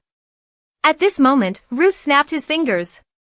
My lady, save your worries for later. First, go prepare the servants. I'll gather the herbs.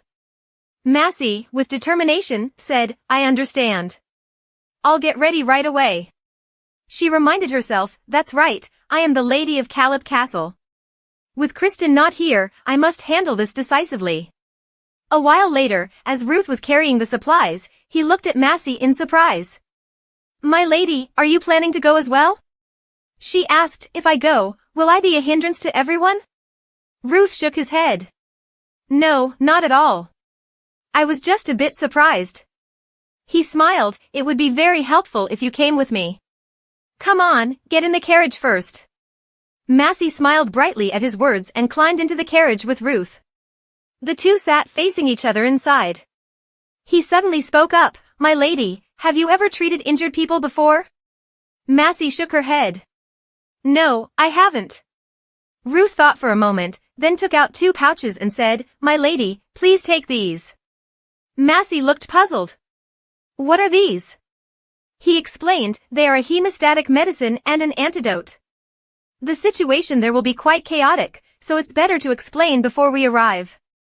The pouch on the left contains the hemostatic medicine, and the black pouch contains the antidote. When using the hemostatic medicine, first cut away the clothing around the wound to prevent it from sticking.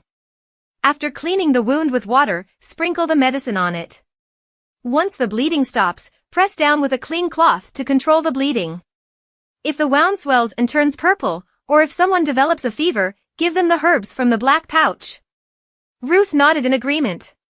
Yes, the claws or nails of the monsters may contain toxins, so any delay could indeed become dangerous.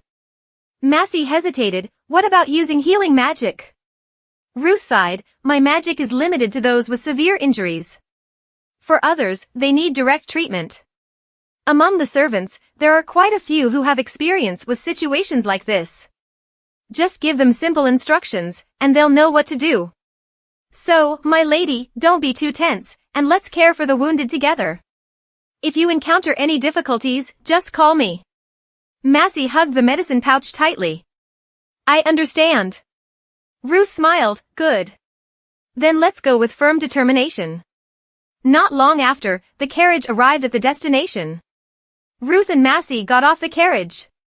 Massey glanced to the side and saw a pool of blood where a wolf had been slain. She covered her mouth to prevent herself from vomiting. Ruth glanced over casually. A werewolf, huh? If these creatures sneakily climb the city walls at night, it's not surprising if we didn't detect them. We need to establish countermeasures. At that moment, there was a loud scream, the mage. Several soldiers hurriedly ran over. Finally, the mage arrived and quickly followed us to the other side. Ruth asked them what happened. They explained in panic that Lord Rickadoo had been injured in the shoulder. Ruth was surprised. Rickadoo? What happened? They explained that the thick morning fog obscured the signal for help, so it wasn't seen. When Ruth arrived late, Rickadoo was facing a large group of werewolves. Massey suddenly felt a bit scared. Should I also come along? The soldiers shouted, there's no time to hesitate anymore. Over here. Massey hesitated for a moment, then called out to Ruth, Ruth. He looked sternly at her. Have you remembered everything I said? First, tell the servants to boil water immediately. We will need a lot of hot water. She nodded. I understand. Massey turned to the servants and said, did you hear that? Hurry, gather firewood. She looked at the medicine pouch in her clothes and said loudly, and others, bring clean cloth and bandages with me. As soon as Massey entered the tent, she had to cover her mouth to prevent herself from vomiting at the scene inside. People were in chaos, shouting, over here. Apply pressure. Damn it, we're out of bandages. Someone bring more. Massey looked around, overwhelmed by the strong smell of blood. She hesitated, this is the first time I've seen so many injured people like this. What can I do here? They screamed, we need more hemostatic medicine. Hearing them mention the medicine she was holding, Massey tightened her grip on the pouch, reassuring herself, stay calm. She spoke loudly, I'll check on that. Massey reminded herself, I came here to help them, not to hinder. She followed Ruth's instructions, cutting the clothing away, removing the clothes around the wound first, then cleaning the wound with clean water. She suddenly hesitated when she heard the wounded person's moans, I'm sorry, just a little bit more, just a little bit. Please bear with the pain. She thought to herself, wet and slippery, I feel like vomiting because of the strong smell of blood, but I can't mess up the order. First, sprinkle the hemostatic medicine, then apply pressure with the bandage to stop the bleeding, and after the bleeding stops. She breathed out anxiously, okay. I followed what Ruth taught. I must have done it right.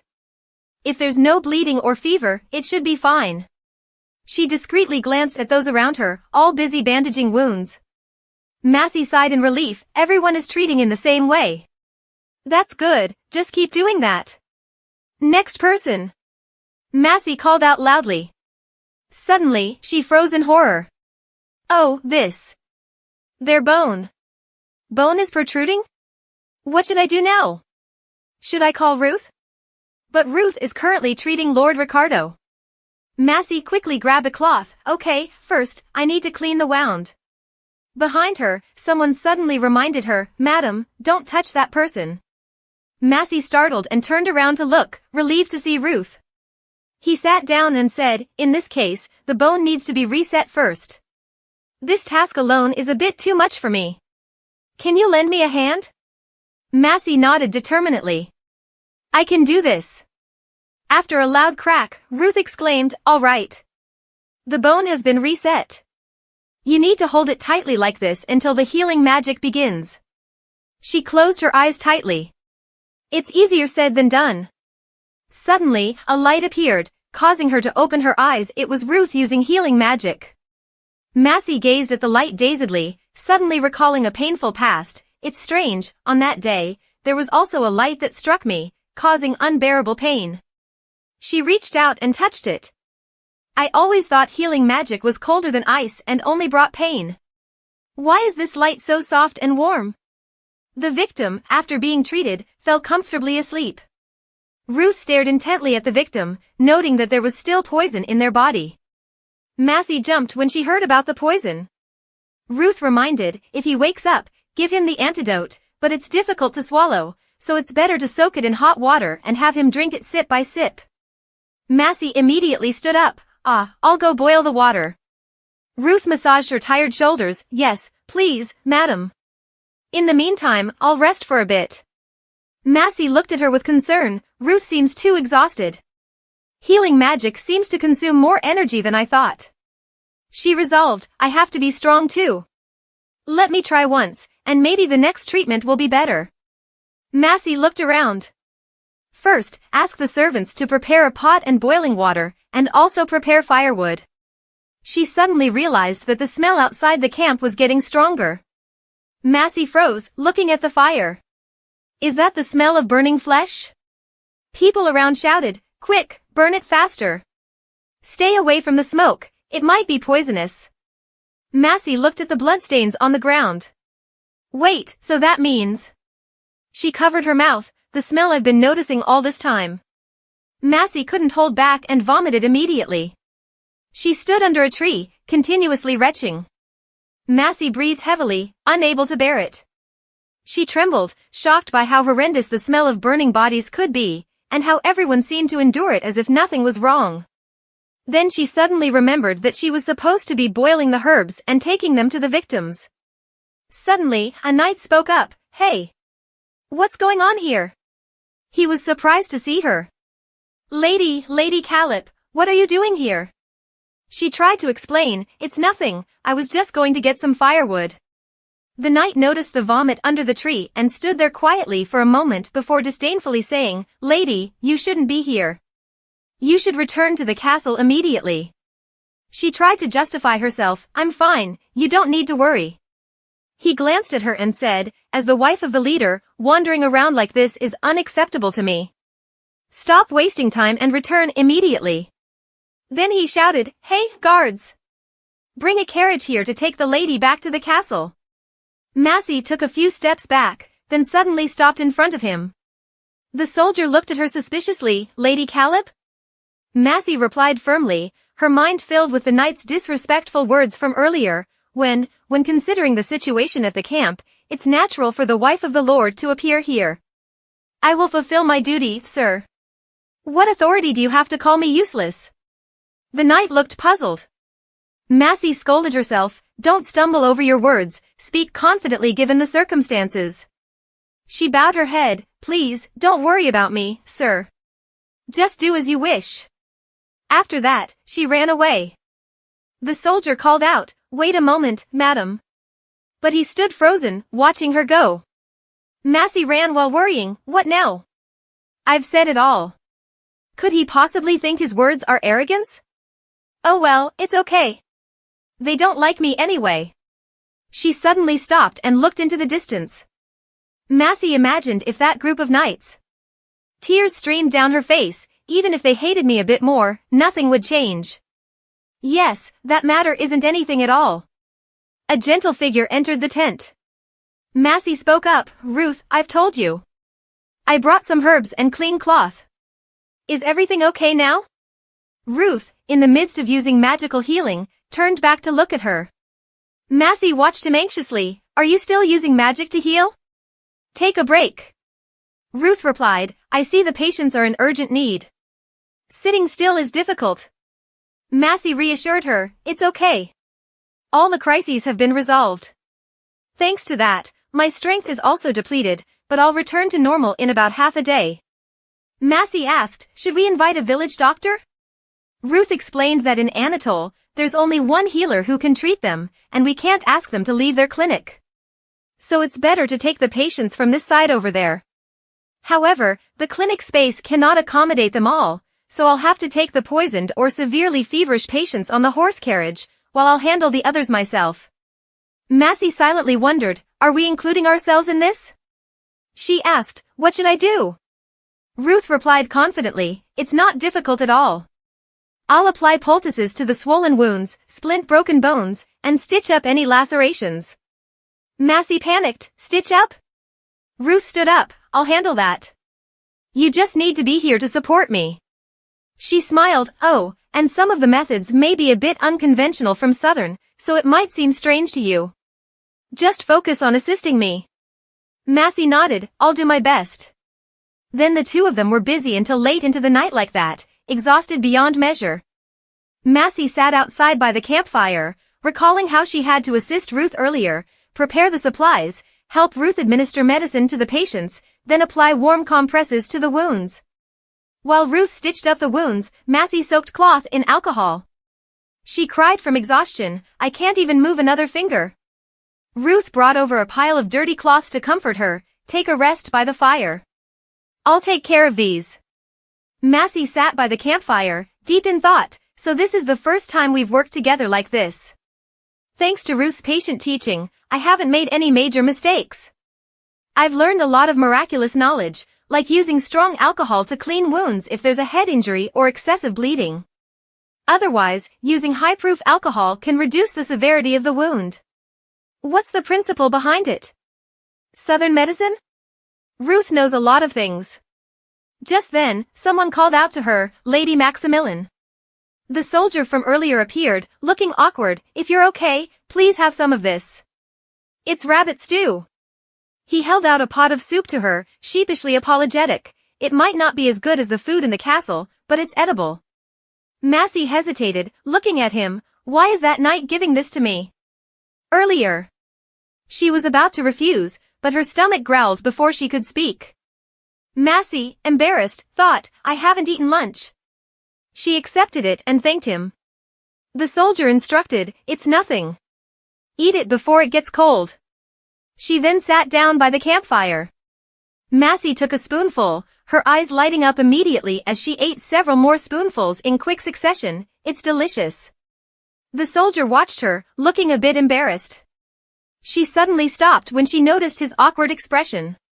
Feeling flustered, Massey asked him, what is it? Why? Is there something you want to say? He bowed his head and spoke loudly, I apologize for what happened earlier. Massey looked at him in confusion, not understanding until he continued, as you said, I was too arrogant. I sincerely apologize. Massey, feeling awkward, stammered, no, what I said earlier, it was because I was too sensitive. I apologize. The knight quickly replied, don't apologize to me, I was the one who was disrespectful to you first. You weren't out of line at all. Massey felt touched. If you say so, then thank you. The knight scratched his head. Not at all, ma'am. Suddenly, someone walked in. It was Duke Carton. Ruth looked at them, puzzled. What's going on here? Is there a problem? Massey explained, no, not at all. This man was just. The knight interjected, I was apologizing to the lady for my rudeness earlier. Ruth looked at them with confusion. What? If there's no problem, then fine. He put something down and continued, by the way, the knights who were sent to scout beyond the wall have returned. It seems there are no remaining werewolves in the vicinity. Lady, you can stop your work and return to the castle. Massey asked, withdraw? I thought I would have to stay up all night here. Ruth brushed off his hands, I'll likely have to stay here all day anyway. There might still be people with fevers, and when my magical strength recovers, I can treat a few more. You've done enough, milady. He looked at her kindly, this is enough. Leave the rest to us. Massey hesitated, then. She still felt uncertain. Is it because I'm too worried? I thought I did well and tried my best, but am I really just a hindrance to them? Ruth sighed and said, look over here for a moment. He smiled, honestly, you have helped me a lot, but there would be a big problem if Lord Callip hears that his lady stayed up all night in a commoner's house. Now, Massey finally understood. He advised, just rest before you return to the castle. That way, we can be at ease. The knight immediately volunteered, I'll watch over the lady. Massey sighed, it's really unfortunate, but being stubborn like this won't do any good. If I exhaust myself and faint from overworking, I'll just become more of a burden. She nodded in agreement, I understand, let's do that. Ruth, don't overwork yourself. If you need any support, just let me know. He smiled, don't worry about that, milady. Then he turned and said, I'll head back inside now. The next day, Massie was too exhausted to get out of bed, feeling as if her whole body had been beaten with a stick. Rudy opened the door and called out, Madam, are you up? How is your body feeling? She groaned but still tried to raise her voice, I'm fine. Rudy looked at her and said, I will go and prepare hot water immediately. A while later, the hot water was brought in. Massie stepped into the tub, and Rudy took care of her very carefully. Is the water temperature all right, madam? Massie smiled, it's fine. Rudy said, if you soak in the water, your muscles will relax. Today, you should rest in your room, it's quite cold outside. Massie hesitated, I was planning to go to the library for a bit. I just want to read a book. Smiling, Rudy replied, I'll have the fireplace lit in the library first. The magician was absent from the castle yesterday, and it's quite cold now. Massie smiled, sorry for the trouble. After a comfortable bath, Massie headed to the library. As soon as she opened the door, light flooded in. Massie thought to herself, the curtains have been drawn, it's really bright inside. She looked up at the towering bookshelves and swallowed with determination. What I'm looking for is... She recalled Ruth's words, Anatole has been an isolated area for a very long time, so there's no way there could be a high-ranking cleric. His magical power is almost depleted, and by midday, he'll be just an ordinary person. In Anatole, there's only one place for treatment, but they can't be asked to leave their clinic. Massie searched for some guidebooks. There are many magical creatures around Anatole, which means incidents like yesterday's could happen at any time. Therefore, if I learn a bit about healing, I might handle it better next time. But where are the healing books? Since this is the space Ruth always occupies, even a single book should stand out. She suddenly noticed. Over there is a huge stack of books. Massie quickly grabbed a book that caught her eye and joyfully exclaimed, I found it! This is a book on herbal medicine, and this. Massie then found a slightly different book. What's this? She stared at it. Is this an ancient script? Could it be ancient healing magic? She mumbled as she read the book. Boil that thing with fruit peel and let it cool. Oh my, it seems I can read it all. I never thought that hiding in the library when I was young would be useful now. If I can learn all this, could I help them even a little bit? She looked around. First, I'll read all these books, note down the ancient words I don't know, and then try to find them. That day, Massie stayed in the library until late at night. Exhausted, she lay on the table, lamenting. There are so many ancient words I don't understand, the herb illustrations are blurry, and the other books just contain dubious content. Instead of sprinkling powder on bruises, if you have a fever, apply wet egg water? It's so different from the healing methods Ruth told me about. She sighed. Even though I've worked hard, I haven't gained anything significant. Besides Ruth, if there's just one more person who knows healing magic, it would be a relief. But it will be difficult because Anatole is too remote to request a high-ranking cleric. Wealthy lords wouldn't hesitate to provide support to bring in an excellent magician or a skilled healer. Before crossing the high mountain over there, they would prepare a place to live in a prosperous and peaceful land. She hugged the pile of books. My eyes are so dry from reading. First, I'll take these books back to my room and continue reading. There might be some essential knowledge in the books I haven't read yet. In the dark of night, Massie carried the books and left the library. A few days later, a maid asked curiously, Madam, are you going to the library again today? Massie was startled and looked at her maid. Rudy, feeling awkward, said, the meal. Then bowed her head and continued, I will prepare some light snacks to bring up for you. Massie smiled, thank you, Rudy. Then she hurried off. Rudy thought to herself with concern, she has been neglecting her meals for several days now. She shouldn't harm her health like this. Inside the library, Massie dipped her brush and diligently took notes. She focused like this for a while until she grew tired and lay down on the table. Massie wept silently, thinking, it's strange, I've been reading books for several days now, but why does the number of unknown words keep increasing? Even though she was reading whatever she could, honestly, these books were quite boring. Suddenly, she heard the door open and quickly looked up. It was Ruth, who was surprised to see her there. "Why are you here, madam?" Massey stammered, "I was just looking at a few things." "When did you get here? What about the injured?" Ruth glanced at the pile of papers on the table and replied, "I arrived last night and finished treating all the injured." Then he noticed a piece of paper and asked, "Madam, are you trying to learn healing techniques?"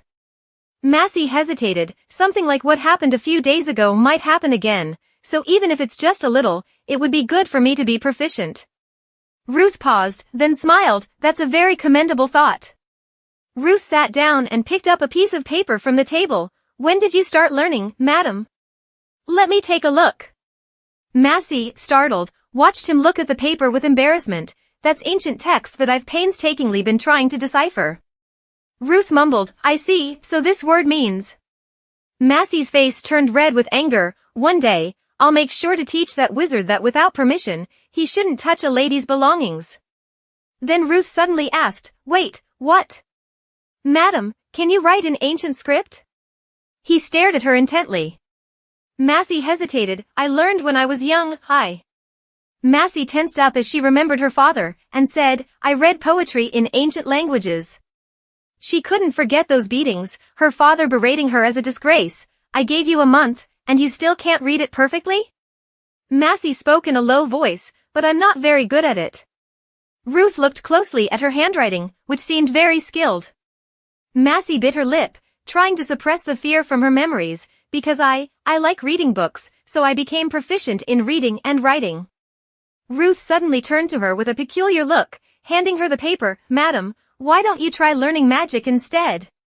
Massey was taken aback by the suggestion. Ruth immediately stood up. "Yes. Why didn't I think of this sooner?" He smiled brightly. "Learning magic would be much better than healing techniques. If you could use magic for healing, it would ease my burden considerably." Massey felt bewildered. Isn't he expressing his desire too casually? She bowed her head, uncertain about the suggestion, and responded, "I've heard that magic is the domain of the ancient capital. It's very complex and intricate, it's beyond my abilities." Ruth shook his head. "That's only true for high-level magic. Common magic is a bit different." Massey asked, "What is common magic?" He explained, "It refers to all the basic, unchanging spells, simple healing and recovery, minor magic like nourishment. Those are considered common." Massey wondered, "Is that really minor?" He smiled, "Even though you seem fragile, you have the ability to harmonize with mana, you know ancient words, and you've done research, right? It seems you already have the basic knowledge needed to learn magic. If you train for a few months, you could quickly grasp the basic types of magic." Massey, full of hope, asked, "Can I really learn magic?" She stammered, Can I actually do it?" Ruth shrugged, "You have to try to see if there's any harm." In his mind, Ruth was already plotting a new, cunning plan. Massey thought to herself, "That's right. Creating magic stones was only difficult at first. Besides, he spoke so confidently. If I can get help, it will clearly be very feasible." She resolved, "If you teach me, I will study diligently." Ruth, delighted, exclaimed, "That's the spirit. That's exactly what I wanted to hear." He felt he had succeeded in the first step of his plan to lessen his own burden. Standing up, Ruth instructed, "Then, tomorrow, madam, please come to the library after 12 noon. Massey, feeling confused, asked, "Tomorrow?" He smiled, "Because I need to prepare some important things for the lesson." Massey wondered, "What are you preparing?" At that moment, Ruth was rummaging through everything and muttering, "Where should I look now? Ah, here it is." A pile of heavy books tumbled noisily to the ground. Massey was startled by the sight of the thick books. Ruth explained, "These are books on the principles and concepts of magic." Massey glanced at them in horror and realized they were in ancient script. Ruth said, "The content isn't difficult. You can understand it all, and reading them in your spare time will help you a lot." She hugged the books. "Thank you, Ruth." He looked out the window and said, "It's nothing." Then, suddenly, Ruth yanked the curtains shut, closing them tightly. He pushed Massey out of the library in her bewilderment and said, "Madam, go outside, or rather, return to your room immediately." Yawning, Ruth shut the door. I need to rest in my familiar spot. See you tomorrow. Massey stared at the door, frustrated. He really is something. As a wizard, he should be more dignified. She sighed as she walked. I need to reconsider. Then she looked up and decided, let's go back to reviewing the books. Massey then returned, walking down a sunlit hallway. Although it was winter, the sun shone down on Anatole, creating a pleasant warmth. She strode through the warm sunlight, a brightly lit window appearing before her. Massey paused, gazing at the beautiful natural scenery outside. She hugged the books tightly and continued walking with determination. That evening, under the dim light of candles, Massey sat in her room, diligently reading. She turned each page, thinking to herself, truly, even though everything is written in ancient script, it's not hard to read. She recalled Ruth's words, although you seem fragile, you've lived and maintained the ability to harmonize with mana. You even know mathematics and ancient languages, almost having the basic knowledge to become familiar with magic. Massey hoped, can I really become a wizard? She imagined herself becoming a powerful mage, if one day she could create a huge fire like Ruth, control the wind and rain, and sweep away the invaders threatening Anatole. She envisioned the scene where Kristen would hold her tightly and praise her endlessly, smiling and saying, I am proud of you. Thinking about that, she happily hugged her books and drifted off to sleep. Suddenly, her heart pounded. Her chest tightened with anticipation. She had never awaited the arrival of the next day with such excitement. She wished for morning to come quickly, thrilled by the thought of impressing Kristen with her diligent studies. She thought, if only it could be like this. The next morning, she was in the library. The board was covered with writing. Ruth shouted, so, the formula defined by this fire ritual conclusively reduces the interference of the world and results in maintaining the lightness of mana in various aspects, becoming the focal point of sustaining magic. Furthermore, in a magical structure built like this, if we apply the supplementary method of the previously developed theorem, it becomes essential. The important parts are the 4 two-step verifications and the 5-step gradual reduction, making it more refined. Massey was startled upon hearing this. Ruth smiled brightly and asked, so, madam, do you understand everything? She desperately lay down on the table. I don't understand any of it, Ruth. He read the book again and asked, tell me which part you find difficult. She stammered, no, there's no part that's not difficult. It's indeed too much for me. Ruth closed the book and said, you're already showing a distressed attitude. Magic is the pursuit of truth by any means. It's a discipline that aims for enlightenment through diligent study. Madam, you must patiently listen to and absorb the specialized knowledge. If you don't understand something, you have to persist until you do and gradually improve. Massey sighed, even if you say so. She stole a glance at Ruth, thinking about the day she would become stronger. She bit her lip, silently resolving to be determined. Massey stammered, I will try my best. Ruth looked at her and sighed in relief, as if her giving up would have caused him great distress. As he wiped the board, he continued, that's good. I will explain everything slowly from the basics. If there is any part you don't understand, please ask immediately. I will go over it again for you. She said enthusiastically, I understand. Ruth thought for a moment about where to begin, then immediately picked up the chalk and started explaining, in the natural world, there exists an invisible force that wizards draw into their bodies, mana. Wizards call it mana, and they attract it into their bodies. Mana exists naturally and is accumulated through training. When it is drawn into the body and concentrated, it is called magical power. Massey raised her hand with a question, aren't they the same? Ruth shook his head, because they are used together, they might seem similar, but if you intend to distinguish them seriously, their properties are different. If mana is the stable energy that exists in a balanced state in the natural world, then magical power is stacked in an artificial manner within a person or an object. In short, you could say it is a somewhat unstable form of energy. Massey listened intently, though a bit confused. Ruth smiled and said, let me explain it like this. Right now, the mana in this space is creating a perfect balance, which we can call a very natural state. However, like this, he snapped his fingers, and a flame instantly appeared in his hand. Ruth continued, Now the mana in this space has concentrated into my magical power, breaking the balance that was established. This is magical power. However, this is not a natural state because the flame cannot naturally exist in this space without my magical power. Therefore, nature seeks to return this unnatural state back to its original balance. Magic eliminates magic, compressing it back to its natural state. In short, it strives to revert to its existing state. He then made the flame disappear. Reup explained, wizards call this force anti-magic. Reup continued his explanation, based on that anti-magic force, magic cannot be sustained and eventually disappears. Massey listened attentively while taking notes rapidly. Suddenly, she paused and pondered over these concepts, then asked, Reup, a few days ago, if there was no magic ritual, does that mean magic couldn't be summoned? He smiled and replied, exactly. The flame I just created was also made through magic. He started writing on the board. Even when cooking, if you want to make a delicious dish, you follow a recipe. If we consider magical power as the ingredients, then magic is like the recipe.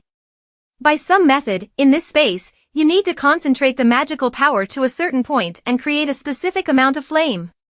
This process is the magic ritual, a technique that is quite specific. Therefore, to become a wizard, you need to accumulate enough magical power in your body and learn how to handle magic precisely according to each spell. What do you think? Do you understand up to this point?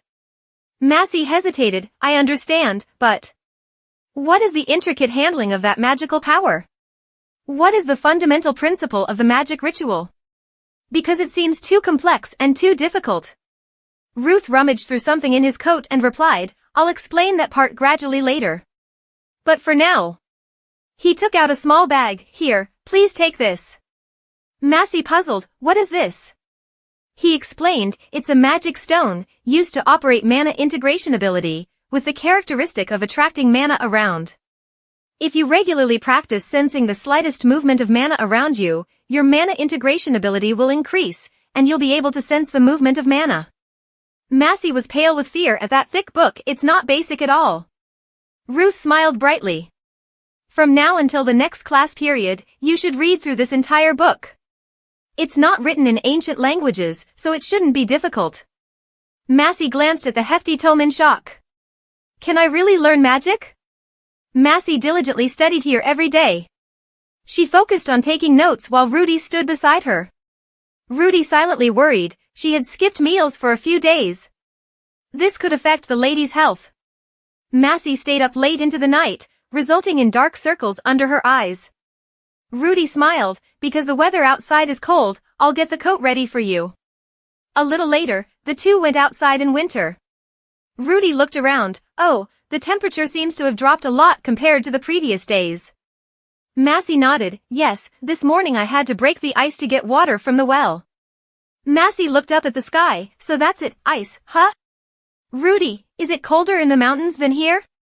Rudy replied, yes, that's right. Massey turned back, how long has the expedition been underway? Rudy said, it's been a week today. Massey couldn't sit still in her heart. Rudy and the others seemed calm, but this unease was her own. Each passing day heightened her anxiety.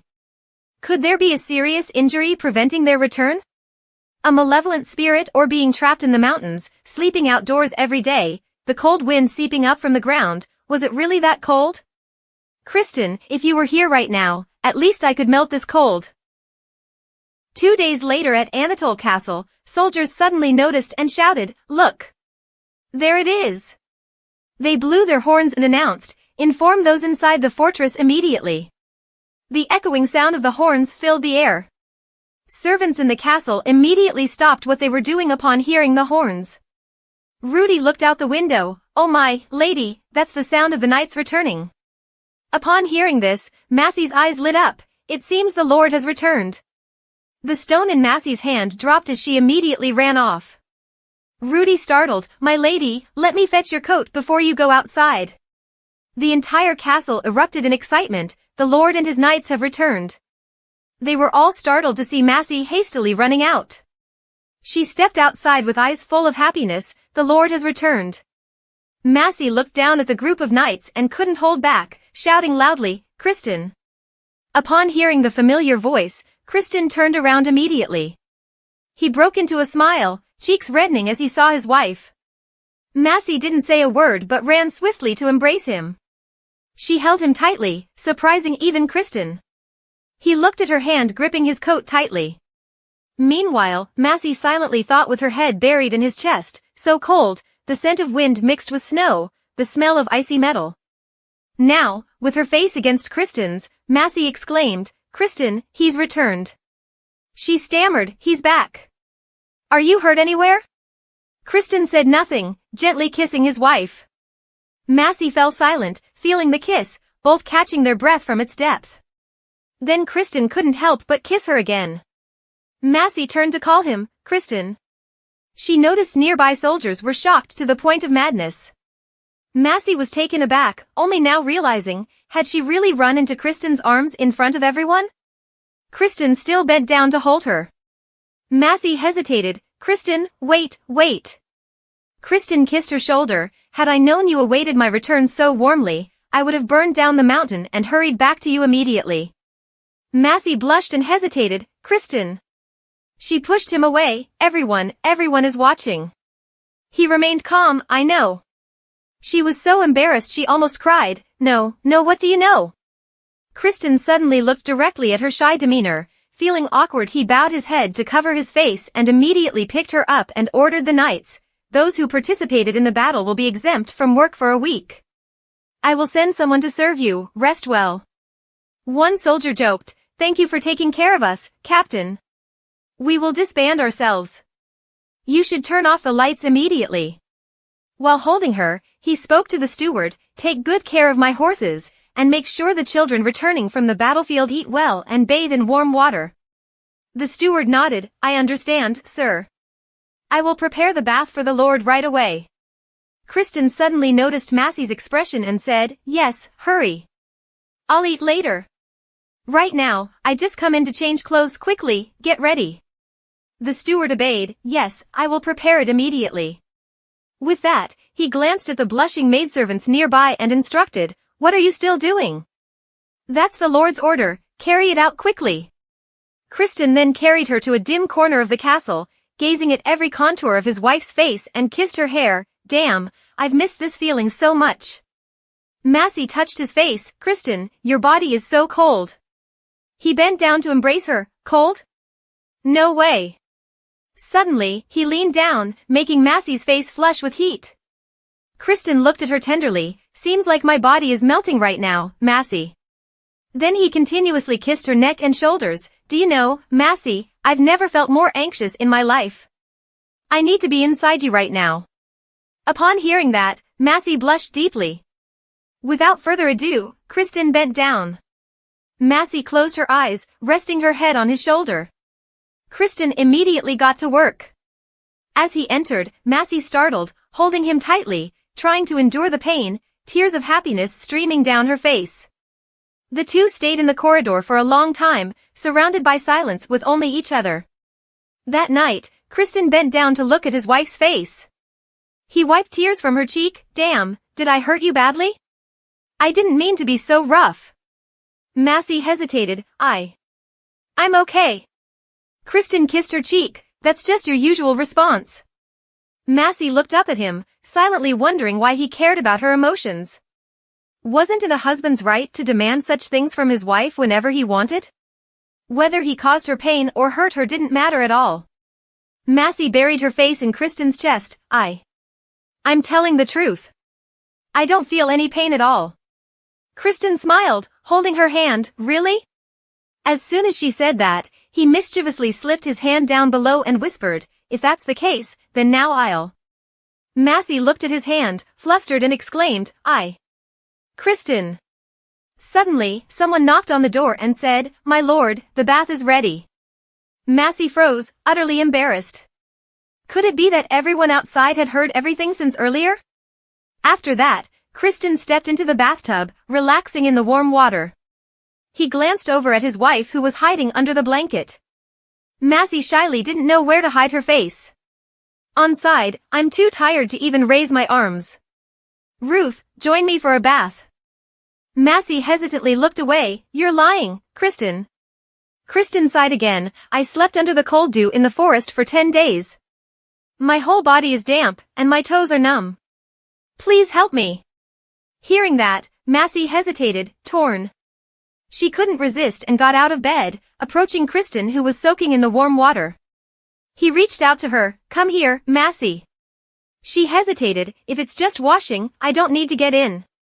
Kristen was serious. Massey, I still need you. Hurry up. Massey reluctantly grabbed a blanket to cover herself. Eventually, she decided to drop the blanket and stepped into the tub to begin washing him. The trap was sprung effortlessly. He quickly embraced her, kissing her shoulders continuously. Massey glanced at him softly. Kristen gently called her name, Massey. He kissed her while repeatedly calling her name, Massey. Do you want this too? The water in the tub immediately overflowed from having an extra person. Massey let out a soft cry of emotion in the room. The two enjoyed intimate warmth in the warm water.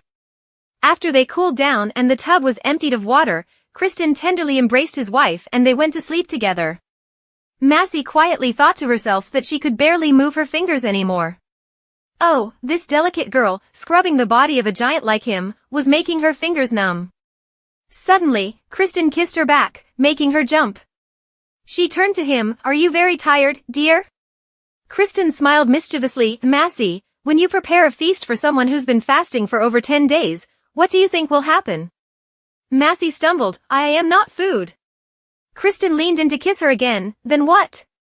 Why do I find you so appetizing? She blushed deeply at his words. Kristen gently stroked her hair. I've cleaned up the area on the mountain, so we don't need to leave here until winter ends. Let's make this time together beautiful. When the weather warms up a bit, you can ride horses or we can go see West Lake. This winter is truly something to look forward to. Then Massey realized something. But what if you don't need me anymore, Kristen? She slipped out of his embrace and watched him sleep. Fear crept into Massey's mind. What will become of me? The next day, Massey returned to the library. The ink on her writing had smudged on the paper. The servants kept calling, Madam, Madam. It was only now that Massey snapped out of her thoughts. She turned to Rudy. Rudy announced, Lord Dongchu has finished changing. Kristen is ready now. Shall we go? Massey stood up immediately. Kristen looked at his wife. Did you sleep well? Oh, I'm sorry for waking up late. I looked for you when I woke up but couldn't find you. Kristen leaned down to kiss his wife's forehead. Don't worry about those things. Massey blushed shyly, but letting Lord Kristen sleep alone. He smiled. You don't need to change our routines because of me. Besides, wasn't it because of me that you overslept? Massey blushed, immediately recalling the scene. She playfully scolded her husband, Kristen. After the servant left, he kissed his wife's hand. Actually, I came here to fetch you. Nervously, Massey asked, Here? You meant to go outside? He excitedly replied, Not outside the castle, but there's something I want to show you. With a smile, Kristen said, Let's go. Massey then put on her robe and followed her husband. She saw 3 kittens nearby. Kristen explained, I went to the farm this morning and found them. Kristen petted Tarlon. Is this little one worried? Must have been displaced from its sleeping spot? Massey stroked the kittens. Oh my, they're just skin and bones. They must not have eaten well for a long time. Did their mother leave them?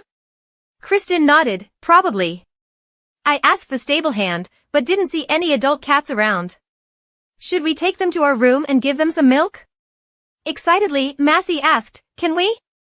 He draped an arm over her shoulder. Whatever you wish. Massey immediately sat down, momentarily forgetting that Kristen intended to embrace her. She said, In that case, I want to bring them to our room. I'll ask Rudy to make a little shelter for them. After that, Massey hugged the little kittens close, thrilled. This is my first time raising cats. Kristen looked at her fondly. Really? Massey recounted, because my father didn't like animals much, and we had hunting dogs at home, so I couldn't bring cats inside. I secretly took care of them in the backyard. I could only play with dogs or cats. Memories of the day she hugged the dog came back to Kristen's mind. He hesitated, remembering, then asked, was it a dog? Should I find you a hunting dog? Massey looked puzzled. No need, sir. I have these little ones, they're enough. He bent down to look at his wife. Massey, if you want anything, you don't have to keep it inside. Like when we lived at Christ Castle. No, I promised you a more luxurious life than that. At the mention of Christ Castle, Massey's heart ached. Like when we lived there? She avoided the question. I'm really fine now. If there's anything I want, I'll tell you immediately. Kristen sighed, looking at his wife. They both brought the kittens home and fed them milk. Massey sat there watching her husband take care of the kittens, imagining Kristen as a warm, albeit large, wolf. At that moment, Kristen calmly called her, Massey. He held the black kitten and asked, what should we name this little one? Massey was surprised. Me. I should name it? He looked at her. You've spent a lot of time in the room. Maybe this little one would like a name. Massey defended the kitten. You shouldn't bully vulnerable animals. He gently placed the kitten in the basket. Who said I'm bullying it? She looked at the kittens. The striped one is John, the white one is Laura, and this black one is Roy. Kristen asked, John, Laura, and Roy? Massey explained, those are the names of the fairy tale siblings. A story I heard when I was little. He sighed, why don't we just call them fairies? Sitting there, he watched his wife playing with the kittens, then softly called out, Massey, stop staring at those kittens and come over here. Massey blushed at hearing this, hesitating. Teasingly, he said, I just asked you to come sit here, why so tense? Massey blushed and wondered how he could lie so casually while keeping a straight face.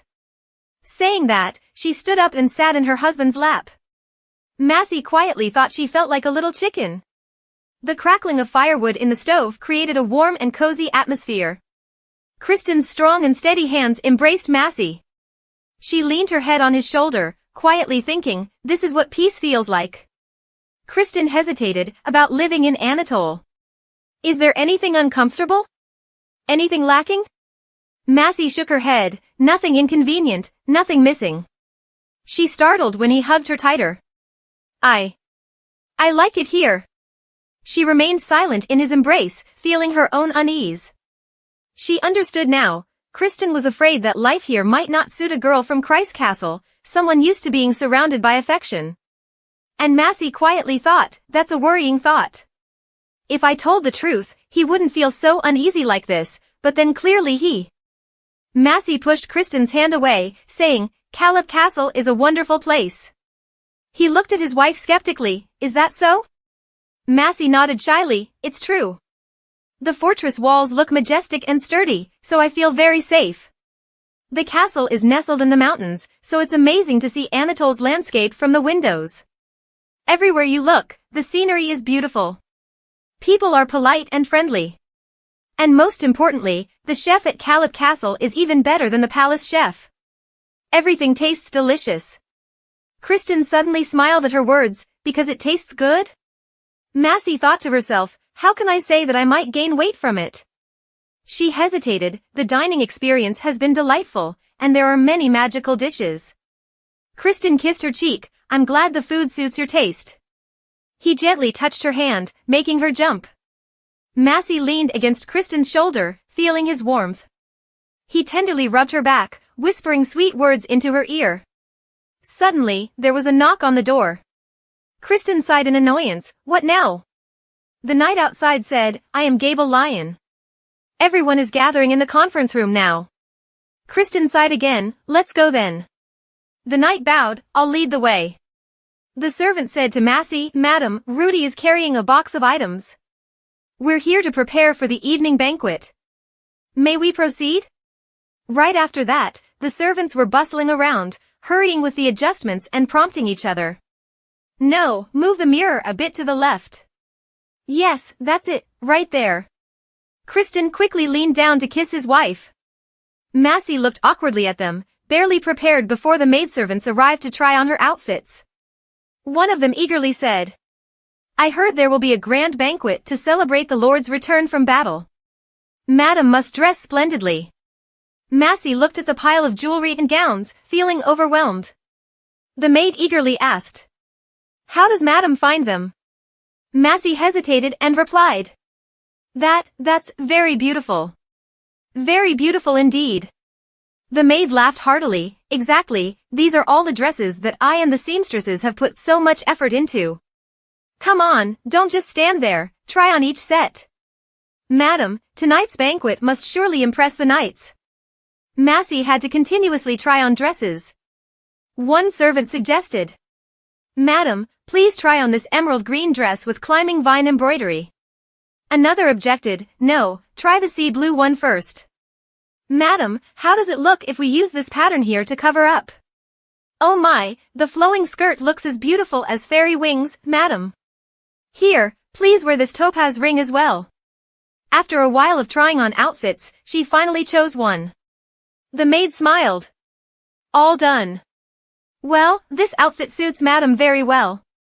How does Madam feel about it? Massey looked at the dazzling gown on herself, hesitatingly replied.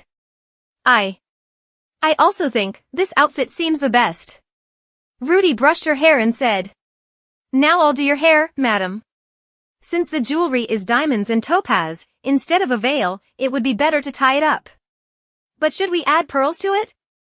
Another objected. No, after tying up the hair, it would look much better to pin it for decoration.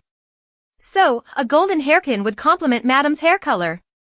After a while of fussing around, they finally completed everything. The maid said. All done, Madam. Please try standing up and moving around a bit to see how it feels. Massey gazed at herself in the mirror and murmured, Oh my goodness. Rudy asked her, Madam, do you feel uncomfortable or is there anything you're not satisfied with? Massey shook her head. No, not at all.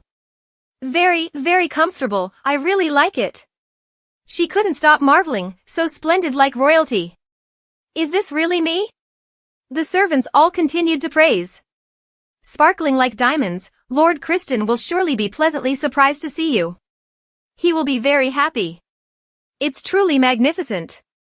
At this moment, a servant brought her a cloak and said, Even though there will be a fire during the banquet, the temperature will drop at night. Madam will need this cloak. The maid smiled and handed her the cloak, wishing Madam a joyful banquet. Massey was touched and said, Thank you, Colin, and all you. After spending the whole day trying on clothes, evening arrived. Massey walked down the corridor with her attendant. Her white gown stood out vividly in the darkness of the night. As she entered the banquet hall, everyone was bustling with excitement. Massey spoke to her attendant, Rudy.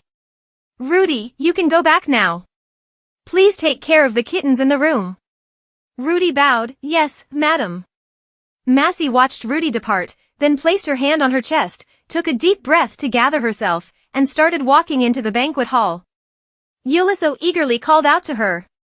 Lady Massey, have you been well during this time? Massey awkwardly greeted the young knight in training. He was excited. Although you've known early on, I've just returned from my first meaningful conquest with Lord Callip. It was the most profound 10 days of my life. Massey stammered, That's fortunate that you could return safely and unharmed. Did you get injured anywhere? Ulysses scratched his head. It's quite embarrassing. I got tangled in tree roots while descending a hillside, dangling there. Luckily, we had a salve made by a mage that spared the expedition any trouble. But I endured teasing from Sir Richard all day. Sir Richard? The one who escaped the battle with the ogres? Massey asked. At that moment, another knight interjected, Lauber, save the commotion for later. First, let's seat the lady. Ulysses apologized hastily, I apologize for my exuberance. Lady Massey, I'm sorry. Massey reassured him, it's all right. He then led her, Come, let the lady follow this way. I'll guide you to the best dishes. The roasted pork here is truly a masterpiece. Massey chuckled, Thank you, Lauber. Ulysses extended his hand, I will hold the cloak for you, madam. Just give it to me. Massey tightly held onto the cloak, making Ulysses confused, Madam? Massey was secretly worried, isn't the dress too extravagant? What if everyone laughs at me? The maids have dressed me beautifully, but if people see me, they might think I did my makeup in under a minute. Summoning all her courage, she handed the cloak to him. Here you go. Massey peeked at him, surprised by Yuliso's reaction. Why was he so silent? Did she really look that ridiculous? If someone stared at an ugly person like that. The knight's jaw dropped, exclaiming, "Oh my God, madam! You are truly beautiful, like an ancient goddess. You look stunning in that white gown." Massey stammered, "Really?" Yuliso grinned widely. "You were already lovely before, but today you are breathtaking. You are the wife of Lord Calip, the #1 knight in the world. In this moment, I've lost my soul. Even the proud goddess Nym would blush with envy at your charm." Massey, embarrassed, blushed deeply. "It's not that much." Yuliso shouted even louder, "No, really.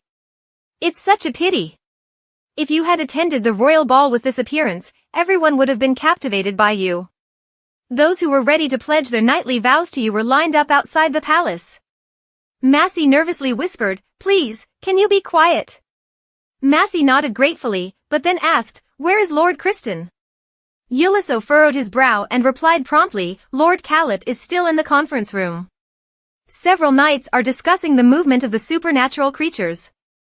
Massey was taken aback. Movement of supernatural creatures? Yuliso explained, the creatures from the northwest suddenly started moving towards the south. At that moment, a familiar tall figure appeared. Massey looked and greeted, "Sir Richard." He grinned, "Lady Massey. It's been a while." Massey mumbled, "A while? It was just yesterday." "Yesterday? How so, lady?" He smirked teasingly. "Yes, you're right," Massey stammered, feeling embarrassed. "More importantly, the supernatural creatures are moving south." "What does this mean?" Richard took a sip of wine and replied, "Indeed. I've seen fishing boats from the north showing signs of migration towards the Anatole Mountains. I'm not sure if this will affect the ecosystem of the supernatural creatures, but if these creatures move south, it will impact the entire region. Hence, the meeting to devise strategies with the mages will take longer." Yuliso interjected to explain further, "That's why we returned late to investigate the situation thoroughly. We conducted a detailed investigation in the northern mountain region." Massey tensed up, "So that's it." She continued nervously, "The supernatural creatures." In Massey's mind, horrifying scenes resurfaced from her healing mission, floors soaked in blood, people with bones protruding from their wounds, and the stench of charred corpses. If this were to happen again, it would result in many deaths and injuries. Richard noticed the expression on Massey's face, scratched his head, and said, "I've spoken nonsense. Lady Massey, you don't need to worry about this."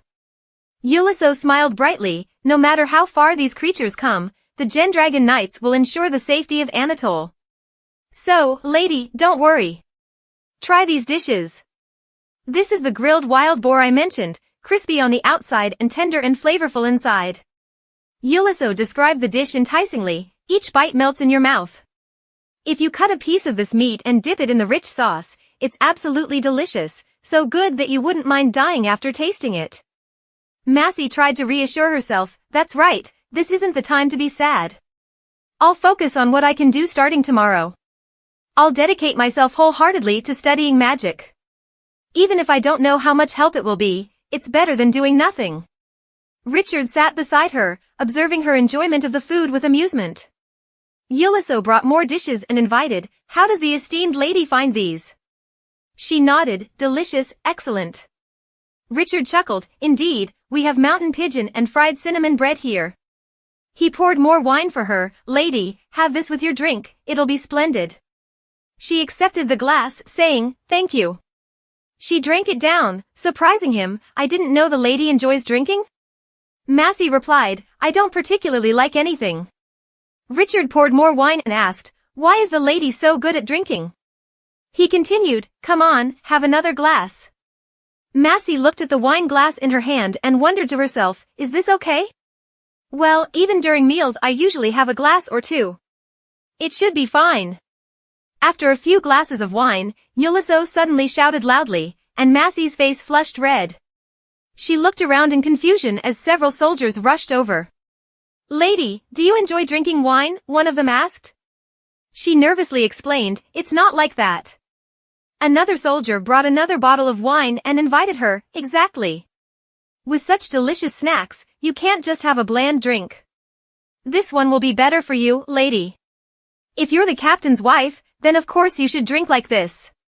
Massey looked at the large bottle of wine and, feeling a bit overwhelmed, decided to join in. All right, pour me some. Before long, the table was cleared of food. Massey sat there, feeling flushed, and thought to herself, my mood is really good, like floating on a cloud. Massey raised her glass again, and the soldiers cheered enthusiastically. Come on, please finish it, madam, one of them urged. Suddenly, someone muttered, I thought she was a reserved and modest girl, but she has a cute side too. Massey heard these words clearly. She glared and said firmly, I'm not without principles, even though I may seem reserved. Then she raised her glass and downed it in one go.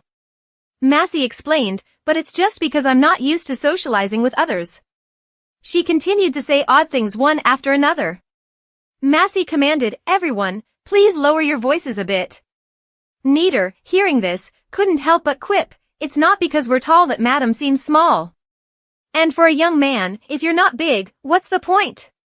Neater is happy, it's not too late now. If madam eats a lot and drinks a lot, she'll grow as tall as a pine tree. I hope this captures the essence of the passage more clearly. If you have further adjustments or specific parts you'd like to focus on, feel free to let me know. Massey was surprised, is that so? Can I still grow a bit more? They laughed. Of course, madam, you know. Since I was 13. I drank wine so I am big proof, isn't this what it is? Ulysses rolled his eyes, what was he saying? I don't know the secret of the height of Mr. Knighton? Really? They look around, the kids hold their hands, sir, please pour me wine, soon I will catch you. Massey also quickly drank the entire glass. He raised it, I too. Suddenly, the wine glass in her hand was lost, and that tall figure abruptly appeared before her eyes. Kristen's fiery anger erupted loudly, what are you doing? She innocently laughed, I want to be tall, taller than ever. Her husband immediately glared at the knights, you lot. What were you thinking to make my wife so drunk? Speak up. Nearton scratched his head, it's because madam drinks well, so we got excited. Kristen forcefully slammed the wine glass down on the table, the knights stood frozen, so you mean you used my wife to get yourselves excited? All of you? At that moment, Massey's eyes were heavy, she closed them swaying from drowsiness. Seeing his wife in that state, Kristen sighed deeply and gently carried her, who was now completely unaware of everything. Kristen warned all the knights, today, just eat and drink until you're full and drunk. Tomorrow's training will be tough enough as it is. With that, he left amidst the fearful silence of his men. Kristen carried his wife away from the party room, worry etched on his face. Massey, how much did you drink? These idiots. Suddenly, she looked up and kissed his neck. Kristen, stunned, looked at her foolish smile, then hesitated, Massey, are you just going to sleep like this? He helplessly admired his wife, sleeping peacefully like a child, and muttered, let's see how tomorrow goes. The next morning, Massey groggily woke up in bed. She looked around. Oh, my stomach hurts, and I have a terrible headache. Suddenly, a voice spoke up, you're awake, my drunken lady? Massey turned to look at her husband with a sheepish and guilty expression. He came closer. Yesterday was quite a sight. I didn't expect my wife to be such a heavy drinker. She tried to explain, no, it wasn't like that. Yesterday was the first time I drank alcohol. Then he placed a glass of water in her hand. Let me tell you something, Massey. If I ever see you passed out drunk among other men again, I'll make sure you can't walk for a while. Massey was stunned by his words. She felt a strange mix of awe and bewilderment. Why wasn't she afraid? He looked at her, why are you so dazed? Do you know what I'm planning to do? Massey nervously turned away, I won't let it happen again. He lowered his head, you think right now. Kristen glanced at his wife. She was sitting on the bed, still not fully sober. I had the servants make some tea to help with the hangover. Drink it and rest. Massey, startled, whispered, Kristen, I. At that moment, Kristen's demeanor turned fierce, like a black dragon on the hunt. I have some urgent matters to handle at the training grounds. I'll stop nagging tonight. Massey was bewildered. What did I just see? She buried her face in the bed due to the headache. At that moment, the servant brought in the herbal tea and informed her that the bath was ready. After changing, Massey went to the library. Ruth waved. Good morning, Lady Callip. Did you grow taller overnight? Massey blushed at this. She slammed the book on the table. If you remind a lady of her mistakes to embarrass her, that's very impolite. Ruth giggled. What kind of lady drinks half a bottle of wine? Massey stammered. Lies. I couldn't have drunk that much wine. Ruth continued to tease. Including the grape wine, it was quite a lot. Lord Knighton praised you endlessly, saying, look at Lady Callip drink and still stay sober, she must be a born drinker. Massey sat down, despairing. I wasn't sober. I had such a terrible headache this morning. Now I feel a bit better after drinking the herbal tea. He chuckled. There will surely be another chance to test your drinking capacity. Then he continued writing. Enough small talk. Have you read the book I gave you? Massey fumbled. That one, there's only one volume left. She bowed her head. Sorry, I've been reading but, there are many parts one don't. I don't understand so. Ruth looked at her, hesitating. Really? You've read more than I expected. Massey looked up, puzzled. Didn't he say I had to finish reading it by the next time? Ruth laughed, looking at the papers. Write down the parts you don't understand separately. That way, I can explain based on what you've written here. Focus now. Massey, filled with determination, yes. They studied together from morning until evening. Ruth examined the papers. Good job. I think you've got a clear understanding of this section now. She said hesitantly. Ruth, you seem very familiar with teaching, don't you? He asked. Yes. She continued. There are many things I don't understand. Although it might be frustrating, you patiently explain everything to me. Ruth smiled and sighed. It's nothing, because you're a diligent student with strong willpower. He thought for a moment, then said, and also. Ruth looked out the window. Times like these remind me of the World Tower. Massey was curious. Didn't you leave because you hated the World Tower? Ruth explained. I didn't hate the rules there, nor did I hate the tower itself. Hundreds of mages gather there, a place where everyone can sharpen their minds and techniques. The island of intellect and genius, the cradle of wizards. Ruth recounted nostalgically. There's no place like that anywhere in the world. Massey's eyes sparkled with hope as she looked at him. Do all wizards study at the World Tower? He was speechless. You're studying magic here in Anaton, and you say that? Unless it's elemental magic, there's no need to study at the World Tower. Massey was puzzled. Elemental magic? Ruth suddenly realized. I haven't explained this to you yet, have I? He scratched his head. I mentioned the elements within mana before, didn't I? Massey recalled. Yes, that's water, earth, fire, light, and darkness. There are 6 elements. Ruth nodded. Correct. These 6 elements are all equal. That is the stable state of mana. Elemental magic focuses on a single element within that mana accumulated in the body.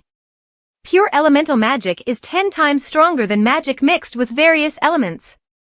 Massey was curious. How is that possible? Wouldn't having multiple elements be better? He sighed. Do you remember the principle of casting magic? She recalled a bit about it and asked, so it disrupts the balance by putting magic into the natural state of mana? Ruth smiled. Exactly. Magic is the act of creating a calculated discord in the natural world. Therefore, the more unstable the magic power, the stronger it is. For example, imagine there are 6 bricks here. If these bricks are laid out side by side, it's hard to disrupt them, right? But if these bricks are stacked into a tall tower, just one hit can topple them, correct? Massey responded. I understand a bit now. Because a wizard's magic goes against the laws of nature, the more it leans towards one element, the easier it is to break the natural balance of the world. Ruth laughed. Exactly. He showed the mark on his wrist. This is the smart part. The magic required to form elemental magic can only be inscribed by high-level wizards who live at the top of the tower. With common magic, you can still become a wandering wizard working with mercenary groups. Massey looked at him with hopeful eyes. If I had this mark, would it be easier to learn magic? Ruth sighed. It's not that simple. This mark can't just be inscribed on anyone. To get this, I had to live at the World Tower, train for at least 3 years, and couldn't leave during that time. Naturally, a novice like you should focus on learning basic magic first. Massey was annoyed. I was just asking. Ruth immediately stood up. It's getting late. Let's end today's lesson here. Are you going to dine in the dining hall? She hesitated. Well, about that. He teased. Personally, I suggest you use this opportunity to break the ice with the knights. Everyone's still talking about the amusing events from last night. Massey swallowed her irritation and said irritably, I told you to forget about it. I don't want to be remembered as an amusing girl. At that moment, someone outside the door announced, the magic tool has been completed. Kristen, brimming with anger, stood outside and asked, what are you still doing here at this hour? He entered and said, the maids have been cooped up here since morning. Massey stammered, I was just about to leave. Meanwhile, Ruth nonchalantly replied, some people read books all day just like how you wield your sword all day. Kristen pulled her along. Come, I've had dinner set up in our room. He replied, everyone's lounging around in their quarters. I ordered food to be brought to the soldiers pretending they couldn't move. Ruth shivered. What did you do to make everyone too exhausted to go to the dining hall? I just gave her a little wine. Isn't your reaction a bit excessive? Kristen smirked. I just disciplined them a bit. The sight of everyone getting tipsy seemed to undermine discipline. Then he hugged his wife. Let's go, Massey. Massey turned her head and called out, I'll go ahead, Ruth. Ruth sighed. Yes, be careful. As Kristen pulled her along the hallway, Massey called out, Kristen, wait. Are you still angry with me?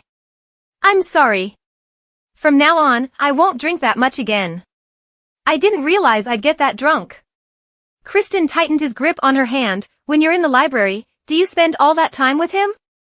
Massey, puzzled, stammered, yes, most of the time Ruth is in the study. I always run into him. His expression turned serious. Does he bother you? Or do anything strange? Someone as sly as him could drag you into trouble. Massey quickly explained, no, he doesn't. If anyone's a bother, it's me. Ruth has taught me things I didn't know, and when I first arrived at the castle, he helped me with so many things. Kristen's face immediately grew stern. Massey noticed his sour expression and wondered, did I say something wrong? Why does he look so upset? Kristen hesitated before asking, Massey, do you like intelligent men? Massey was so shocked she froze. She quickly shouted, I don't like him. While it's true I respect him, it's not like what you're thinking. She continued, her voice trembling, I rely on him when I'm struggling because he knows so much, but he nags a lot. You're meddling too much. Tears welled up in her eyes. I don't side with him. I'm only with you, Kristen. The hallway fell into silence. Massey thought to herself, oh no, what am I saying? How can I even face Kristen now? She stammered, if I had to say, the person I'd like is someone reliable, skilled at writing, and who treats me well, then I would say I like. Suddenly, when she turned around, she saw Kristen banging his head against the wall. She was bewildered. Kristen. He turned to look at his wife, exasperated, then hugged her waist. How strange do I have to act in this place? Kristen immediately threw his arms around her shoulders, ignoring her protests for him to stop. He picked her up and kissed her deeply. Massey panted heavily after he let go, and then Kristen kissed her even more passionately. Truly, people in love are always different. If they aren't embarrassed, someone else will be. Massey suddenly turned and saw several servants blushing furiously. She quickly covered her face. Kristen sternly ordered, if you're done, leave the room. The servants awkwardly bowed and left. He lifted her up. Massey, still too embarrassed to look, said, now, how can I face them again? Kristen sighed, it doesn't matter, they're just servants. She blushed deeper. You're rarely in the castle, but I'm with them every day. He teased, but you spend the most time with Ruth. Isn't that right? His words made her feel so embarrassed she wished she could disappear. Massey tried to explain, no, it's not like that. I spend most of my time with the maidservants. Kristen leaned down, no matter what, I'm your husband, but I spend the least time with you. Doesn't that seem unfair? Massey stammered, that's not your fault. Kristen took her hand, exactly, it's because I'm too busy. He kissed her hand. So, Massey, what I mean is that at least when you're with me, don't think about anyone else. She blushed, staring at her husband in bewilderment. Massey lowered her head, and the atmosphere grew silent again. She thought, it feels like there's a heartbeat at my fingertips. Every time he looks at me like that, it feels like all the words in the world disappear. Time passed quickly like a shuttle. Early in the morning, Kristen called her, sleep a bit more, Massey. She rubbed her eyes, no, I'm already up. He gently kissed her, but you look like you haven't had enough sleep. Massey couldn't help but gaze lovingly at her husband. The winter was long, and Kristen stayed at the castle longer. There are some things I can learn about him. First, he seems to have a rather simple taste. He likes wearing plain, sturdy clothes that are easy to move in and without any patterns. There's no way he would wear a brooch or any jewels. I don't think he's unfamiliar with luxury, but his simple tastes don't seem to apply to me. At this moment, a servant inquired, my lady, are you feeling unwell? A little while later, the servants prepared dresses for Massey. Choose this belt, Massey thought to herself. He always wants me to wear bright outfits and jewels, living lavishly served by the maids. All these things seem to hold great importance to him, as if his jealousy and contempt for the aristocracy coexist within him. The servant smiled, we will help you with your makeup after you finish bathing, my lady. Massey dressed in her luxurious attire and jewels, wondering if Kristen was pleased with how he had nurtured the Duke's daughter. I also want to meet his expectations. If possible, when spring comes, the nobles will visit Anatole. While the true noble ladies are full of grace, I am still clumsily imitating. Jeddah, how long can I deceive him? I've never even learned how to host a banquet. Massey looked at her hand, I really. Suddenly, a noise startled her. Ruth spoke up, once you finish reading this book, you will have learned the basic theory. Please focus, my lady. If you want to learn any magic, you need a solid foundation in basic theory. You must try a little harder. Massey defended herself, I am trying. It's just that I'm a little tired. My lady, please have some tea. Massey gratefully accepted, thank you. Ruth looked at the cup set down with a thud on the table, annoyed. This is herbal tea with added ginger and honey, right? Not bad for weather like this. Rudy smiled at Massey, would you like some sweets as well, my lady? Meanwhile, Ruth stared at the spilled tea. Massey glanced at him, seeing Ruth calmly drinking tea and turning the pages of a book. She thought, since Kristen showed concern for Ruth, I always bring Rudy along when I go to the library. She awkwardly looked at the two of them, not understanding why they seem unhappy when they see each other. Ruth often speaks quite bluntly, which might be considered disrespectful to Rudy. He asked, how's the mana perception training going? Massey stammered, it's still not progressing particularly well. Ruth stroked his chin, I didn't expect that. I thought you were born with a strong ability to absorb mana and would succeed right away. Massey suddenly looked puzzled, my absorption ability is strong? Ruth explained, last time, you saw my magic power being drawn into your palm. That means your ability to integrate and absorb mana is high. Usually, for a magic conduit to develop to that level, a mage has to put in a lot of effort from a young age. Massey, curious about this, said, the magic conduit is the pathway in the body through which mana is integrated. She asked, so, how do they normally develop? Ruth replied, a senior mage will regularly channel magic power into their disciple. If one is constantly exposed to magic from a young age, the magic conduit will naturally expand, allowing for better absorption. Hearing this, Massey's heart skipped a beat. Constant exposure to magic? Thinking about it, memories of harsh punishments flashed before her eyes. After those sessions, the mage would always heal her. So, is it because of the healing magic I received when I was young? Is this ability thanks to that? Ruth noticed her hands trembling and reassured her, you don't need to worry so much. He looked intently at Massey. If you keep practicing, it will only get better. Massey tried to smile, yes, that's right. She consoled herself, well, no matter how it started, it doesn't matter. Whether this ability is a talent or not, what's important is how to use it. Massey asked, so, in this structure, if I change this part like this, what happens? Ruth nodded, you did it right. So now you've memorized it. Now, next. The lesson continued smoothly thanks to Massey's intelligence. At this moment, Ruth noticed Kristen standing at the library door and grumbling, of course, here you are. Massey jumped in surprise, Kristen. Ruth sighed, you finished your training already? Kristen kissed her hair and replied, training for long periods in cold weather can reduce the soldier's discipline, so I gave them a day off. He hesitated for a moment, but you've been here since early morning, haven't you?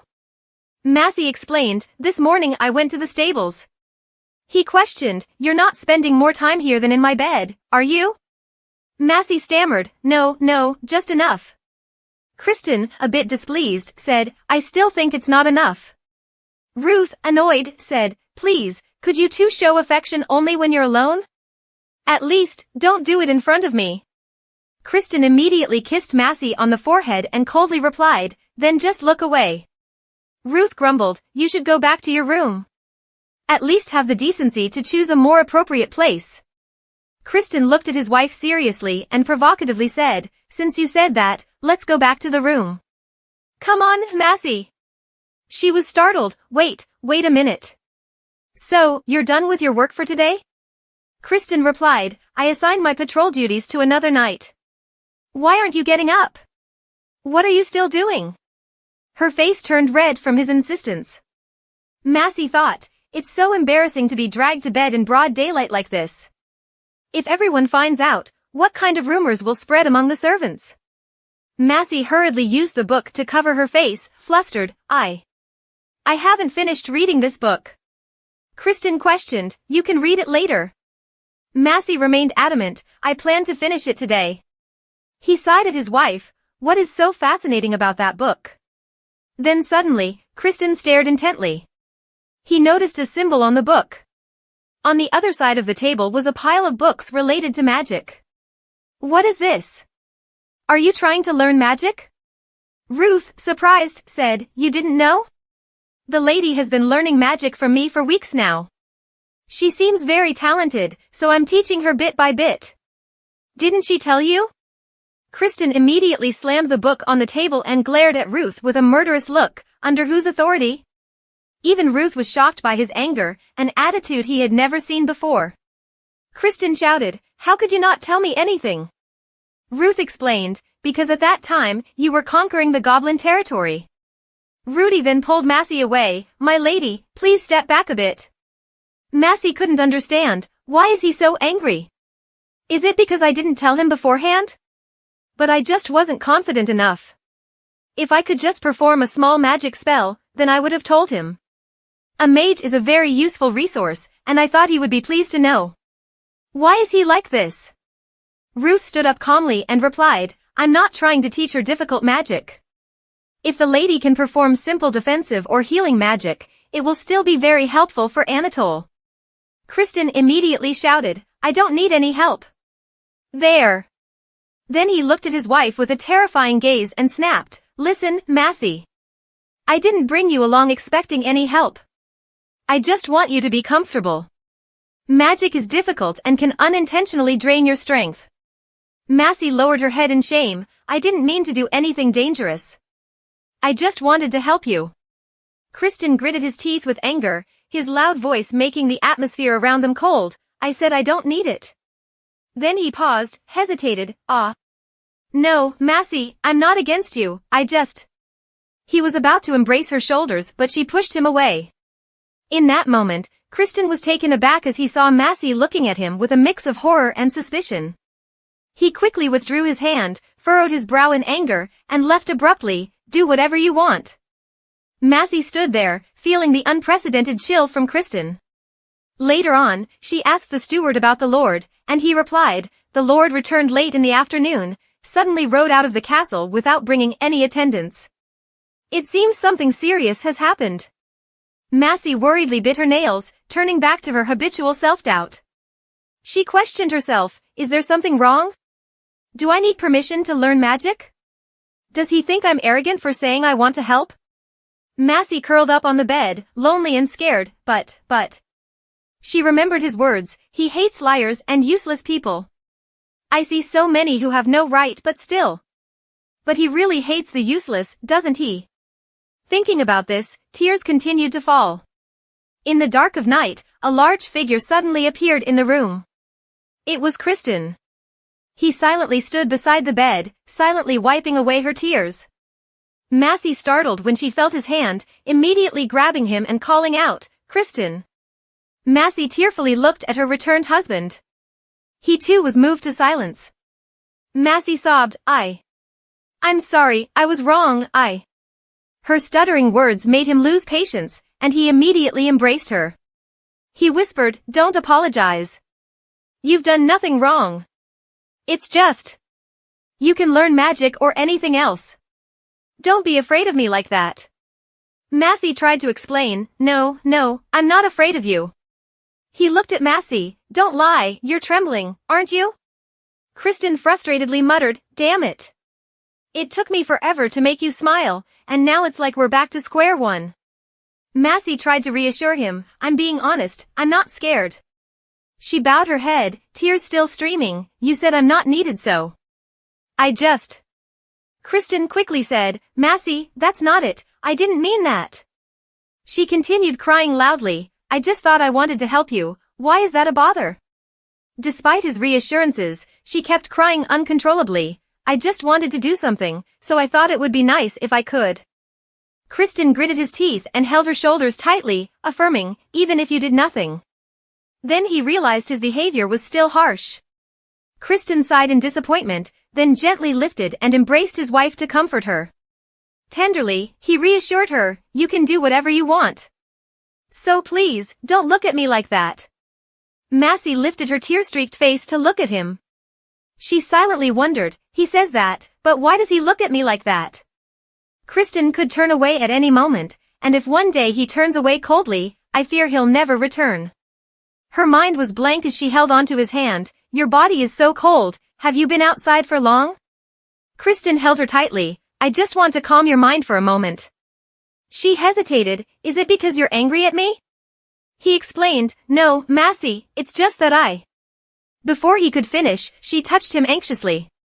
Massey felt a surge of excitement from the effect she was having on Kristen, making him grip the bedsheet tightly. His strong physique and deep voice, someone stronger than anyone else in the world who could even decapitate a dragon, yet now Kristen bit his lip to keep from moaning. Why was such a person so restless in front of her gestures? How could they explode in her hands like this? Massey recalled the teachings she had received all along, a noblewoman must maintain purity, must always sit still like a dead mouse. And because of that, I didn't know. At this moment, Kristen gently lifted her face and sighed, Massey, how much do you want to make me crazy?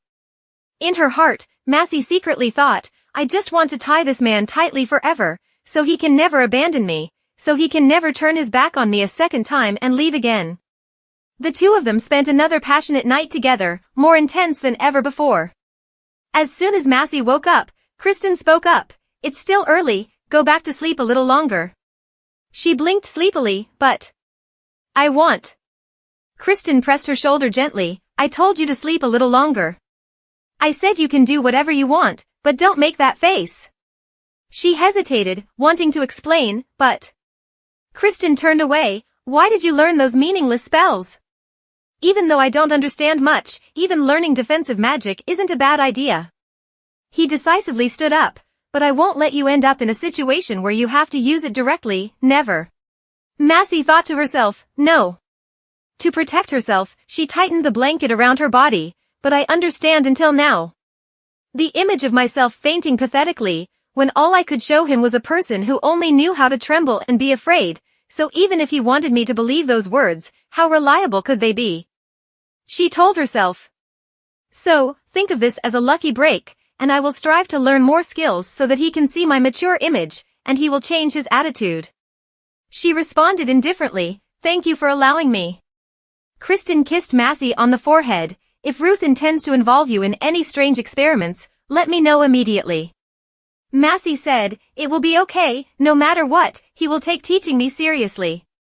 Kristen's mood suddenly worsened. He looked at her with angry eyes and then left. "Rest now." Massey watched him leave. "So everything is fine now, right?"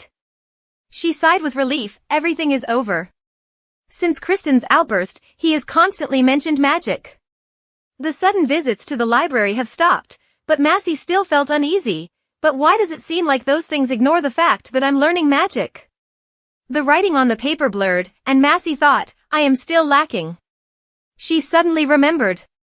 That's right, witches are essential talents. Hurry up, I must hurry. Even if it's just healing magic, if I can do that, then Kristen will. Suddenly someone called her, "Ma'am?" It was Ruth, staring at Massey's distracted state. "Don't be so anxious. We have already learned the basic theory. It usually takes a lot of time to learn magic." Massey, tense, replied, but until now, I don't know or can do anything. What should I do? Even if I practice every day, I still can't do it." Ruth shook his head and said, "Could it be because the Manna Stone and the Fortress of Fire are not good enough?" Suddenly, he thought of an idea. "Let's try this, ma'am." He proposed, "Change the training location." Massey has puzzled. "What? How come?" Ruth explained to her, "Depending on the location, the concentration of mana will differ. Places with more natural elements like plants, soil, and water have higher mana concentrations. If we practice in those places, it might be much better." Coincidentally, there is a cavalry training session today, so all the cavalry will be gathered at the training grounds, making it a perfect time to find a quiet place to practice. Massey hesitated. "In such cold weather, you want me to go outside? Right now?" Ruth smiled. "Ma'am, you won't freeze to death if you just go out for a little while. Think of it as a walk in the backyard.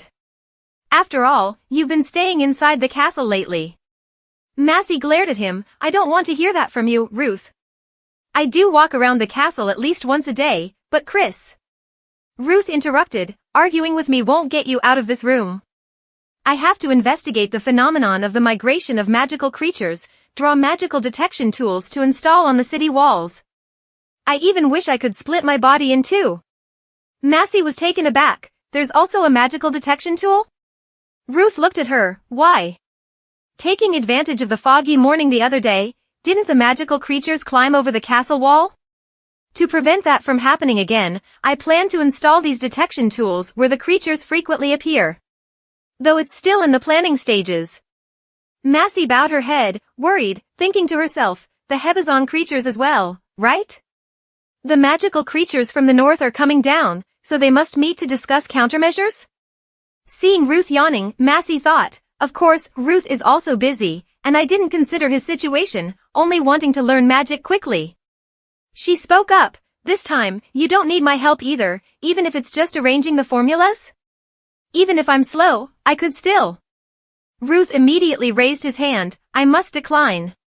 Just teaching you magic has already gotten me in trouble with Lord Callip. If you became my assistant, he would never forgive me." Massey bowed her head, unable to argue. He smiled. "Anyway, thank you for your offer, but now please focus on learning magic. It will be more beneficial than helping me with these tasks." At that moment, a servant approached and handed her a coat. Massey stood up. "I understand. Thank you." Ruth waved his hand. "You must stay in good spirits, even for my sake." Massey left. "I will go gather mana." After she left, Ruth leaned his head on his hand, looking visibly tired. He always had a great fondness for her, and he likely didn't want Massey to face danger like before.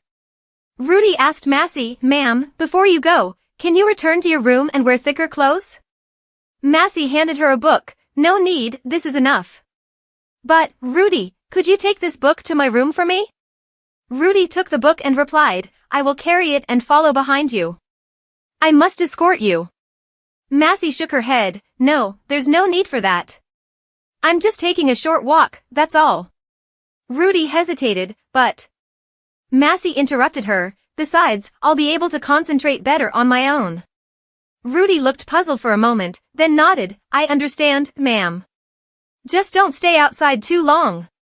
Massey turned away. I know. With that, she immediately departed. Massey took a deep, chilly breath and sighed. It's so cold. I should have stopped by the kitchen to warm up a bit before going out, shouldn't I? She shook her head decisively. She had heard there was training going on, and the kitchen would be busier than usual preparing meals. She decided to head out for her training without drawing attention. As she reached the castle gate, Massey looked up at the winter sky and then glanced at the soldiers nearby. I heard there's cavalry training, so the castle should be quiet. Normally, at this hour, you'd hear the knights training vigorously, she muttered. Observing the serene atmosphere, Massey felt reassured that she wouldn't encounter anyone. She pondered on where to train, somewhere quiet and out of sight from others. Massey suddenly found a secluded corner. She held a stone in her hand and thought. This spot has both trees and soil. Maybe this time it will be different. She tightly gripped the stone, full of hope. All right, I need to try several times to get it right. After a while with nothing happening, Massey looked ahead in despair and sat down on the ground. Is there really nothing? She fretted as the cold wind blew harder, reddening her face. What should I do? I followed the basic theory correctly, but I need to feel the magic power even just a bit to move on to the next step. But here I am stuck in place like this. I need quick results to be recognized. I must succeed. Massey then clenched her fists tightly. I have to feel it, that's what Ruth said, that I have talent. She slowly relaxed her hands. Massey looked at the empty space before her, grinding her teeth in frustration and impatience. She held the stone in her hand without hesitation, raising her hand to throw it away. However, her hand was trembling. Massey suddenly realized how foolish her actions were. She hesitated and then sat down disappointedly on the ground. Was I trying to vent my anger on an object? How pathetic! Has Ruth been mistaken? Maybe I really have no talent at all. Maybe everything about me, even my physical form, is just random chance. Massey's tears flowed freely. Right from the beginning, I never had the qualities to be a mage. She stood up abruptly, telling herself, I should go back, return and ask Ruth to find another method.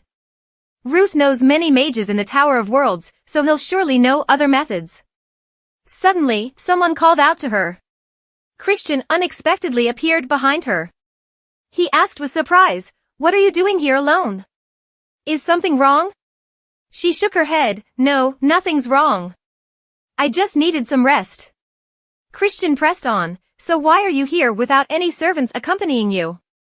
She tried to explain. Wait, I just wanted to clear my mind.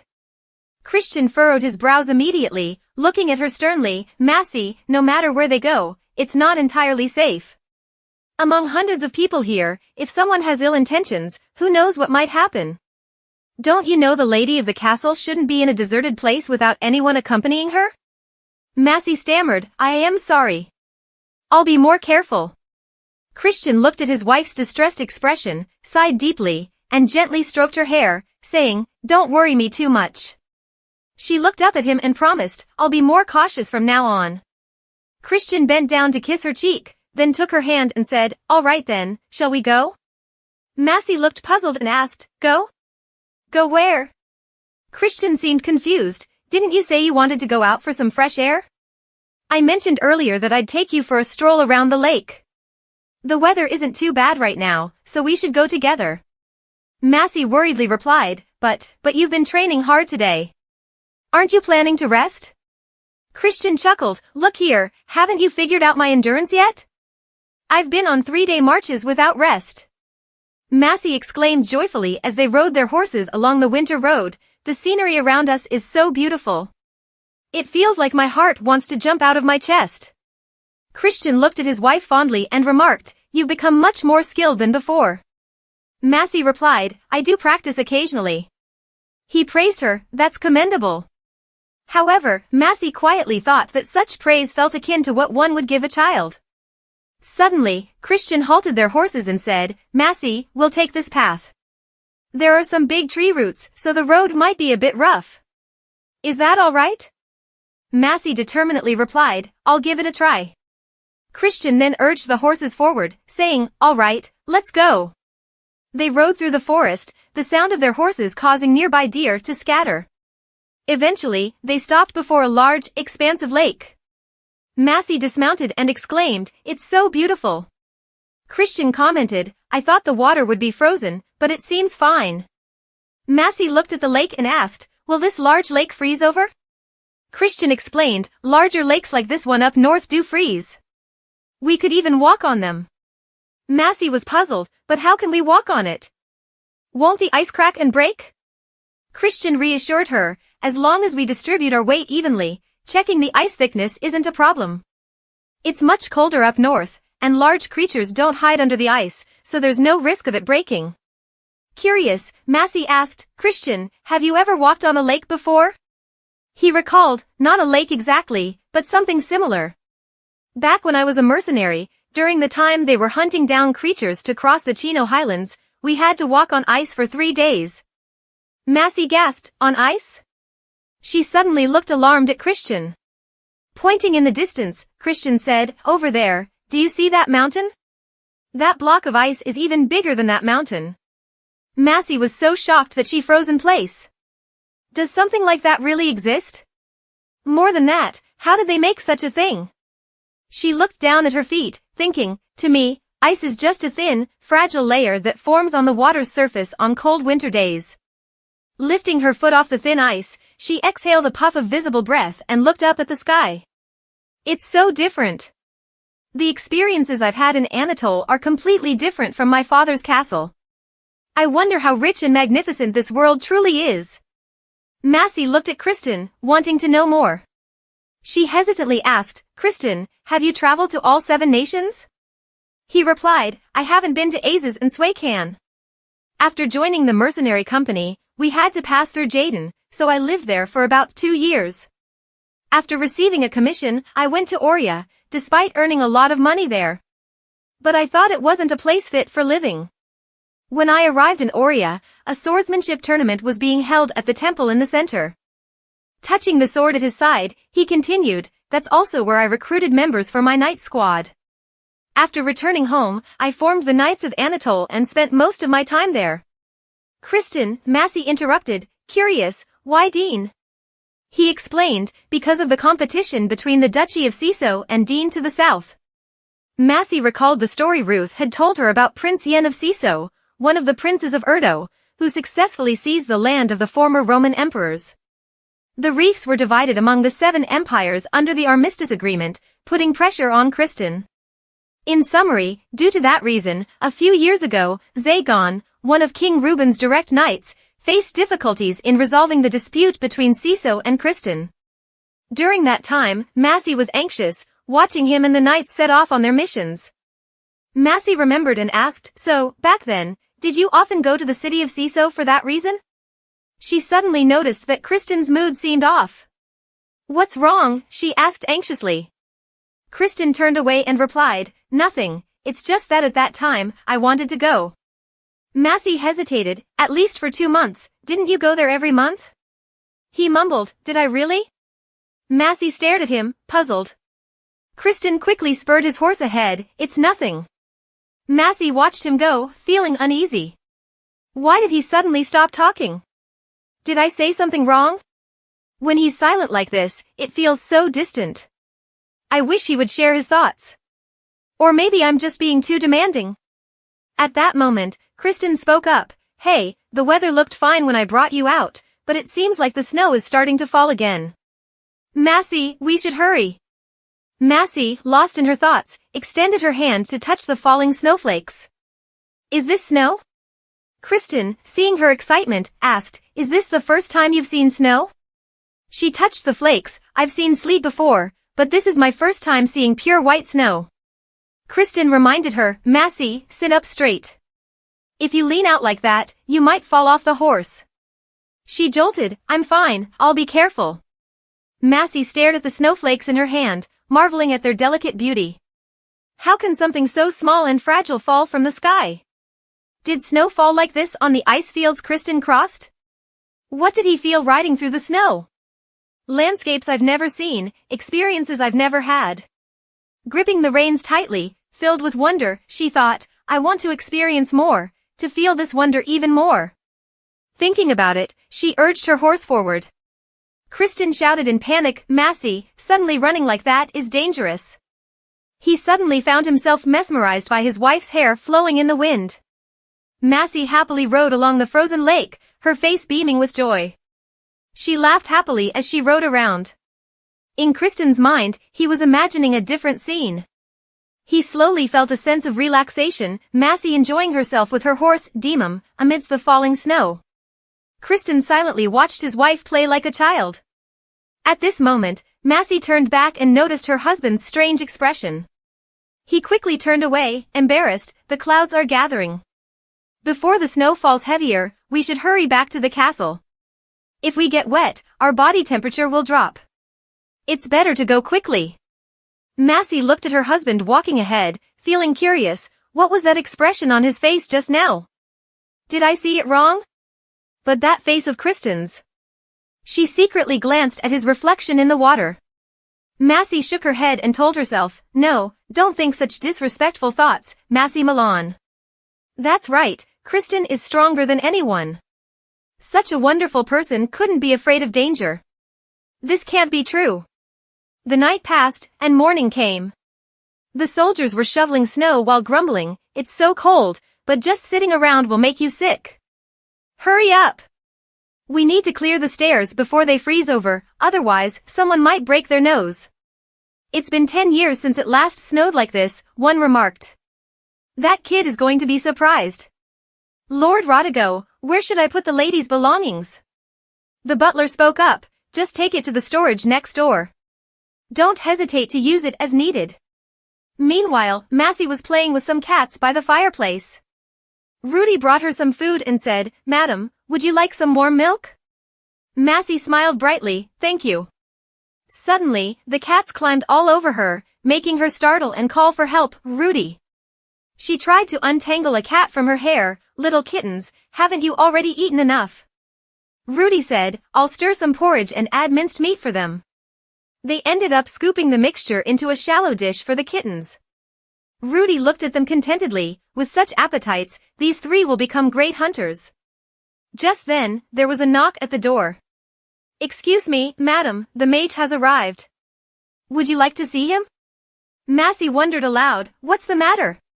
Today isn't a lesson day, is it? She said, let him in. Ruth appeared, looking exhausted, good morning, madam.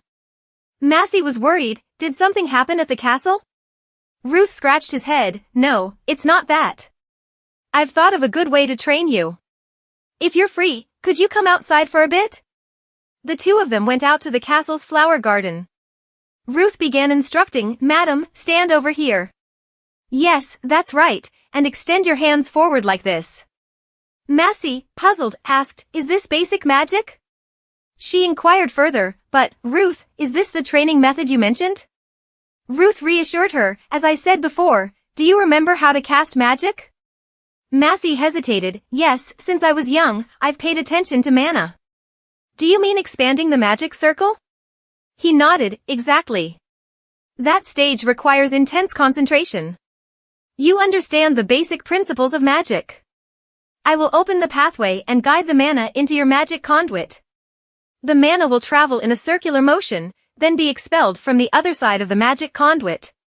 We need to circulate the mana within this spell. We will introduce mana into a part of the spell. Massey, bewildered, asked, is it really okay to do this? Ruth, excited, replied, to be precise, this method is completely unconventional, but since you have fully developed your magic conduit, it won't be too strenuous. Massey was stunned by these seemingly simple words. Ruth quickly reminded her, now, focus. First, you need to feel the mana directly as you control it, that way, it will be more effective. Massey looked at him and then at the magical light in her hands. The sensation is so strange, she thought. It's warm and tingly, like soaking my hands in warm water. Suddenly, she jerked back, startled. Reup reminded her firmly, "Stay focused and don't lose the flow." Massie, feeling fearful and her eyes watering, protested, "But Reup, you never told me it would feel like this. I can gently feel the thin thread running along my arm. It's really nothing to worry about, right? What if its power pierces deep into my heart?" Massie stared at the warm magical light in her hand, contemplating, "The image of manna I envision whenever Reup explains it. It's an invisible and vague mass, but not quite. Manna is like a gigantic and intricate piece of fabric that shapes this world." Gradually, Massie immersed herself in the sensation of manna coursing through her body. So, wizards unravel threads from this fabric and keep it within their bodies. These threads of magical energy are held this way to form the blueprint of a wizard's spells, a blueprint drawn by wizards all over the world. "Is that what magic really is?" she asked Reup hesitantly. "Could you please explain?" Reup responded gently, "It's said that the first thing God created was light. Remember that feeling right now?" Massie looked at her hand and murmured, "My hand feels so warm inside, and it's a bit hard to breathe." Reup sighed, "You're already feeling like this at this level? Advanced magic will manipulate manna at this speed." Massie cried inwardly, wondering why Reup seemed so exhausted every time she used magic. "Now I think I understand a bit," she thought to herself. Reup continued, "Now, I'll slowly withdraw my hand. Please maintain this pace directly and try to rotate the manna." She was confused. "Huh? But you have to remind me to focus." Then he slowly let go. Massie gradually felt that magical thread. She was startled and bewildered when she saw the magic disappear, the light vanishing. He encouraged her, "Don't be disappointed like that. For a first try, this is really good." Massie was dazed. Really? Reup smiled, "Have I ever lied? If it were bad, I would have said it was bad." Massie was reassured, "If it's you, then that's true." He rolled up his sleeves, "All right, let's try it again. You should also practice this basic magic occasionally. If you keep at it, your inner magic power will increase." They started the second attempt. After 3 seconds, then 5 seconds, Massie gradually became desperate. "Even if I'm alone, can I still do it?" Reup sighed, "If it doesn't work, I'll guide you a few more times. Don't worry. If you keep practicing, you'll grasp the trick. At that moment, you'll become familiar with controlling it. Once you master it, we'll begin exploring healing magic." The next morning, Massie gradually woke up to the sound of someone calling loudly and repeatedly. She groggily muttered, "Kristen?" He asked worriedly, "Are you in pain? I've been calling you over and over." Massie explained, "No, it's nothing serious, just probably because I've been reading too much." Her husband looked at the pile of books on the table, speechless. He was a bit angry and cupped Massie's face. "Massie, just follow the plan. Even though it was your idea, that doesn't mean you have to neglect your health." She stammered, I'm sorry." Kristen reminded her, "You have to remember to take care of yourself. If you keep going like this, I'll revoke my permission for you to study magic. Understand?" Massie stammered, I'll be careful." Then he gently kissed her on the forehead. "All right." Christian smiled. "I'll come back early tonight so we can have dinner together." Massie thought to herself, it wasn't just because she heard she could learn magic that she felt a bit excited. But she smiled inwardly as she saw the light in her hand. Practicing every day made the light clearer and brighter. Compared to yesterday, she was sure it would be even better tomorrow. Just thinking about being acknowledged by him made her happy. That morning, Massie went to the library as usual. Reup said, "Today we will practice." Massie stared at him, bewildered. "Practice?" Reup shrugged, "You haven't used magic on people yet, and now you've learned healing magic, so you need to practice." She was nervous, but I'm still not proficient.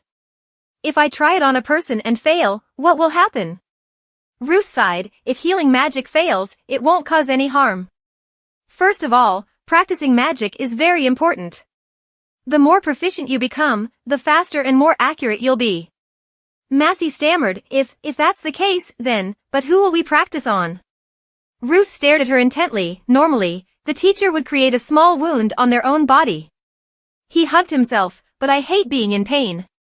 Ruth smiled and continued, but luckily, there are a few people in this castle who can't hurt themselves. He smiled slyly. All right then, let's head outside. As Massey put on her cloak, she wondered aloud, people who can't hurt themselves? The two of them went outside. There, the knights were gathered. Ruth smiled. Good, it's a bountiful year. Massey was breathing heavily from running so much. She silently worried, what if Christian sees me fail? Ruth glanced over at Massey. Today is the day Lord Caleb is training the recruits. There's no peace around here, so just relax. As he went to find a suitable subject, Massey took a deep breath, then suddenly panicked. She thought to herself, I don't know what I'm thinking anymore, why am I feeling like this? Just then, someone spoke up, what's a mage doing here? He-Bazin was sitting over there, watching them. If it's not a grievous injury, I wouldn't have called for you, right? Ruth nudged Massey forward. Of course, there's no reason for me to volunteer for this. This will be the healer, my Lady Caleb will perform this task. The knights around stared at her intently. Massey, nervous and hesitant despite her incomplete abilities, stuttered, the wounds of everyone. The soldiers exchanged glances and shook their heads. Madam, we appreciate your kindness, but we can handle simple wounds ourselves. You don't need to worry about it. Ruth immediately placed his hand on her shoulder. Let me see these simple wounds then. Madam is currently learning healing magic, and I believe our Madam Caleb needs to practice, so please cooperate. He-Bazin nearly choked on his drink in surprise. Magic? Madam, do you know magic? Massey hesitated, I'm just starting to learn. But Lord Caleb here is very proficient. He-Bazin scratched his head, a mage, well, that's fine. But if there's a failure and it causes side effects, it could be very difficult. The training intensity lately is no joke. Ruth crossed his arms. Even if there's failure, healing magic doesn't have side effects. Your worries are unnecessary. He-Bazin looked at Massey. No, anyway, right now. She nervously spoke up, sir. Ruth frowned. Lord Knighton and everyone, having a healer mage will be very beneficial. We don't need to explain, everyone understands. He-Bazin scratched his head.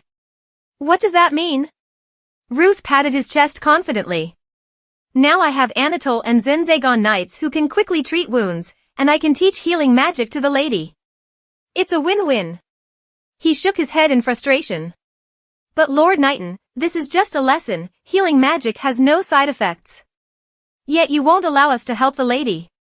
It's truly regrettable, this is how we see the spirit of Zenzagon knights. He-Bazin covered his ears, dismissing the chatter. Who dares to say I'm not fit? From head to toe, I'm bruised and swollen. He-Bazin called out to someone behind him, all right, Deetsai, didn't you have a wound on your cheek from the fight earlier? Why don't you let her experiment with that? Massey tensed silently. Ji Kane frowned, actually, it should be you doing this. You got hit on the stomach earlier. He-Bazin argued back, bruised? It just itches like a mosquito bite. I'm perfectly fine. The two of them dove into an argument. Don't brag. I saw you almost falling off your horse. What's with that attitude? Madam, maybe you should treat every corner for that crazy guy. At this point, Ruth intervened, you already have a wound on your cheek. At this rate, even your wife won't be able to heal you. It won't take much time to cooperate with us. He refused, no need, it's better to leave it as it is. Ruth persisted, it would be better if you get treated now. That handsome face of yours shouldn't be scarred. He turned away, instead of trusting a half-baked witch with my face, I'd rather have a scar. Massey clasped her hands, trying to speak up, I've practiced a lot so it won't fail. She said loudly, there won't be any failure.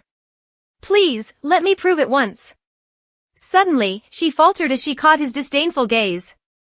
He was looking at her with contempt, prove it? Can you even memorize or speak normally? Massey became visibly shaky, unable to contain her worry. That. But she gradually reassured herself and boldly spoke up, I can do that, even if no one believes. Just then, a tall shadow suddenly passed in front of them. Christian appeared unexpectedly, grabbing the man by the collar. Christian gritted his teeth in anger. How dare you speak like that to my wife? With that, he released his grip. The knights around intervened. Captain, please calm down. The man sat on the ground, coughing heavily. Christian turned gently to Massey. Massey, come here. Let's go back to the castle. He continued to sit on the ground defiantly, shouting loudly, Captain. Have you no self-respect? Do you feel angry? Who is making me go through all this trouble? How can you shield and care for the daughter of such people? What is that girl?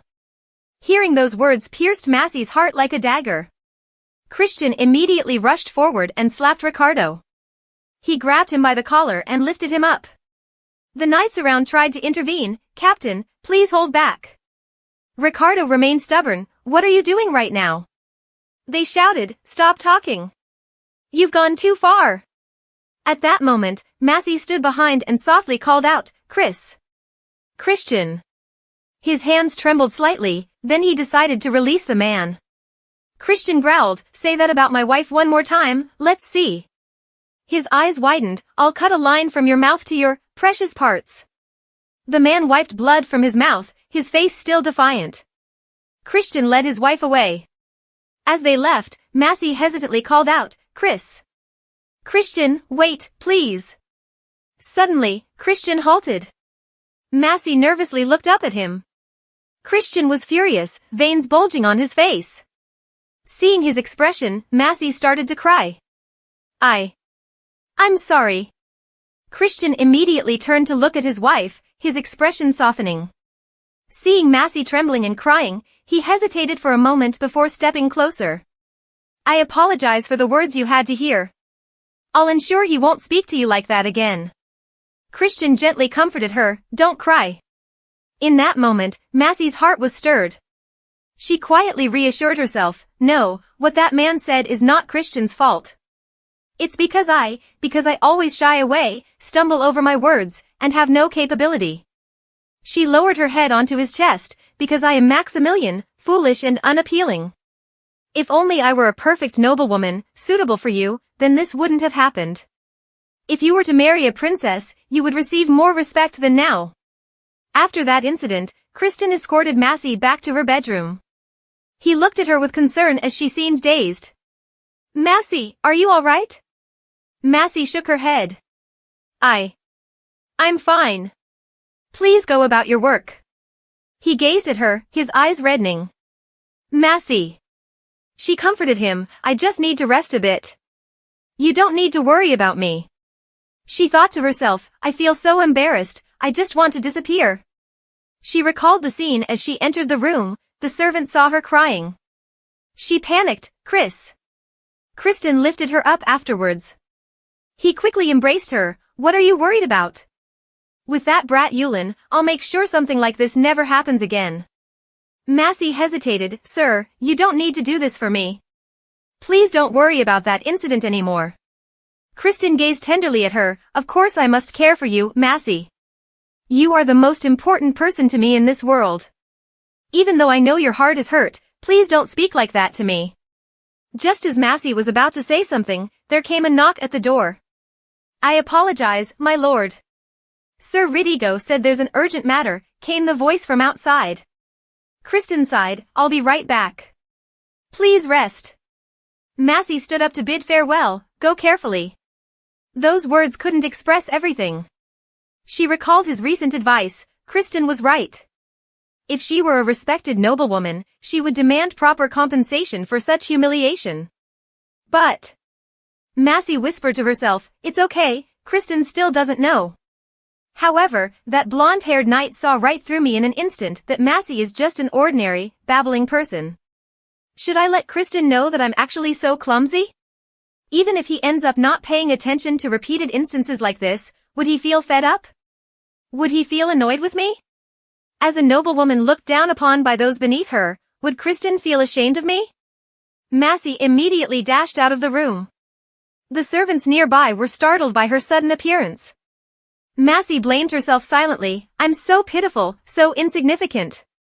She hurriedly ran, berating herself, "Massey, you coward, being next to someone who has done so much for me. I hate myself for doubting this." Massey immediately ran out of the room. The servants nearby were startled by her sudden appearance. She silently berated herself, so pitiful, so insignificant. She ran as fast as she could, cursing herself, "Massey, you coward, being beside someone who has done so much for you. I hate myself for doubting this." Massey rushed into a room, thinking, "I need to do something, anything to stop these thoughts." She ran into the library, tears streaming down her face. Ruth, caught off guard, looked at her in surprise. "I didn't expect you to come here today," he said, noticing her breathless and distressed state. "Did something happen?" Massey now realized she didn't know why she had come. She stammered, I. Ruth waved his hand. "First, please sit down. I had hoped you would come back after leaving that place." But as you know, at that moment, Sir Calip's mood. Massey felt a pang of guilt. I hope you weren't seriously hurt?" Ruth sighed. "I've been treated similarly to how the Duke was when he was injured. If he'd hit a vital spot, my jawbone would have been shattered. But it seems he controlled his strength." Ruth looked confused. "Earlier, I apologize for letting you hear those unpleasant words. If I had found the Knights group and explained the situation, they could have helped, and none of this would have happened.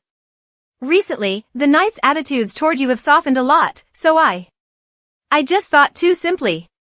Massey replied, No, it's not your fault, Ruth."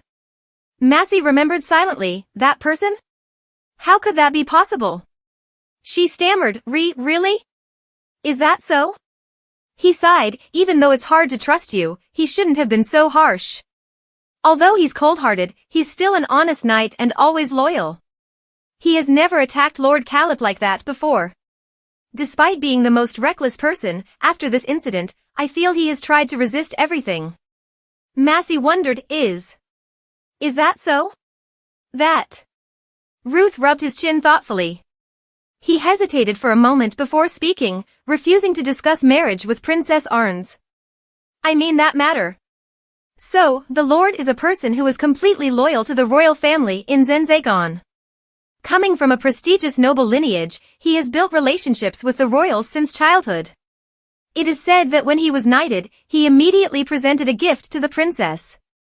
Massey wondered, "Princess Arns and Kristen, does he want the two of them to get married?" Ruth sighed, "To be honest, everyone in Zenzagon thinks so. They are well matched in both appearance and status. Everyone expected to hear good news after the Duke returned. Having a connection with the royal family would be beneficial. Furthermore, I was even more surprised when he refused the marriage proposal." Ruth hesitated as she noticed Massey's expression. "I shouldn't have said those words." Massey pretended to laugh. No, it's okay. Knowing the inside story makes it easier for me." She pursed her lips, suppressing her emotions. "Could it be, because of me, that the Knights are divided internally?" Ruth shook her head. "The Zagon Knights are more united than you think. Except for Sir J. Kane, no one has a hostile attitude towards the lady." "Well, I hope if there's a chance Sir J. Kane can open up to the lady, that would be good. It's not good for the atmosphere to remain gloomy like this." Massey tried, I will do that." Then she thought to herself. She repeated Ruth's words in her mind, "Even though Ruth said that, he won't abandon me, the daughter of Christ. I need to improve the relationship between Kristen and the royal family, as well as the relations among the knights. If I do that, Duke J. Kane's hostility will end here. Instead of the princess, will the knights feel proud to serve this stuttering lady? If Kristen punches anyone who insults me, will that really be okay? I don't know, but..." Massey stammered, I. "Ruth, is there any chance? I'm just asking as a precaution, but..."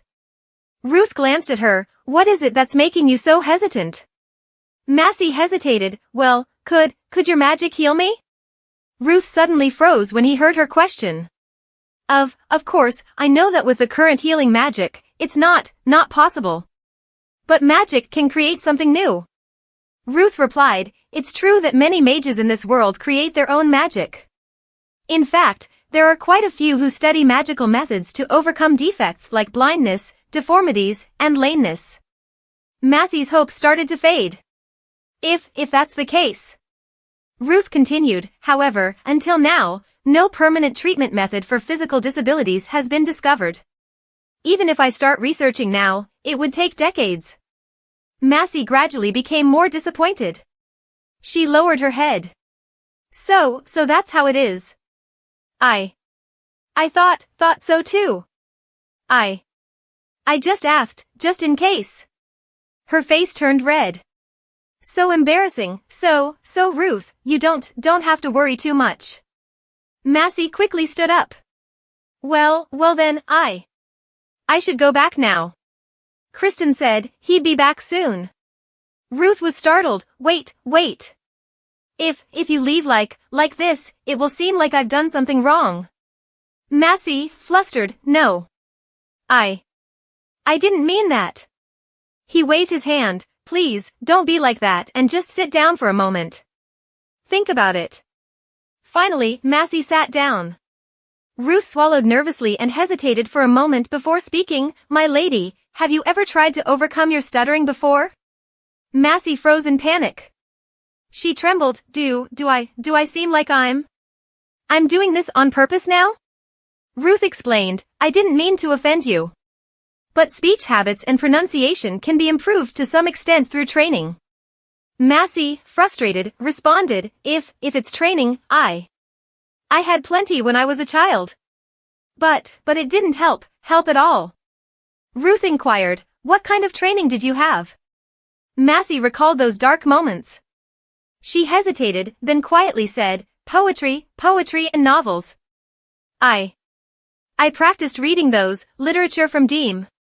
Ruth coldly remarked, for someone who struggles to speak normally, what good is it to memorize ancient texts? Wouldn't it be better to just practice normal conversation? Massey's face turned red with embarrassment. Tears welled up in her eyes as she thought, how can you speak so easily about this? She recalled those painful memories of that time. The Massey of the past had once embraced poetry books down to the roots and tried to memorize them. I really did try hard. She tried to explain, I've tried before. That's all I could do, but my tongue remains stiff. No matter what I do, it just doesn't work. Ruth reassured her, I say this because I've seen how much progress you've made recently. Massey suddenly paused, bewildered. Ruth hesitated before continuing, haven't you noticed anything? Lately, except for times of urgency or embarrassment, you seem much more comfortable speaking than before. Massey sat down, feeling gradually uplifted. He's saying that I'm getting better? She reminisced hesitantly about her early memories. Christian had once shown her the vast Anatole territory. She had met the gentle servant named Rudy. Massey had also made efforts to decorate the castle. She could now tell stories to the two novice knights. Even Christian had asked her what she liked. That day, under the shade of a tree, he had affirmed that she had the fragrance of winter, reassuring her that he wouldn't hurt her again. When she realized all these things from before until now, Massey's face lit up with happiness. She thought to herself, just like Ruth said, at some point I stopped being afraid to talk. Instead, I've been able to change. Unlike training or the effort of learning magic, can I fix all of this with my own strength? If I can, then. Massey's face brightened with a ray of hope. She hesitantly asked, how can I do it? You said if I practice to fix how I talk, it might help, right? Can you give me specific steps on how to do it? Ruth pondered for a moment before replying, although it's just my personal thought, practicing conversation in normal situations could definitely be beneficial. Whatever it is, you'll have to try over and over again. Massey looked perplexed, but that's no different from what I've been doing before. Ruth interjected, but you have to try to stay as calm as possible. Whenever you get excited, you tend to speak faster, which makes your speech impediment worse. Massey, feeling ashamed, whispered, I understand now. What should I do then? Ruth rubbed her chin thoughtfully. Practicing speaking slowly and clearly is very beneficial. Even if it's slow, that's okay. Just focus on making sure you can pronounce the words correctly. As for staying calm, think of it as a normal training exercise. Massey reminded herself, slow and clear, it's okay to be slow as long as it's accurate. She spoke slowly and calmly, I understand now. Like this? Ruth nodded, you're doing great. Massey touched her throat in embarrassment. Ruth offered an opinion, in the meantime, you should keep practicing like this. I'll also look for other methods. If we try multiple approaches, we're sure to find a suitable method. Massey smiled, all right. I'll diligently practice then. When spring comes and the snow melts, everyone will find their way across the mountains to Anatole. Kristen will gradually socialize with other noble families. If among them someone uses me as an excuse to mock Kristen. Massey silently resolved, I can't let him be mocked because of me. Even if it's a very small possibility, it's worth it. Whatever it takes, I'll pursue this to the end. The next day, a trembling boy suddenly appeared. Massey felt anxious. She knew Ruth had called them over. Ruth reassured her not to worry, but it was clear the boy wasn't comfortable. The chef chimed in cheerfully, what's up? Isn't young Zome here fearless, grabbing that hot iron handle? She immediately turned her gaze back to Ruth with eyes that could kill. Massey sighed, there's no other way. If we keep standing here like this, the child will only get more frightened. She spoke up, I heard this morning you injured your hand while working. Can I take a look? The boy startled, are you talking about my hand, ma'am? He unwrapped the bandage, here it is. Massey was astonished, oh my, your hand is all swollen. It must be painful. Gently, she took the boy's hand. He looked bewildered, madam? Massey reminded herself, focus. Healing magic has no side effects, so there's no need to rush. It's like casting a basic spell. Let the magic flow naturally. She applied healing magic to the boy's hand. When Massey let go, the boy's hand had completely healed. Everyone was stunned, marveling at how the wound had miraculously disappeared in an instant. Goodness, it doesn't hurt at all anymore. Oh my, thank you so much, madam. Even Massey was incredibly surprised, it worked? Just like that, in one go? She joyfully announced, Ruth, I did it. I succeeded. Ruth smiled, you did really well. It's your first time and you've achieved this much, that's truly impressive. Massey turned to everyone, does anyone else have wounds on their body? I can heal more. At that moment, there was a voice outside the door, can we register here? Several knights were standing outside. One knight politely said, apologies if we startled you, madam. We didn't realize your magic was so powerful. I'm truly sorry for the disrespectful remarks yesterday. Massey quickly shook her head, no, I'm not that skilled at all. Ian also chimed in, showing a small scratch on his arm, actually, I got a little scratched while hunting. Can I receive treatment now? Massey looked perplexed at the tiny scratch, wound? Oh, that. He scratched his head, you are boring with doing that now, actually. She waved her hand, no, not at all. I was just a bit surprised. Come here, I'll treat you quickly. Everyone chimed in, my wrist hurts. My shoulder is sore. Let me go first. Massey quickly said, I'll take a look at everyone. Ruth stood behind, observing everything with a smile, seems like everyone is quite concerned about the lady. Hebazal immediately exclaimed, what are you saying? My arm is bleeding profusely. Ruth shrugged in response, can you even spare a drop? Our girl looked at them, unable to contain her joy. She cheerfully used her healing magic on them. Hebazal excitedly exclaimed, you're truly talented. This arm of mine, as precious as gold, I can't even imagine it was injured before. Aren't you more talented than a wizard now? Madam should now be called something else to distinguish between the two. Just madam is fine, Sir Knight, Massey suddenly smiled happily. She laughed joyfully. Hebazal told her, if you're ever free, please come and check on us. I'll inform the other knights too. Not long after, time passed swiftly. The snow no longer fell frequently, and the winds no longer blew as fiercely. The sounds of breaking ice and the long mornings became shorter. The heavy end of winter rains began to fall in Anatole and hadn't yet ceased. The days of Massey's work had returned. Her eyes were dark with circles as she looked at the pile of papers on the desk. She pondered over it, including the new magic Ruth had taught her. Although she was being recognized for her progress, still, Massey focused intently on something. She looked at the papers filled with writing and remembered Ruth's words, "When you're alone, I think it's best for you to practice reading poetry by free verse poets." Massey was puzzled. Poetry by free verse poets? He explained, those are personal stories that have been passed down widely and for a long time. Songs written by free verse poets often include simple, gentle words arranged in a moderate rhythm. At the very least, it will help a lot in making a stiff throat more comfortable in pronunciation. Massey held the papers. It's certainly not as burdensome as memorizing archaic words. The problem is that I feel it won't change my way of speaking much. As she diligently worked, a familiar figure appeared behind her. She thought to herself, I'm trying to fix my stutter. I don't want anyone to see. But at that moment, Kristen appeared beside her. Massey, you were so deep in thought that you didn't hear me come in? Massey was startled when she realized, quickly covering the papers, Kristen, when did you get here? He replied, just now. Kristen raised an eyebrow as he looked at the items on the table. Massey was trying to cover the papers with her hands. He murmured, reading, planting flowers?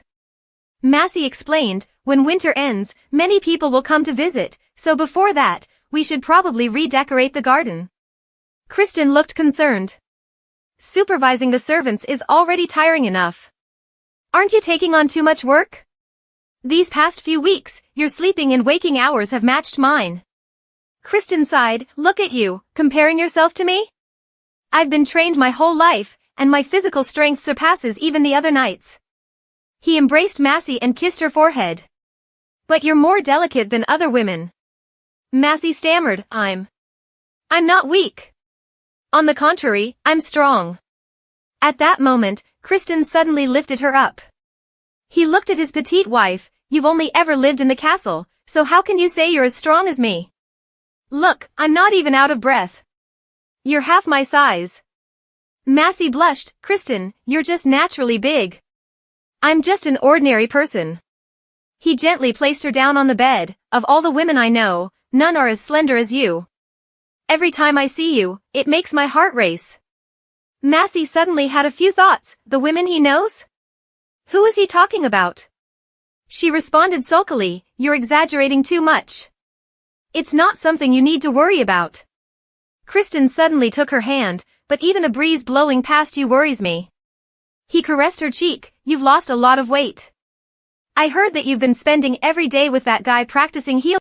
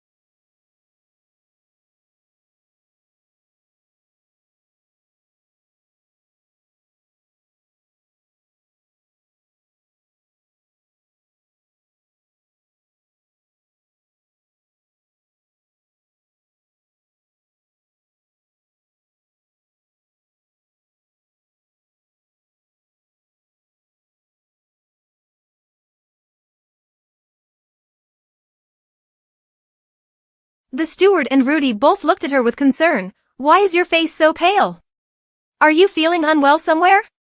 Massey hesitated. I feel a bit tired. Furthermore, Massey suddenly panicked when she realized, wait.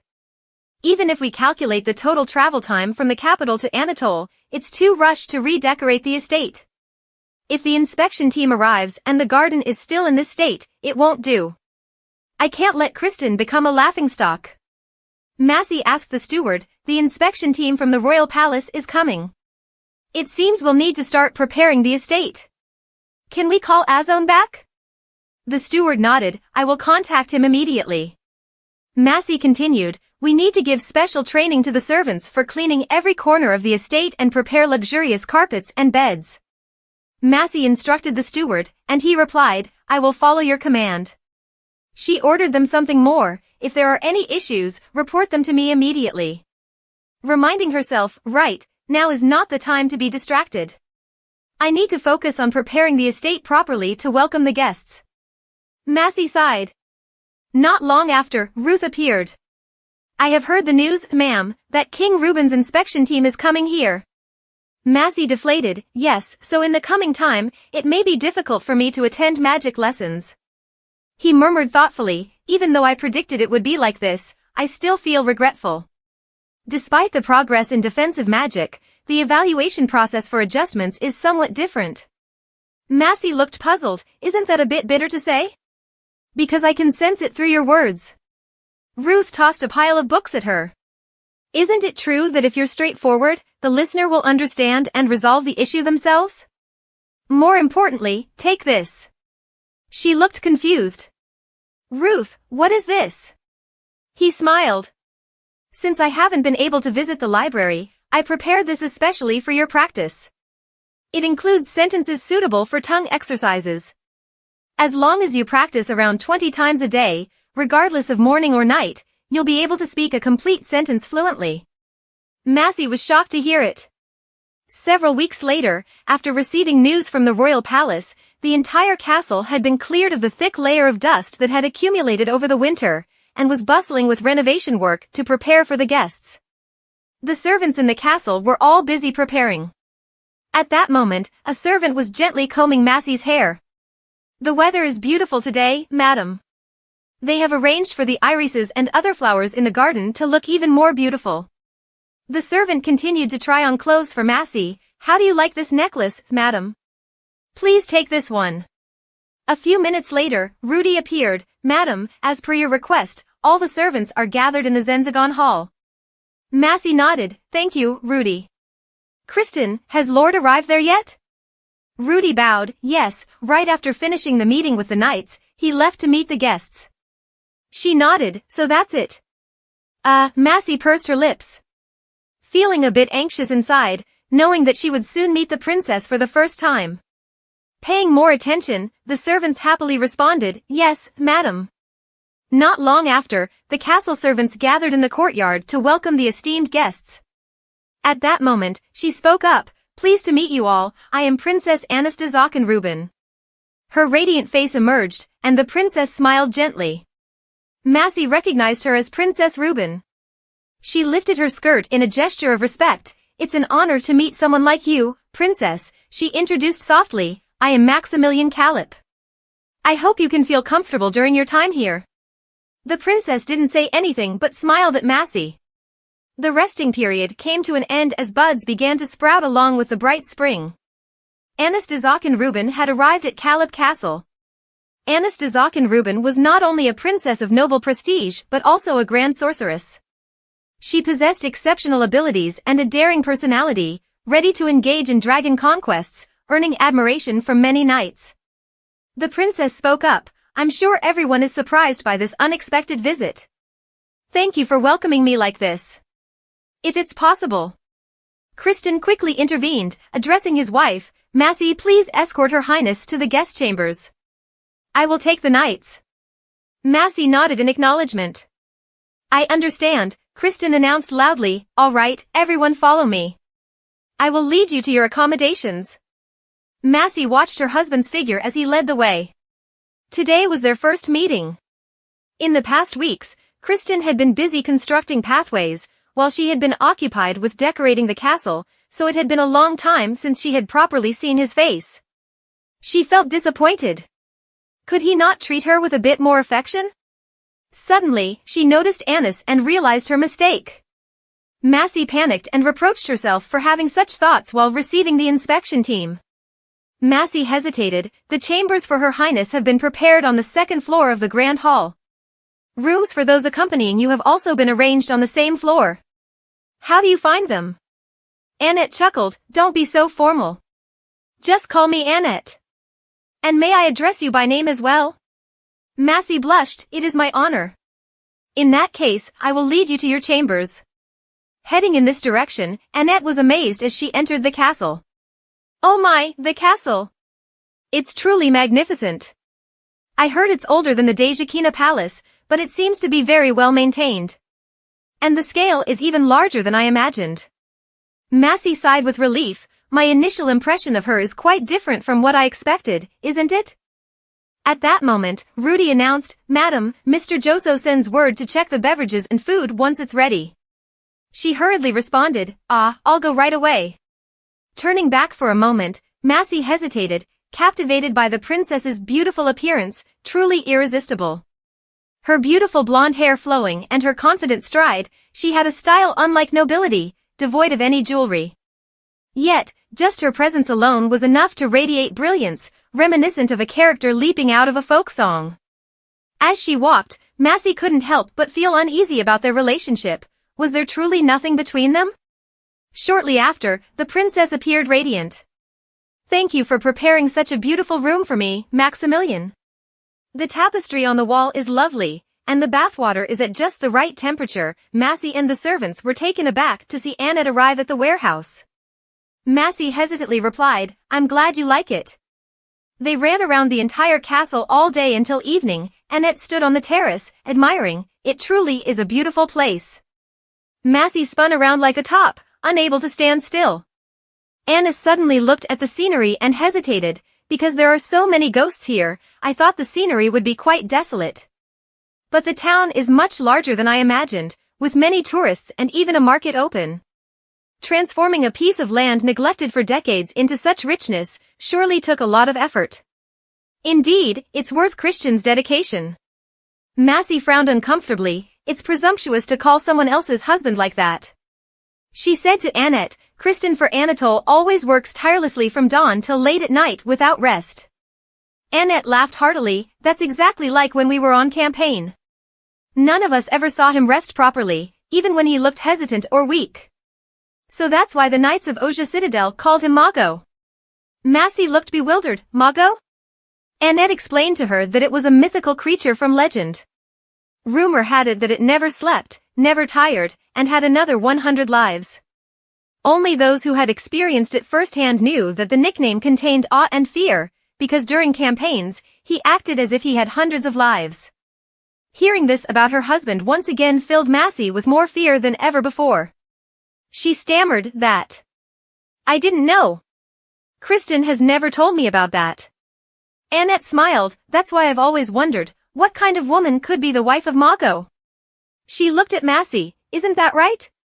The one who makes him so eager to return that he throws himself into the dragon's fire without hesitation. Surely, who could that be? Massey felt a pang of sadness. I wonder, could that really be true? She probably didn't expect that the wife of someone so great would be just an ordinary woman like me. Calling out to Annette, Massey said, It's starting to get dark, let's head down now. The preparations for the feast are probably nearly finished. That evening, everyone was excitedly welcoming Anatole. The atmosphere was festive and lively. Annette rested her chin on her hands, her eyes gleaming. Tomorrow I want to go sightseeing, Anatole. Can you take me? Kristen? Massey was startled. Take the princess out? Just the two of them? Kristen sighed heavily. Sir Ulysses will accompany her. Massey was shocked to see her husband sighing heavily in front of the princess. Annette teased, Look at you, Lord Anatole with a heart of stone. Don't think you can dismiss me so easily. I came all this way just to meet you. Kristen sighed again. I recall I didn't request your presence here. Massey sat beside herself in distress. Why would he say that? He'll be in trouble if he continues to behave so improperly towards royalty. Annette burst into laughter immediately. You haven't changed a bit. All right, all right. Massey froze as she saw Annette laughing. Annette suggested, could you be my guide, madam? Massey was somewhat surprised. What? Annette remained composed. Your reaction surprises me. My proposal must sound rather absurd, doesn't it? I'm eager to get acquainted with Lady Callip. Kristen's glass of wine was slammed forcefully onto the table, spilling its contents. Princess, if you don't mind early mornings, I'll gladly be your guide. Massey looked bewildered at her husband's somewhat angry expression.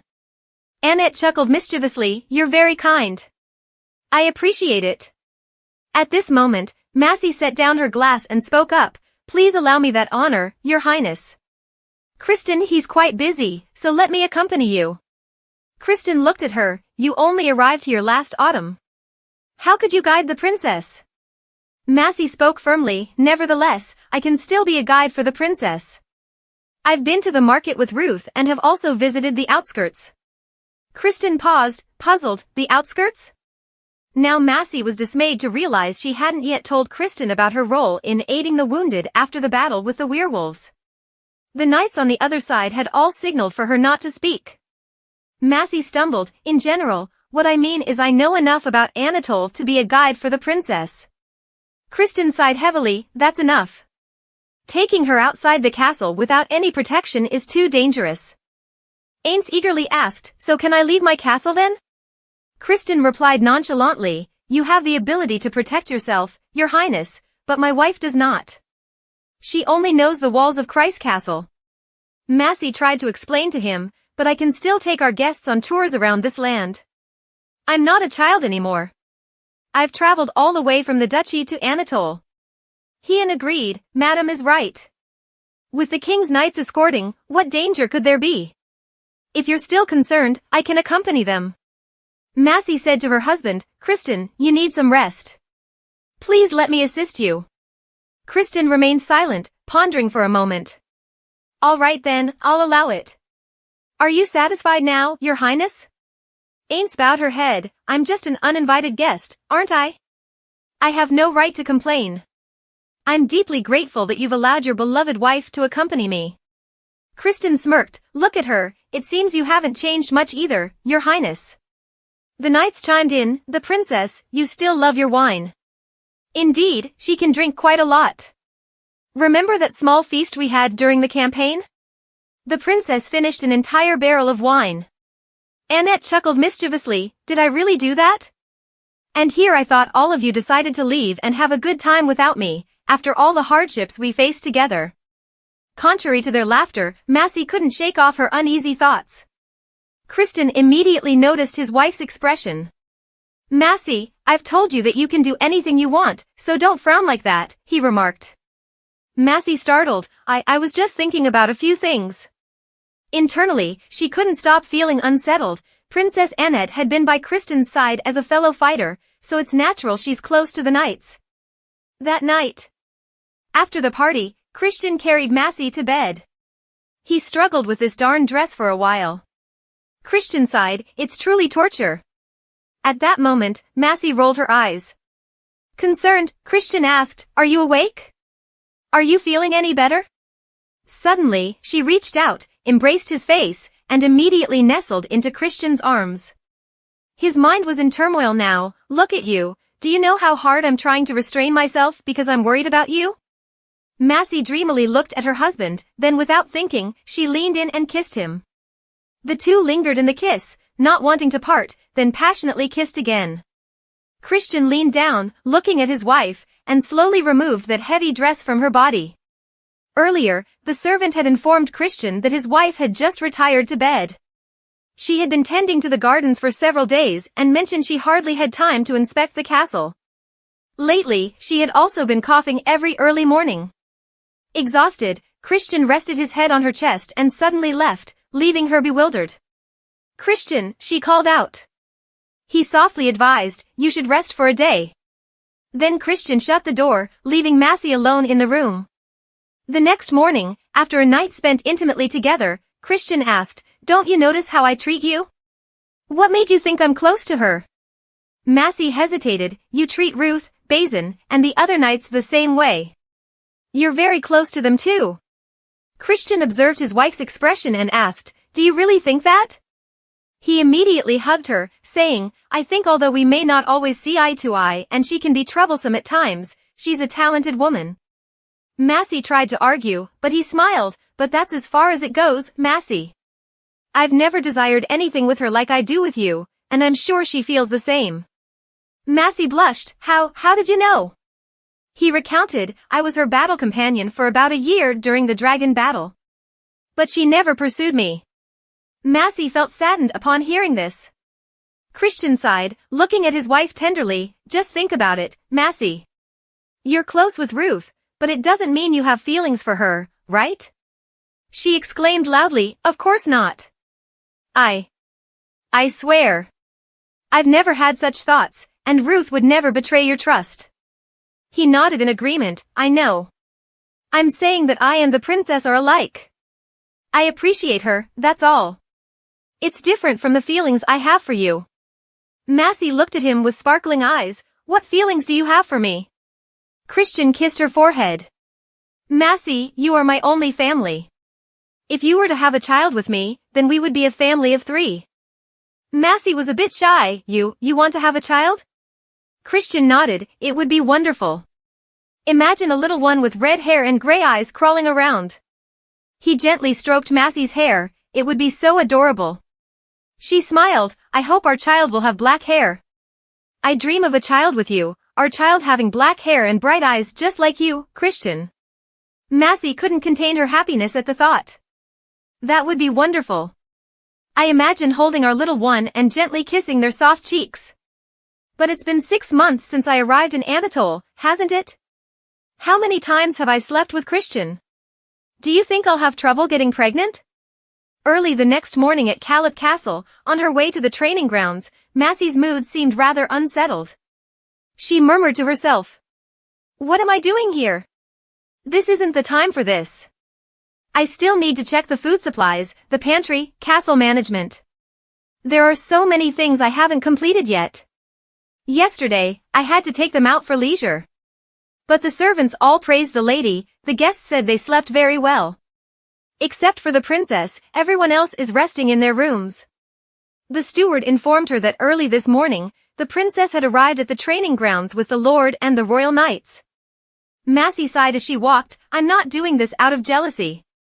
I'm just trying to be a good host to our guests. The royal knights are also at the training grounds.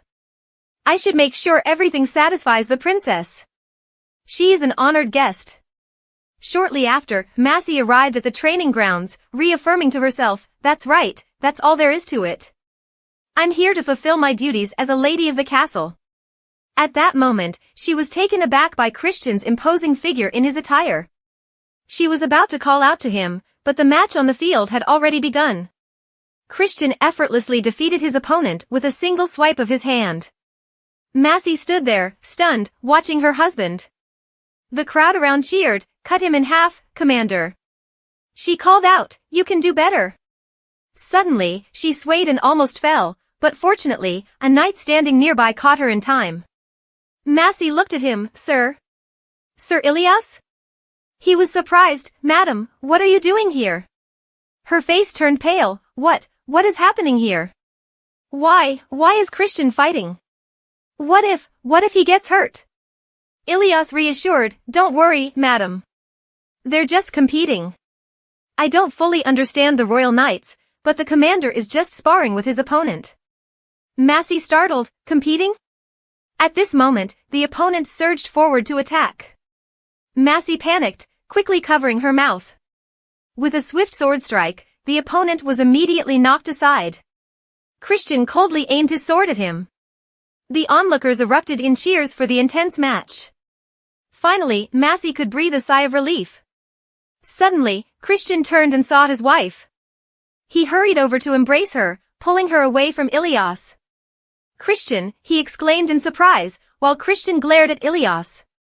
Explain yourself. What are you doing with my wife? Ilias scratched his head, it seems the match just now frightened madam, so I was just trying to assist her. Christian sighed, Massey, you shouldn't have come here. This place isn't meant for someone with a faint heart like yours. She explained, I'm fine, sir. It's just that I've never seen knights spar like this before. Suddenly, the princess appeared unexpectedly. Oh, Maximilian. You've never seen a joust or sword fight? Massey stammered, No, your highness.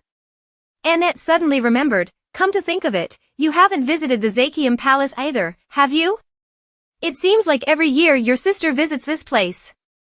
Don't you like the capital, Maximilian? Massey hesitated, No, it's not that. I just don't enjoy going around much. Princess Annette smiled warmly, but one day, you should visit the palace with Christian. Anatole would be delighted to show you around. Christian's expression darkened, We appreciate the invitation, your highness, but my wife is delicate. She can't venture too far. I hope you understand and forgive us. Massey looked at her husband's expression, fearing he might appear rude to the princess. Annette clicked her tongue, Oh my, why so cold? Don't you think you're being too heartless, especially when I agreed to help you build roads to develop Anatole? Christian was firm, That's purely a business transaction, your highness. It's you who wants ownership of the creature's parts. Massey silently wondered, Princess Annette is helping us build roads?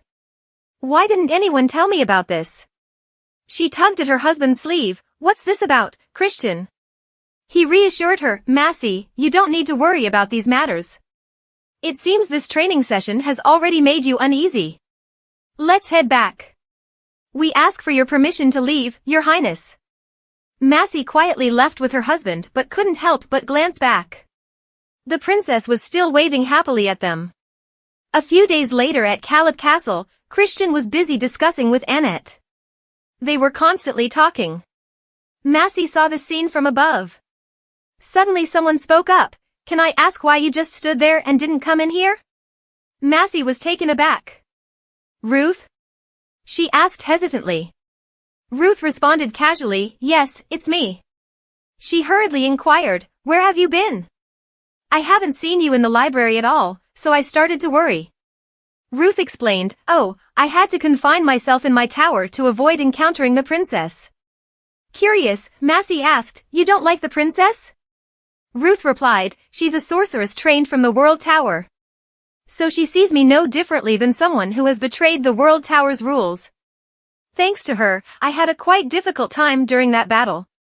So honestly, I don't want to meet her at all. Massey silently thought, Is it really that bad? She hesitated, I didn't realize. Whenever the princess was mentioned before, he never said anything about this. Ruth sighed, Why should I bring up that bundle of negativity? Looking at him, Massey hesitated for a moment before saying, She didn't hurt me. She's not a bad person. Ruth sighed wearily, recounting, Objectively speaking, she is very talented. She can be fair in her own way. She's also close with the knights. But for me, she's a difficult woman to deal with. Massey listened quietly for a moment. In truth, I'm also uncomfortable around the princess, she admitted awkwardly, raising her voice, but I feel guilty for thinking that way when she's helping Anatole. Ruth looked at Massey solemnly. It's indeed strange for the mistress to warmly welcome the princess, especially considering she was once intended to marry your husband. But trust me, the princess doesn't give anything away for free, not to anyone. Massey continued, I heard she wants parts of the monster. If we want her to help. Ruth nodded, affirming, Yes, that's right. This deal clearly benefits the princess. And I'm sure she wants to use this opportunity to persuade Lord Christian to return to the capital.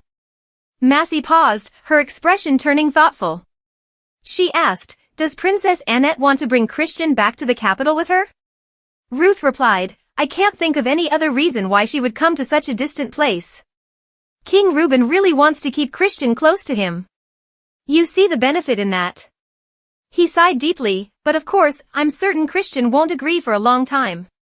No matter what the princess does, the outcome won't change. After being knighted, he faced disdain from the nobility in Zakum.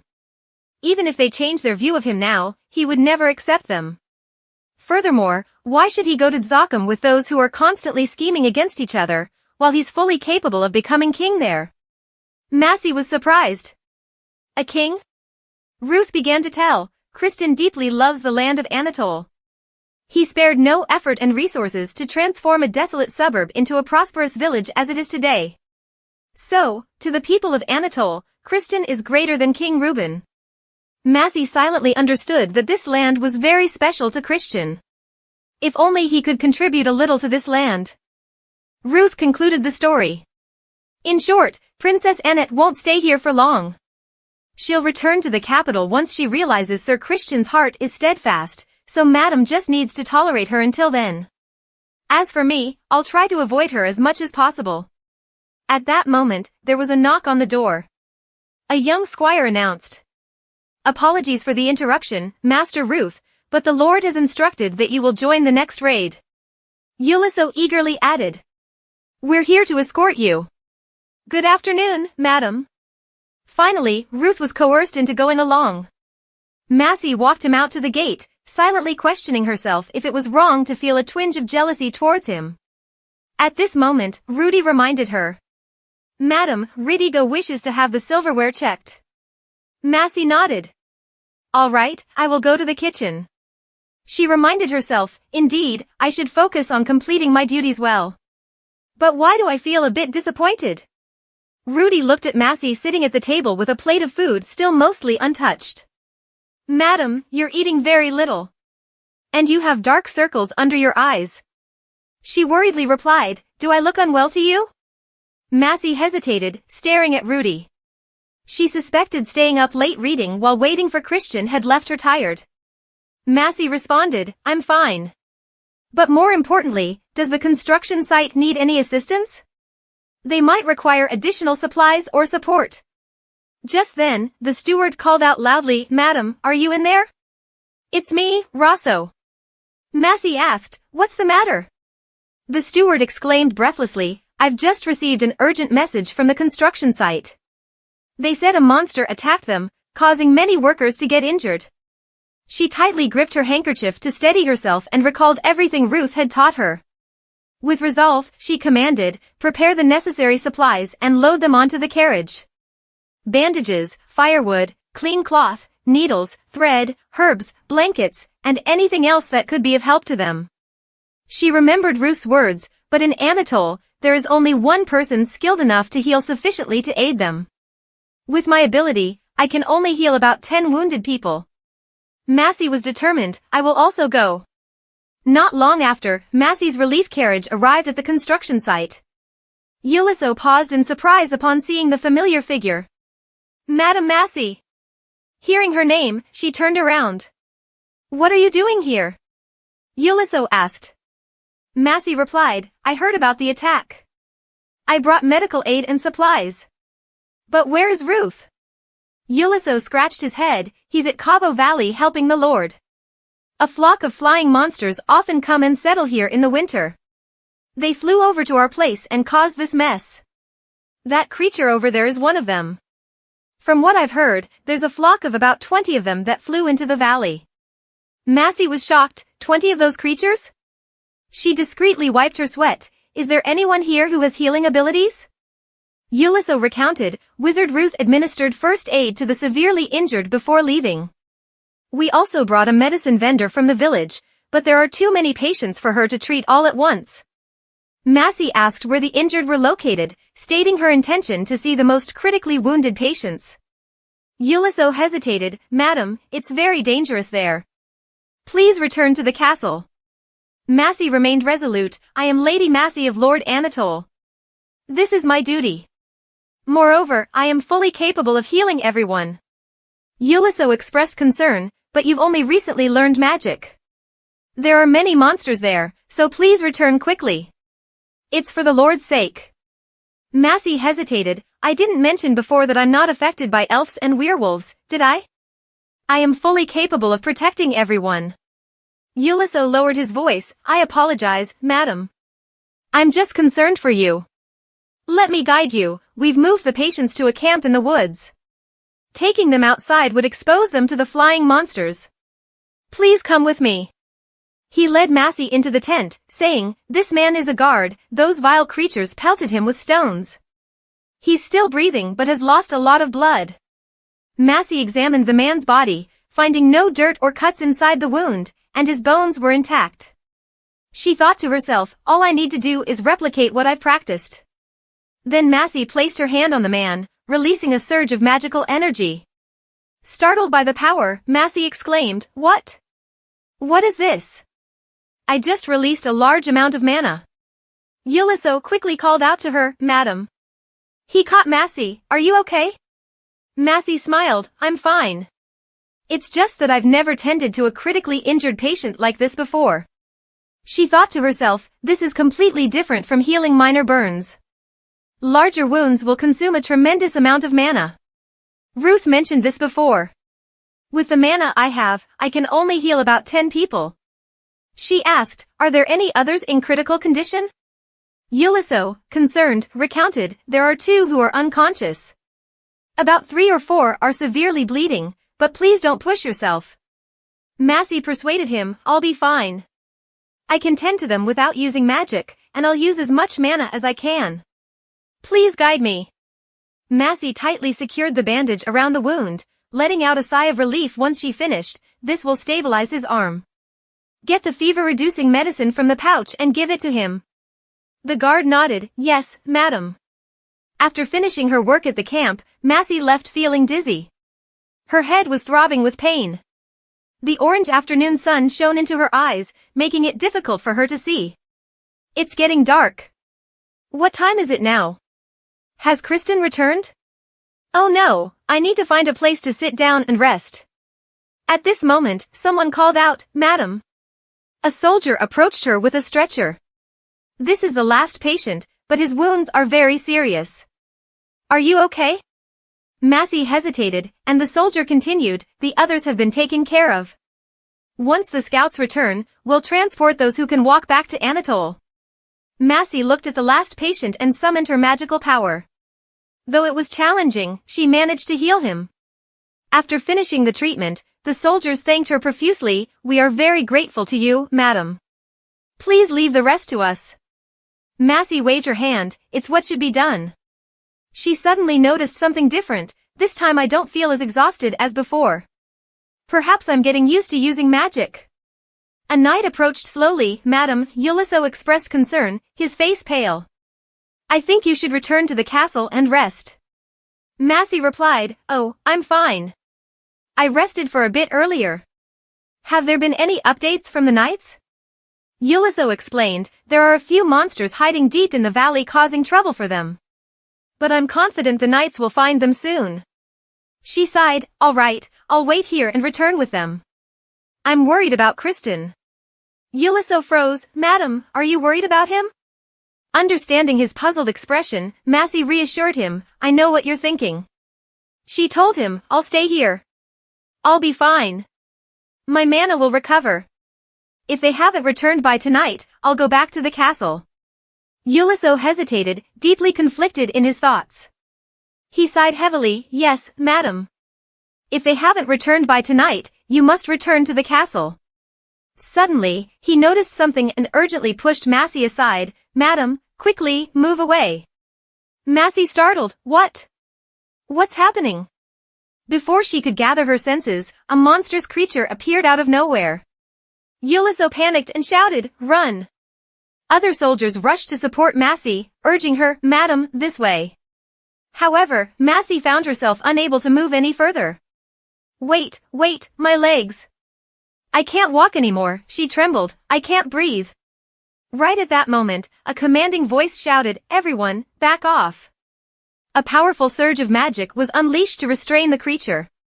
Annette exclaimed loudly, your turn now, Kristen. Kristen immediately rushed forward like a valiant dragon. He struck a decisive blow, cleaving the monster in front of Massey. The soldiers anxiously asked, Madam, are you okay? Are you injured? Massey's legs trembled as blood sprayed everywhere. Unable to bear it any longer, she collapsed unconscious. Everyone around panicked, Madam. While unconscious, she faintly sensed, it's so cold. I can't breathe, what's happening? In that room, Kristen and Ruth were supporting her. Take deep breaths, slowly. That's it, Just like that, Ruth instructed. Massey slowly opened her eyes. Kristen. He worriedly asked, are you all right? Do you feel dizzy?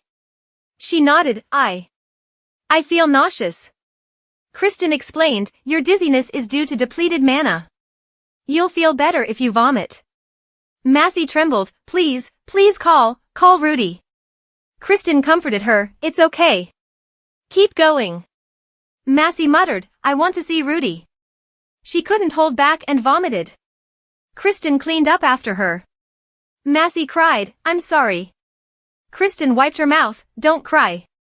He kissed Massey's forehead, you're strong, just a little more. After that, he and Ruth soaked her in a bath. Massey shivered, Kristen.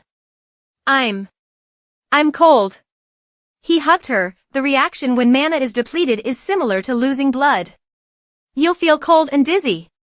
It's okay, Massey. Just focus on getting better. He gently stroked her to help her fall asleep on him, everything will be all right. The next morning, Massey gradually recovered. She struggled to open her eyes to the light coming in through the window. She looked up and saw her husband, blinking in surprise. Kristen is still in bed at this hour? At this moment, Kristen also stirred awake. He startled upon seeing his wife, Massey. She hesitated, I'm sorry. I didn't mean to wake you. Kristen scratched his head, looks like you've been awake for a while. How are you feeling? Still dizzy? She silently thought, my head still hurts, but Massey managed to stammer, no. I'm fine. Kristen looked concerned at her hoarse voice. Can you drink some? Massey looked bewildered, looking at the glass of water in Kristen's hand, and gratefully said, Thank you. Thank you. He rubbed her back gently. Take it slow. If you don't want to drink now, it's okay. When you feel like you can eat, let me know. I'll ask the servant to prepare some soup for you. You need plenty of rest. Massey stammered, I feel better now. I've slept a lot. He replied, you still look very pale. She continued to reassure him, I'm fine. Kristen quickly interrupted her, Massey, you might be okay now, but I wouldn't be. Can you imagine what could have happened if I arrived any later? Just 1 second longer, and you could have been seriously injured. And worst case scenario, you might have.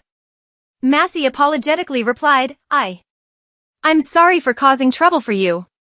I didn't know using magic would drain me so much. Kristen hugged her shoulders, I didn't expect that damn shorty to not warn you. Maybe even Rudy didn't think you'd be so reckless. You don't know how I felt seeing you sitting there motionless. She reached out to stroke his face. But everyone has to face danger. I can't just stay in the castle and do nothing. Christian gritted his teeth in anger upon hearing that. He shouted loudly, she should never have been allowed to leave the castle. Does she think I behave like a beast day in and day out for fun? Why does she think I have to rebuild the city walls and even this castle? He gripped her shoulders, trembling incessantly. Finally, Christian sighed in helpless resignation. She called him Christian. He quickly changed his clothes and warned, today you're not to leave this room, not even half a step. With that, he left, slamming the door shut loudly. Some time later, Annette arrived at Massey's room. Massey was slightly surprised.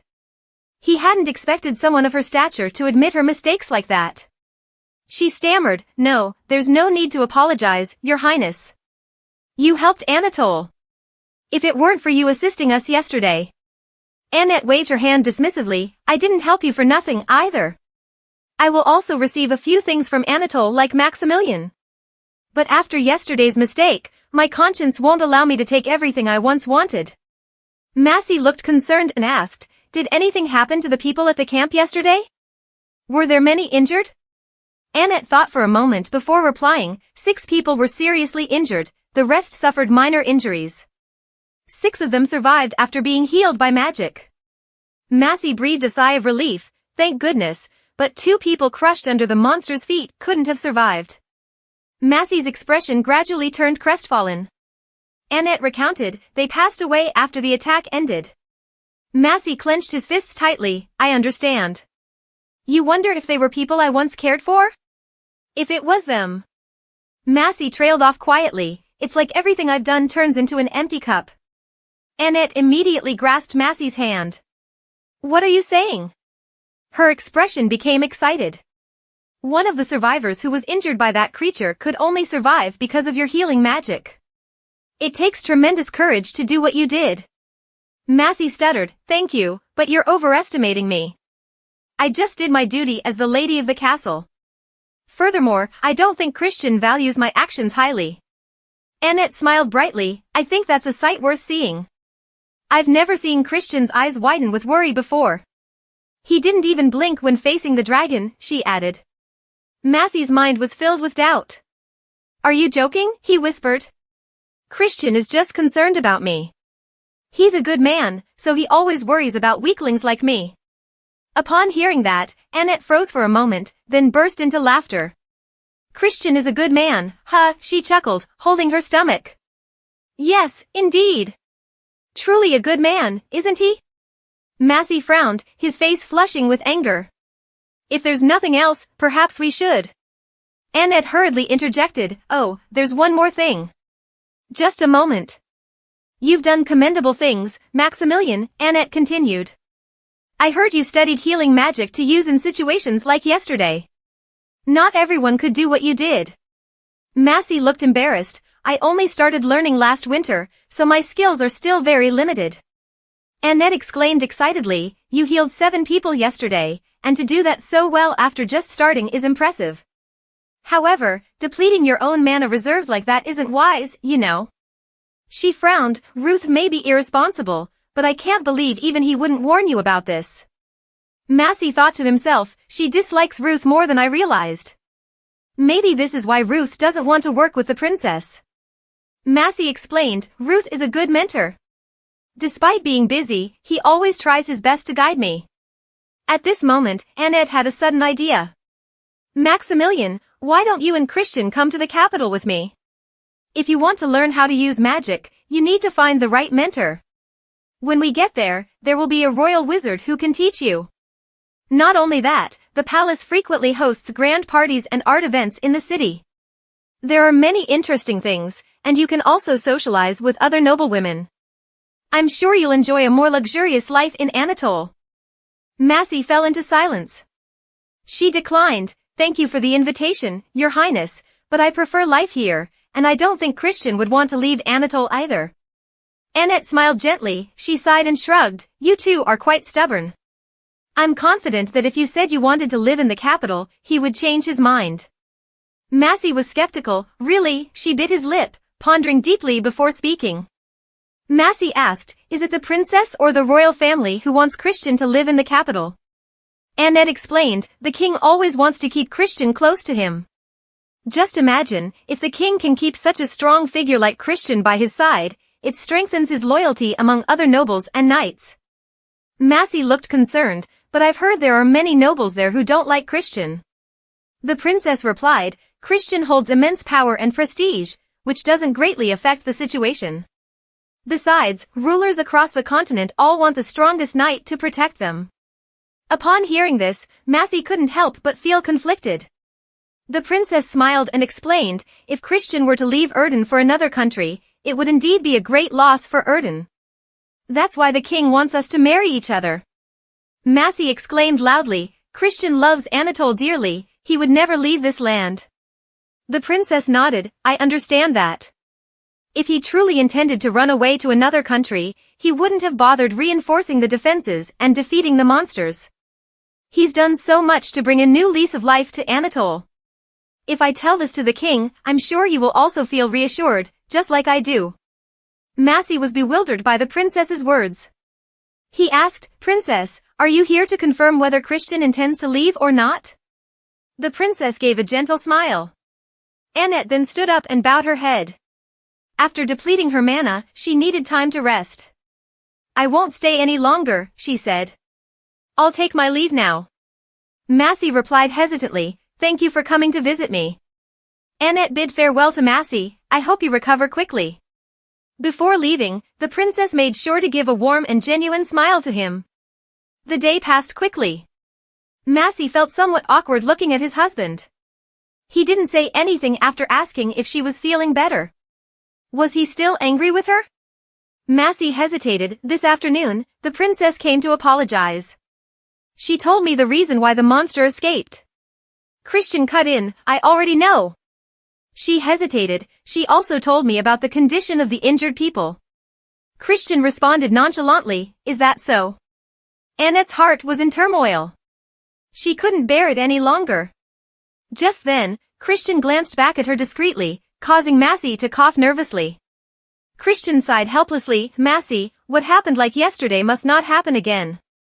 I understand you're just trying to fulfill her duties as a wife, but Anatole isn't like other kingdoms, those monsters live in the mountains of Anatole.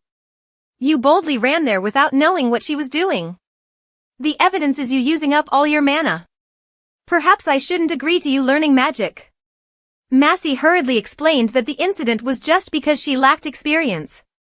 She promised to be more careful next time. Christian sternly replied, there won't be a next time. Massey expressed disappointment, saying, but as you said, I can do what I want. Christian interrupted, but not things that endanger you. He took her hand firmly. You are my wife, and protecting you is my responsibility. Do you understand, Massey? I will never forgive you if you continue to put yourself in danger and suffer such harm. Massey panicked, then what should I do? She cried aloud, he's risking his life to fight, and what can I do? He's bearing so much hardship. Christian quickly hugged Massey, no, I've told you many times already, I don't need anything in return from you. Since you took responsibility for managing this castle, you've made it so different. These words only made Massey feel more disappointed and desperate. He bowed his head, so please don't make me worry anymore. Massey wondered what emotions were in his heart. His arms were always warm and firm. She stammered, I'm sorry for making you worry. Inside, she felt overwhelmed. Some days later, the kittens had grown a bit bigger. Massey happily played with them, remarking, they grow so fast. Rudy recounted, they roam freely around the castle, and everyone gives them food as they pass by. Speaking of which, it's almost lunchtime, I'll go to the kitchen and bring lunch for you. Massey replied, I'm not hungry yet. Rudy smiled, the Lord commanded that we mustn't let you skip meals. Please sit here and rest, I'll prepare lunch for you. Massey felt uncomfortable inside, resting? If it's about being confined, well, I've been confined in this room for days. I know he's just trying to take care of me. I appreciate that a lot, but I don't want to be treated like a child. Look at these books, oh, they're covered in dust. Is everything I do for Christian just futile? While Massey was lost in thought, there was a noise outside. Who's there? Someone outside the door called out. It's me, Maximilian. May I come in? Annette laughed.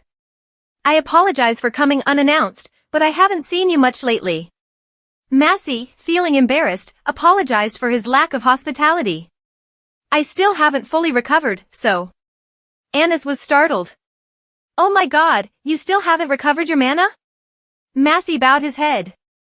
No, but I'm much better now. Massey suddenly looked at the princess for a moment and asked why she had come. Annette suddenly remembered and told Massey about the belt that Maximilian had given her. Massey was surprised and stood still as the princess excitedly recounted that today was the first day of the spring festival and suggested they go on a picnic together. Massey was taken aback by the invitation. The two of them went to see Kristen, but he spoke sternly, absolutely not. You needs to rest more, and Anatole is currently hosting many tourists. Going out now is not safe. If you want to attend the festival alone, I will assign guards to protect you. Annette was annoyed. Sir Kristen, worrying excessively like this is not good for your health. We're not planning to join a battle or anything. Kristen retorted, but my wife still hasn't fully recovered. Annette put her hands on her hips. I see that she's much better already. Massey watched the two of them and thought to himself, why did we come here? It's because I said I couldn't leave the castle without Kristen's permission. Annette, frustrated, slammed the table. If you're so worried about your wife, why don't you come with us? Kristen, losing patience, replied, we are still in a meeting. Don't you realize you're interrupting it? At this moment, Hebazin spoke up, "Come on, just let them go. It's just a village festival." Another knight chimed in, "Sir Hebazin is right.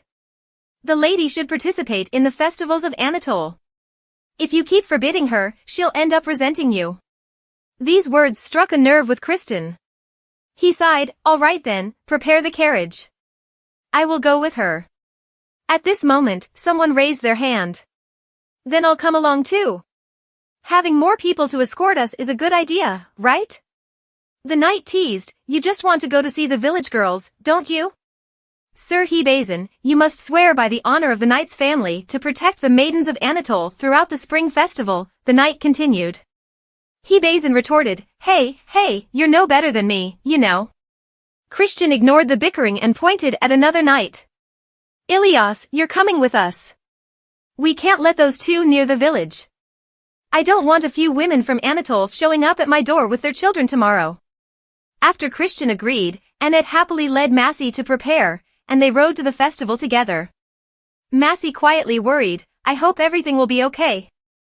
Inside the festival grounds, there were many booths selling wreaths and places for playing cards, and the local people were eagerly welcoming the festival. Annette was excited, "I heard the festival will be held in a large field away from the square." Ilias explained, "Because the square isn't big enough to accommodate all the stalls. Besides, to fully enjoy the spring festival, a cool green field is the best choice." "It seems there are more tourists this year," Massey observed. Massey was amazed by the lively festival atmosphere. Annette then removed her cloak and remarked, "It's because Anatole is protected by the greatest knight in the world. Their safety is ensured, so they can enjoy the festival without worries." Kristen reminded Massey, "Stay close to me, Massey. It's crowded here." Annette swiftly ran over to Massey and took off her cloak to feel more comfortable. Maximilian said, swallowing his anger, "It would be safer to wear a cloak." Princess Annette argued back, "But that will attract attention, Mr. Christian. No one participates in a festival covered from head to toe," Princess Annette remarked. Massey stood there, listening to the argument but feeling like she couldn't hear a thing. Ilias agreed with Annette, "That's true.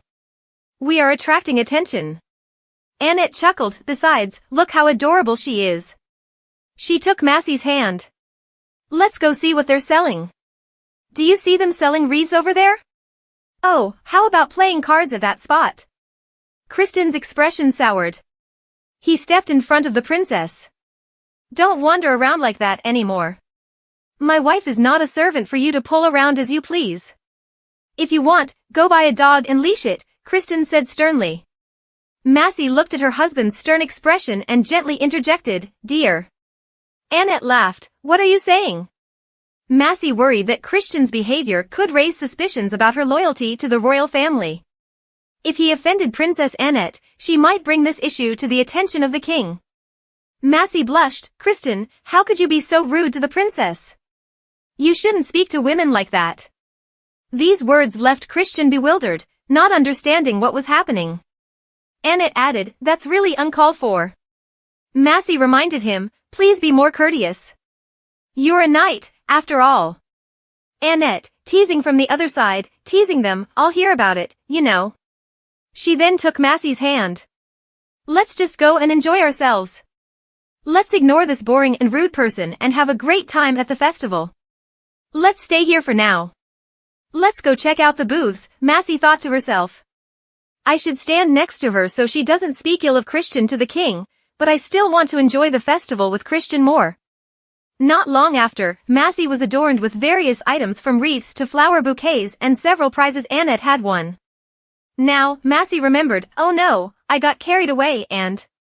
Excitedly, Annette pointed out, "Look, Maximilian, quickly look over there.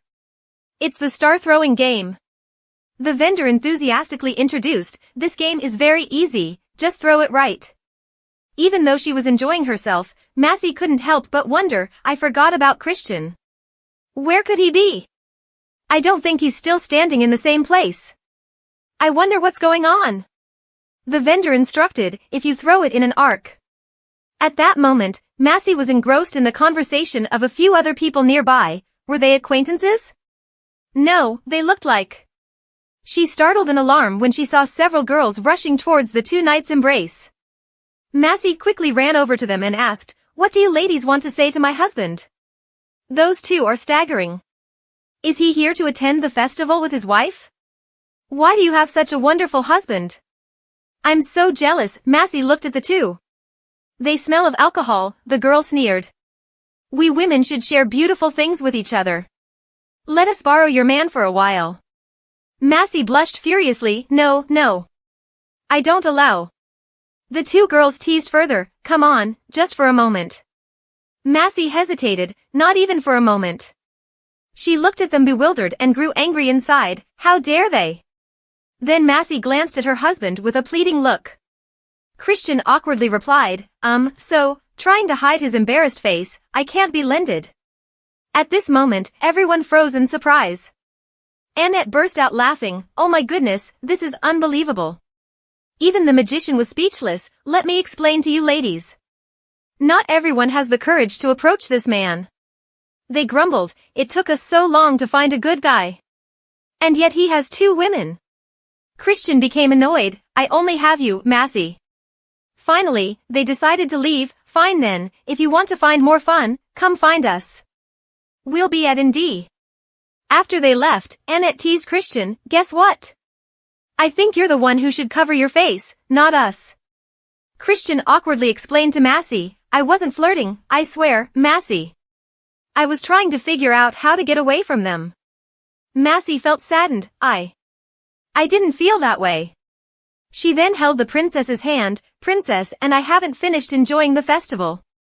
You should go have fun too," she said and hurriedly ran off with the princess. Christian stood there, stunned, watching his wife run away. Annette took Massey's hand and said, "Good idea, Maximilian. We should enjoy this wonderful time without them." She smiled brightly. "Let's dance together." The music echoed. The knight gathered the shattered pieces, broken from his body, and soared to the beloved tree of his heart standing alone on the hill. Its fragile branches swayed in the wind. "Oh beloved, when the snow melts, I will tear apart my body. Your new leaves will sing a song for you." Massey joyfully danced in the sunlight. Her smile warmed Kristen's heart, making him unable to resist moving closer to her unconsciously. "Oh, I hope the wind will carry away my singing voice," she said dreamily. Massey looked at him in surprise. While everyone was enthralled in dancing, Kristen quickly pulled his wife aside under the tree. They shared a secret moment together. It took Kristen a while before he finished kissing his wife. Massey calls him, "Kristen." She felt embarrassed. "Do you think we should do that here? What if anyone sees us?" At this moment, Christian is sweating profusely. She lifts her head to look at Christian. He gazes at her expectantly. "Look at me," and then they throw themselves at each other. "I'm crazy, I've lost my mind," they passionately kiss each other. Unbelievably, we are doing this in broad daylight. There are many people around, but we don't want to stop. Perhaps just a little more if I and he. At that moment, fireworks burst in the sky. The instant they embrace each other, Massey and Christian light up. Under the fireworks, Massey and Christian suddenly stop when they notice the display. He mutters, "Damn it. Annette." Massey looks around. "Seems like something's up, we should go." Christian, annoyed, says, "She's just stirring up trouble. She's a nuisance and we should get rid of her as soon as possible." Massey, alarmed, responds, "No, you can't treat a guest of the royal court like that." Christian, irritated, "Guest? She's more like an uninvited intruder." Massey hesitates, but I think she's passionate and she's been good to me." Christian pushes her against a tree. "Looks like you and Annette have gotten quite close. Doesn't it tire you being dragged around by her all day?" Massey smiled. "I'm fine, really. Besides, I really like it too. This is the first time I've been able to participate in the village festival." Christian was silent for a moment before asking, "Would you like me to organize it for you year-round?" Massey hesitated. No, you mustn't, sir." Kristen suggests he gives her all of gold so that she can keep as much as she likes. Massey blushed. I didn't mean that. You don't have to do that, sir. I just meant that if I could participate with you next year, I would be very happy." Christian smiled, very well. Then next year, let's enjoy the festival together. Just the two of us. The fireworks went off with a bang. Christian and Massey were speechless as they watched. He sighed deeply, gazing at the fireworks bursting in the sky. Let's go back. We have to stop her before she sets Anatole on fire. Massey happily held his hand. Yes, yes, of course. She beamed with a radiant smile. A moment later, Christian managed to stop Annette. Annette immediately spoke up, annoyed. I don't understand why you're upset about this. Everyone likes it. Ilias had been helpless all this time to restrain the princess. Christian, still frustrated, suppressed his anger to ask her, have you seen any other blonde-haired, blue-eyed witch around here? Please remember who they are. Some people may approach you with ill intentions. Annette sighed, if I encounter those people, I'll just... Christian immediately shot Annette a lightning look. Annette lowered her voice, well, I guess I might have been a bit too excited. Christian was furious, a bit? You've gone way too far. At this point, Massey noticed the crowd behind them. Christian looked at his wife, she's right. Let's head back. Let's get out of this crowd. After a while, they finally left the village. Annette scratched her head, too bad our fun was interrupted because of me. I just wanted to make everything more exciting. Massey comforted her, please, don't say that. It was a magnificent performance that I didn't even know that kind of magic. Annette smiled, I learned it at the wizard's tower. They look fierce, but they don't emit much heat. They also burn out quickly. It's a great way to liven up the festival atmosphere. Massey thought silently about the wizard's tower. Annette cheerfully continued, that scene is also in that legendary story, you know. When Christian pulled you into the forest as everyone jumped together. I wonder what the two of you did in there. Massey blushed with embarrassment, Princess. Annette teased her, your face is all red. You're still so innocent even after getting married? Massey was embarrassed, please don't tease me. The princess burst into laughter, but teasing you is so much fun. Then Annette looked at Massey's blushing face and smiled gently, thank you for joining me at the festival. I'm glad we had a wonderful memory together before I leave. Massey looked puzzled, you're leaving soon? Annette explained, it's time for me to return. Besides, he won't agree to come.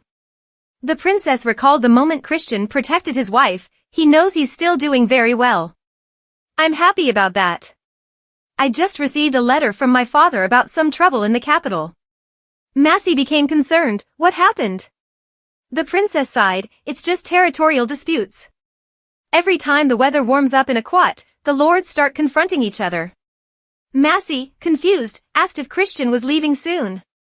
Annette reassured her not to worry, explaining that these disputes rarely escalate to the point where a dragon-slaying knight is needed. However, if it did, she hoped Massey could come to the capital too. Massey was still bewildered. Annette smiled, you're a wizard, after all. Maximilian, if the situation becomes serious enough to require Christian's intervention, we'll also need someone with strong authority. Massey worried, no, I can't do that. My mana is too low, I can only heal a few people. I've already passed out. Annette looked at her. If you practice diligently, your mana will increase quickly. Talent and perseverance are both important. The knights say you've only recently learned healing spells, but you've already demonstrated exceptional abilities, so I'm sure you have great potential. Massey hesitated, but Annette reassured her. Maximilian, this is a gift bestowed upon you by the god. Don't squander it. I don't think magic is something bad. I believe magic is a gift bestowed by the god. Massey said, I will do my best. Annette patted Massey on the shoulder, you can do it. Maximilian, it looks like they found the carriage over there. Massey immediately hugged herself. Right now, a sense of happiness and pride in herself was rising in her heart. After that festival day, the Royal Knights group was also preparing to depart. Annette pulled on her horse's reins, smiling brightly. Thank you for your hospitality. Massey, don't be shy, there's no need. I feel sorry for not entertaining you better. This time, Massey smiled alongside Annette. Hebazin appeared unexpectedly, arriving like a whirlwind and now departing like lightning. Do you find joy in always hurting people's feelings? Annette laughed. You know I don't like delaying things. Christian smirked. Yes, indeed, no one lacks patience more than you. His blunt words annoyed Annette deeply. You have no right to accuse me of lacking patience, Christian, he argued back. I can still describe people with words. Annette sighed. If compared to you, I'm still bored patiently. Kristen started to get annoyed. Do you know how many unreasonable things I've endured from you in the last few weeks without a word? Witnessing the two arguing, Massey panicked. Bazin immediately spoke up. How long are you two going to argue? Let's say goodbye to each other properly, shall we? Annette pointed and shouted loudly like a child. He started it first. Then they looked at each other with eyes ready to charge and fight. Annette pulled on the reins. All right, uninvited guest, let's go. Goodbye everyone. Massey watched as she left. Please be careful on your way, princess. Annette immediately brightened up with a radiant smile. Good luck to you, Maximilian, she said, and then she and the knights rode off. Massey felt a bit disappointed inside. Christian also noticed his wife's unhappy expression. He draped his arm around her shoulders. Let's go back to our room, Massey. Watching the direction the princess had gone, she smiled. Yes, let's. Then she entered the castle with Christian. The whole place was adorned with early spring flowers, and now it felt empty after the princess had left like a passing breeze. The mountains and fields in Anatole were filled with the lively breath of spring. Christian looked out the window. The castle is filled with the fragrance of flowers. Both Rudy and Massey were startled. If I remember correctly, you dislike flowers, don't you, Massey? Rudy hesitantly asked. You don't like them, sir? And so our short story comes to a close.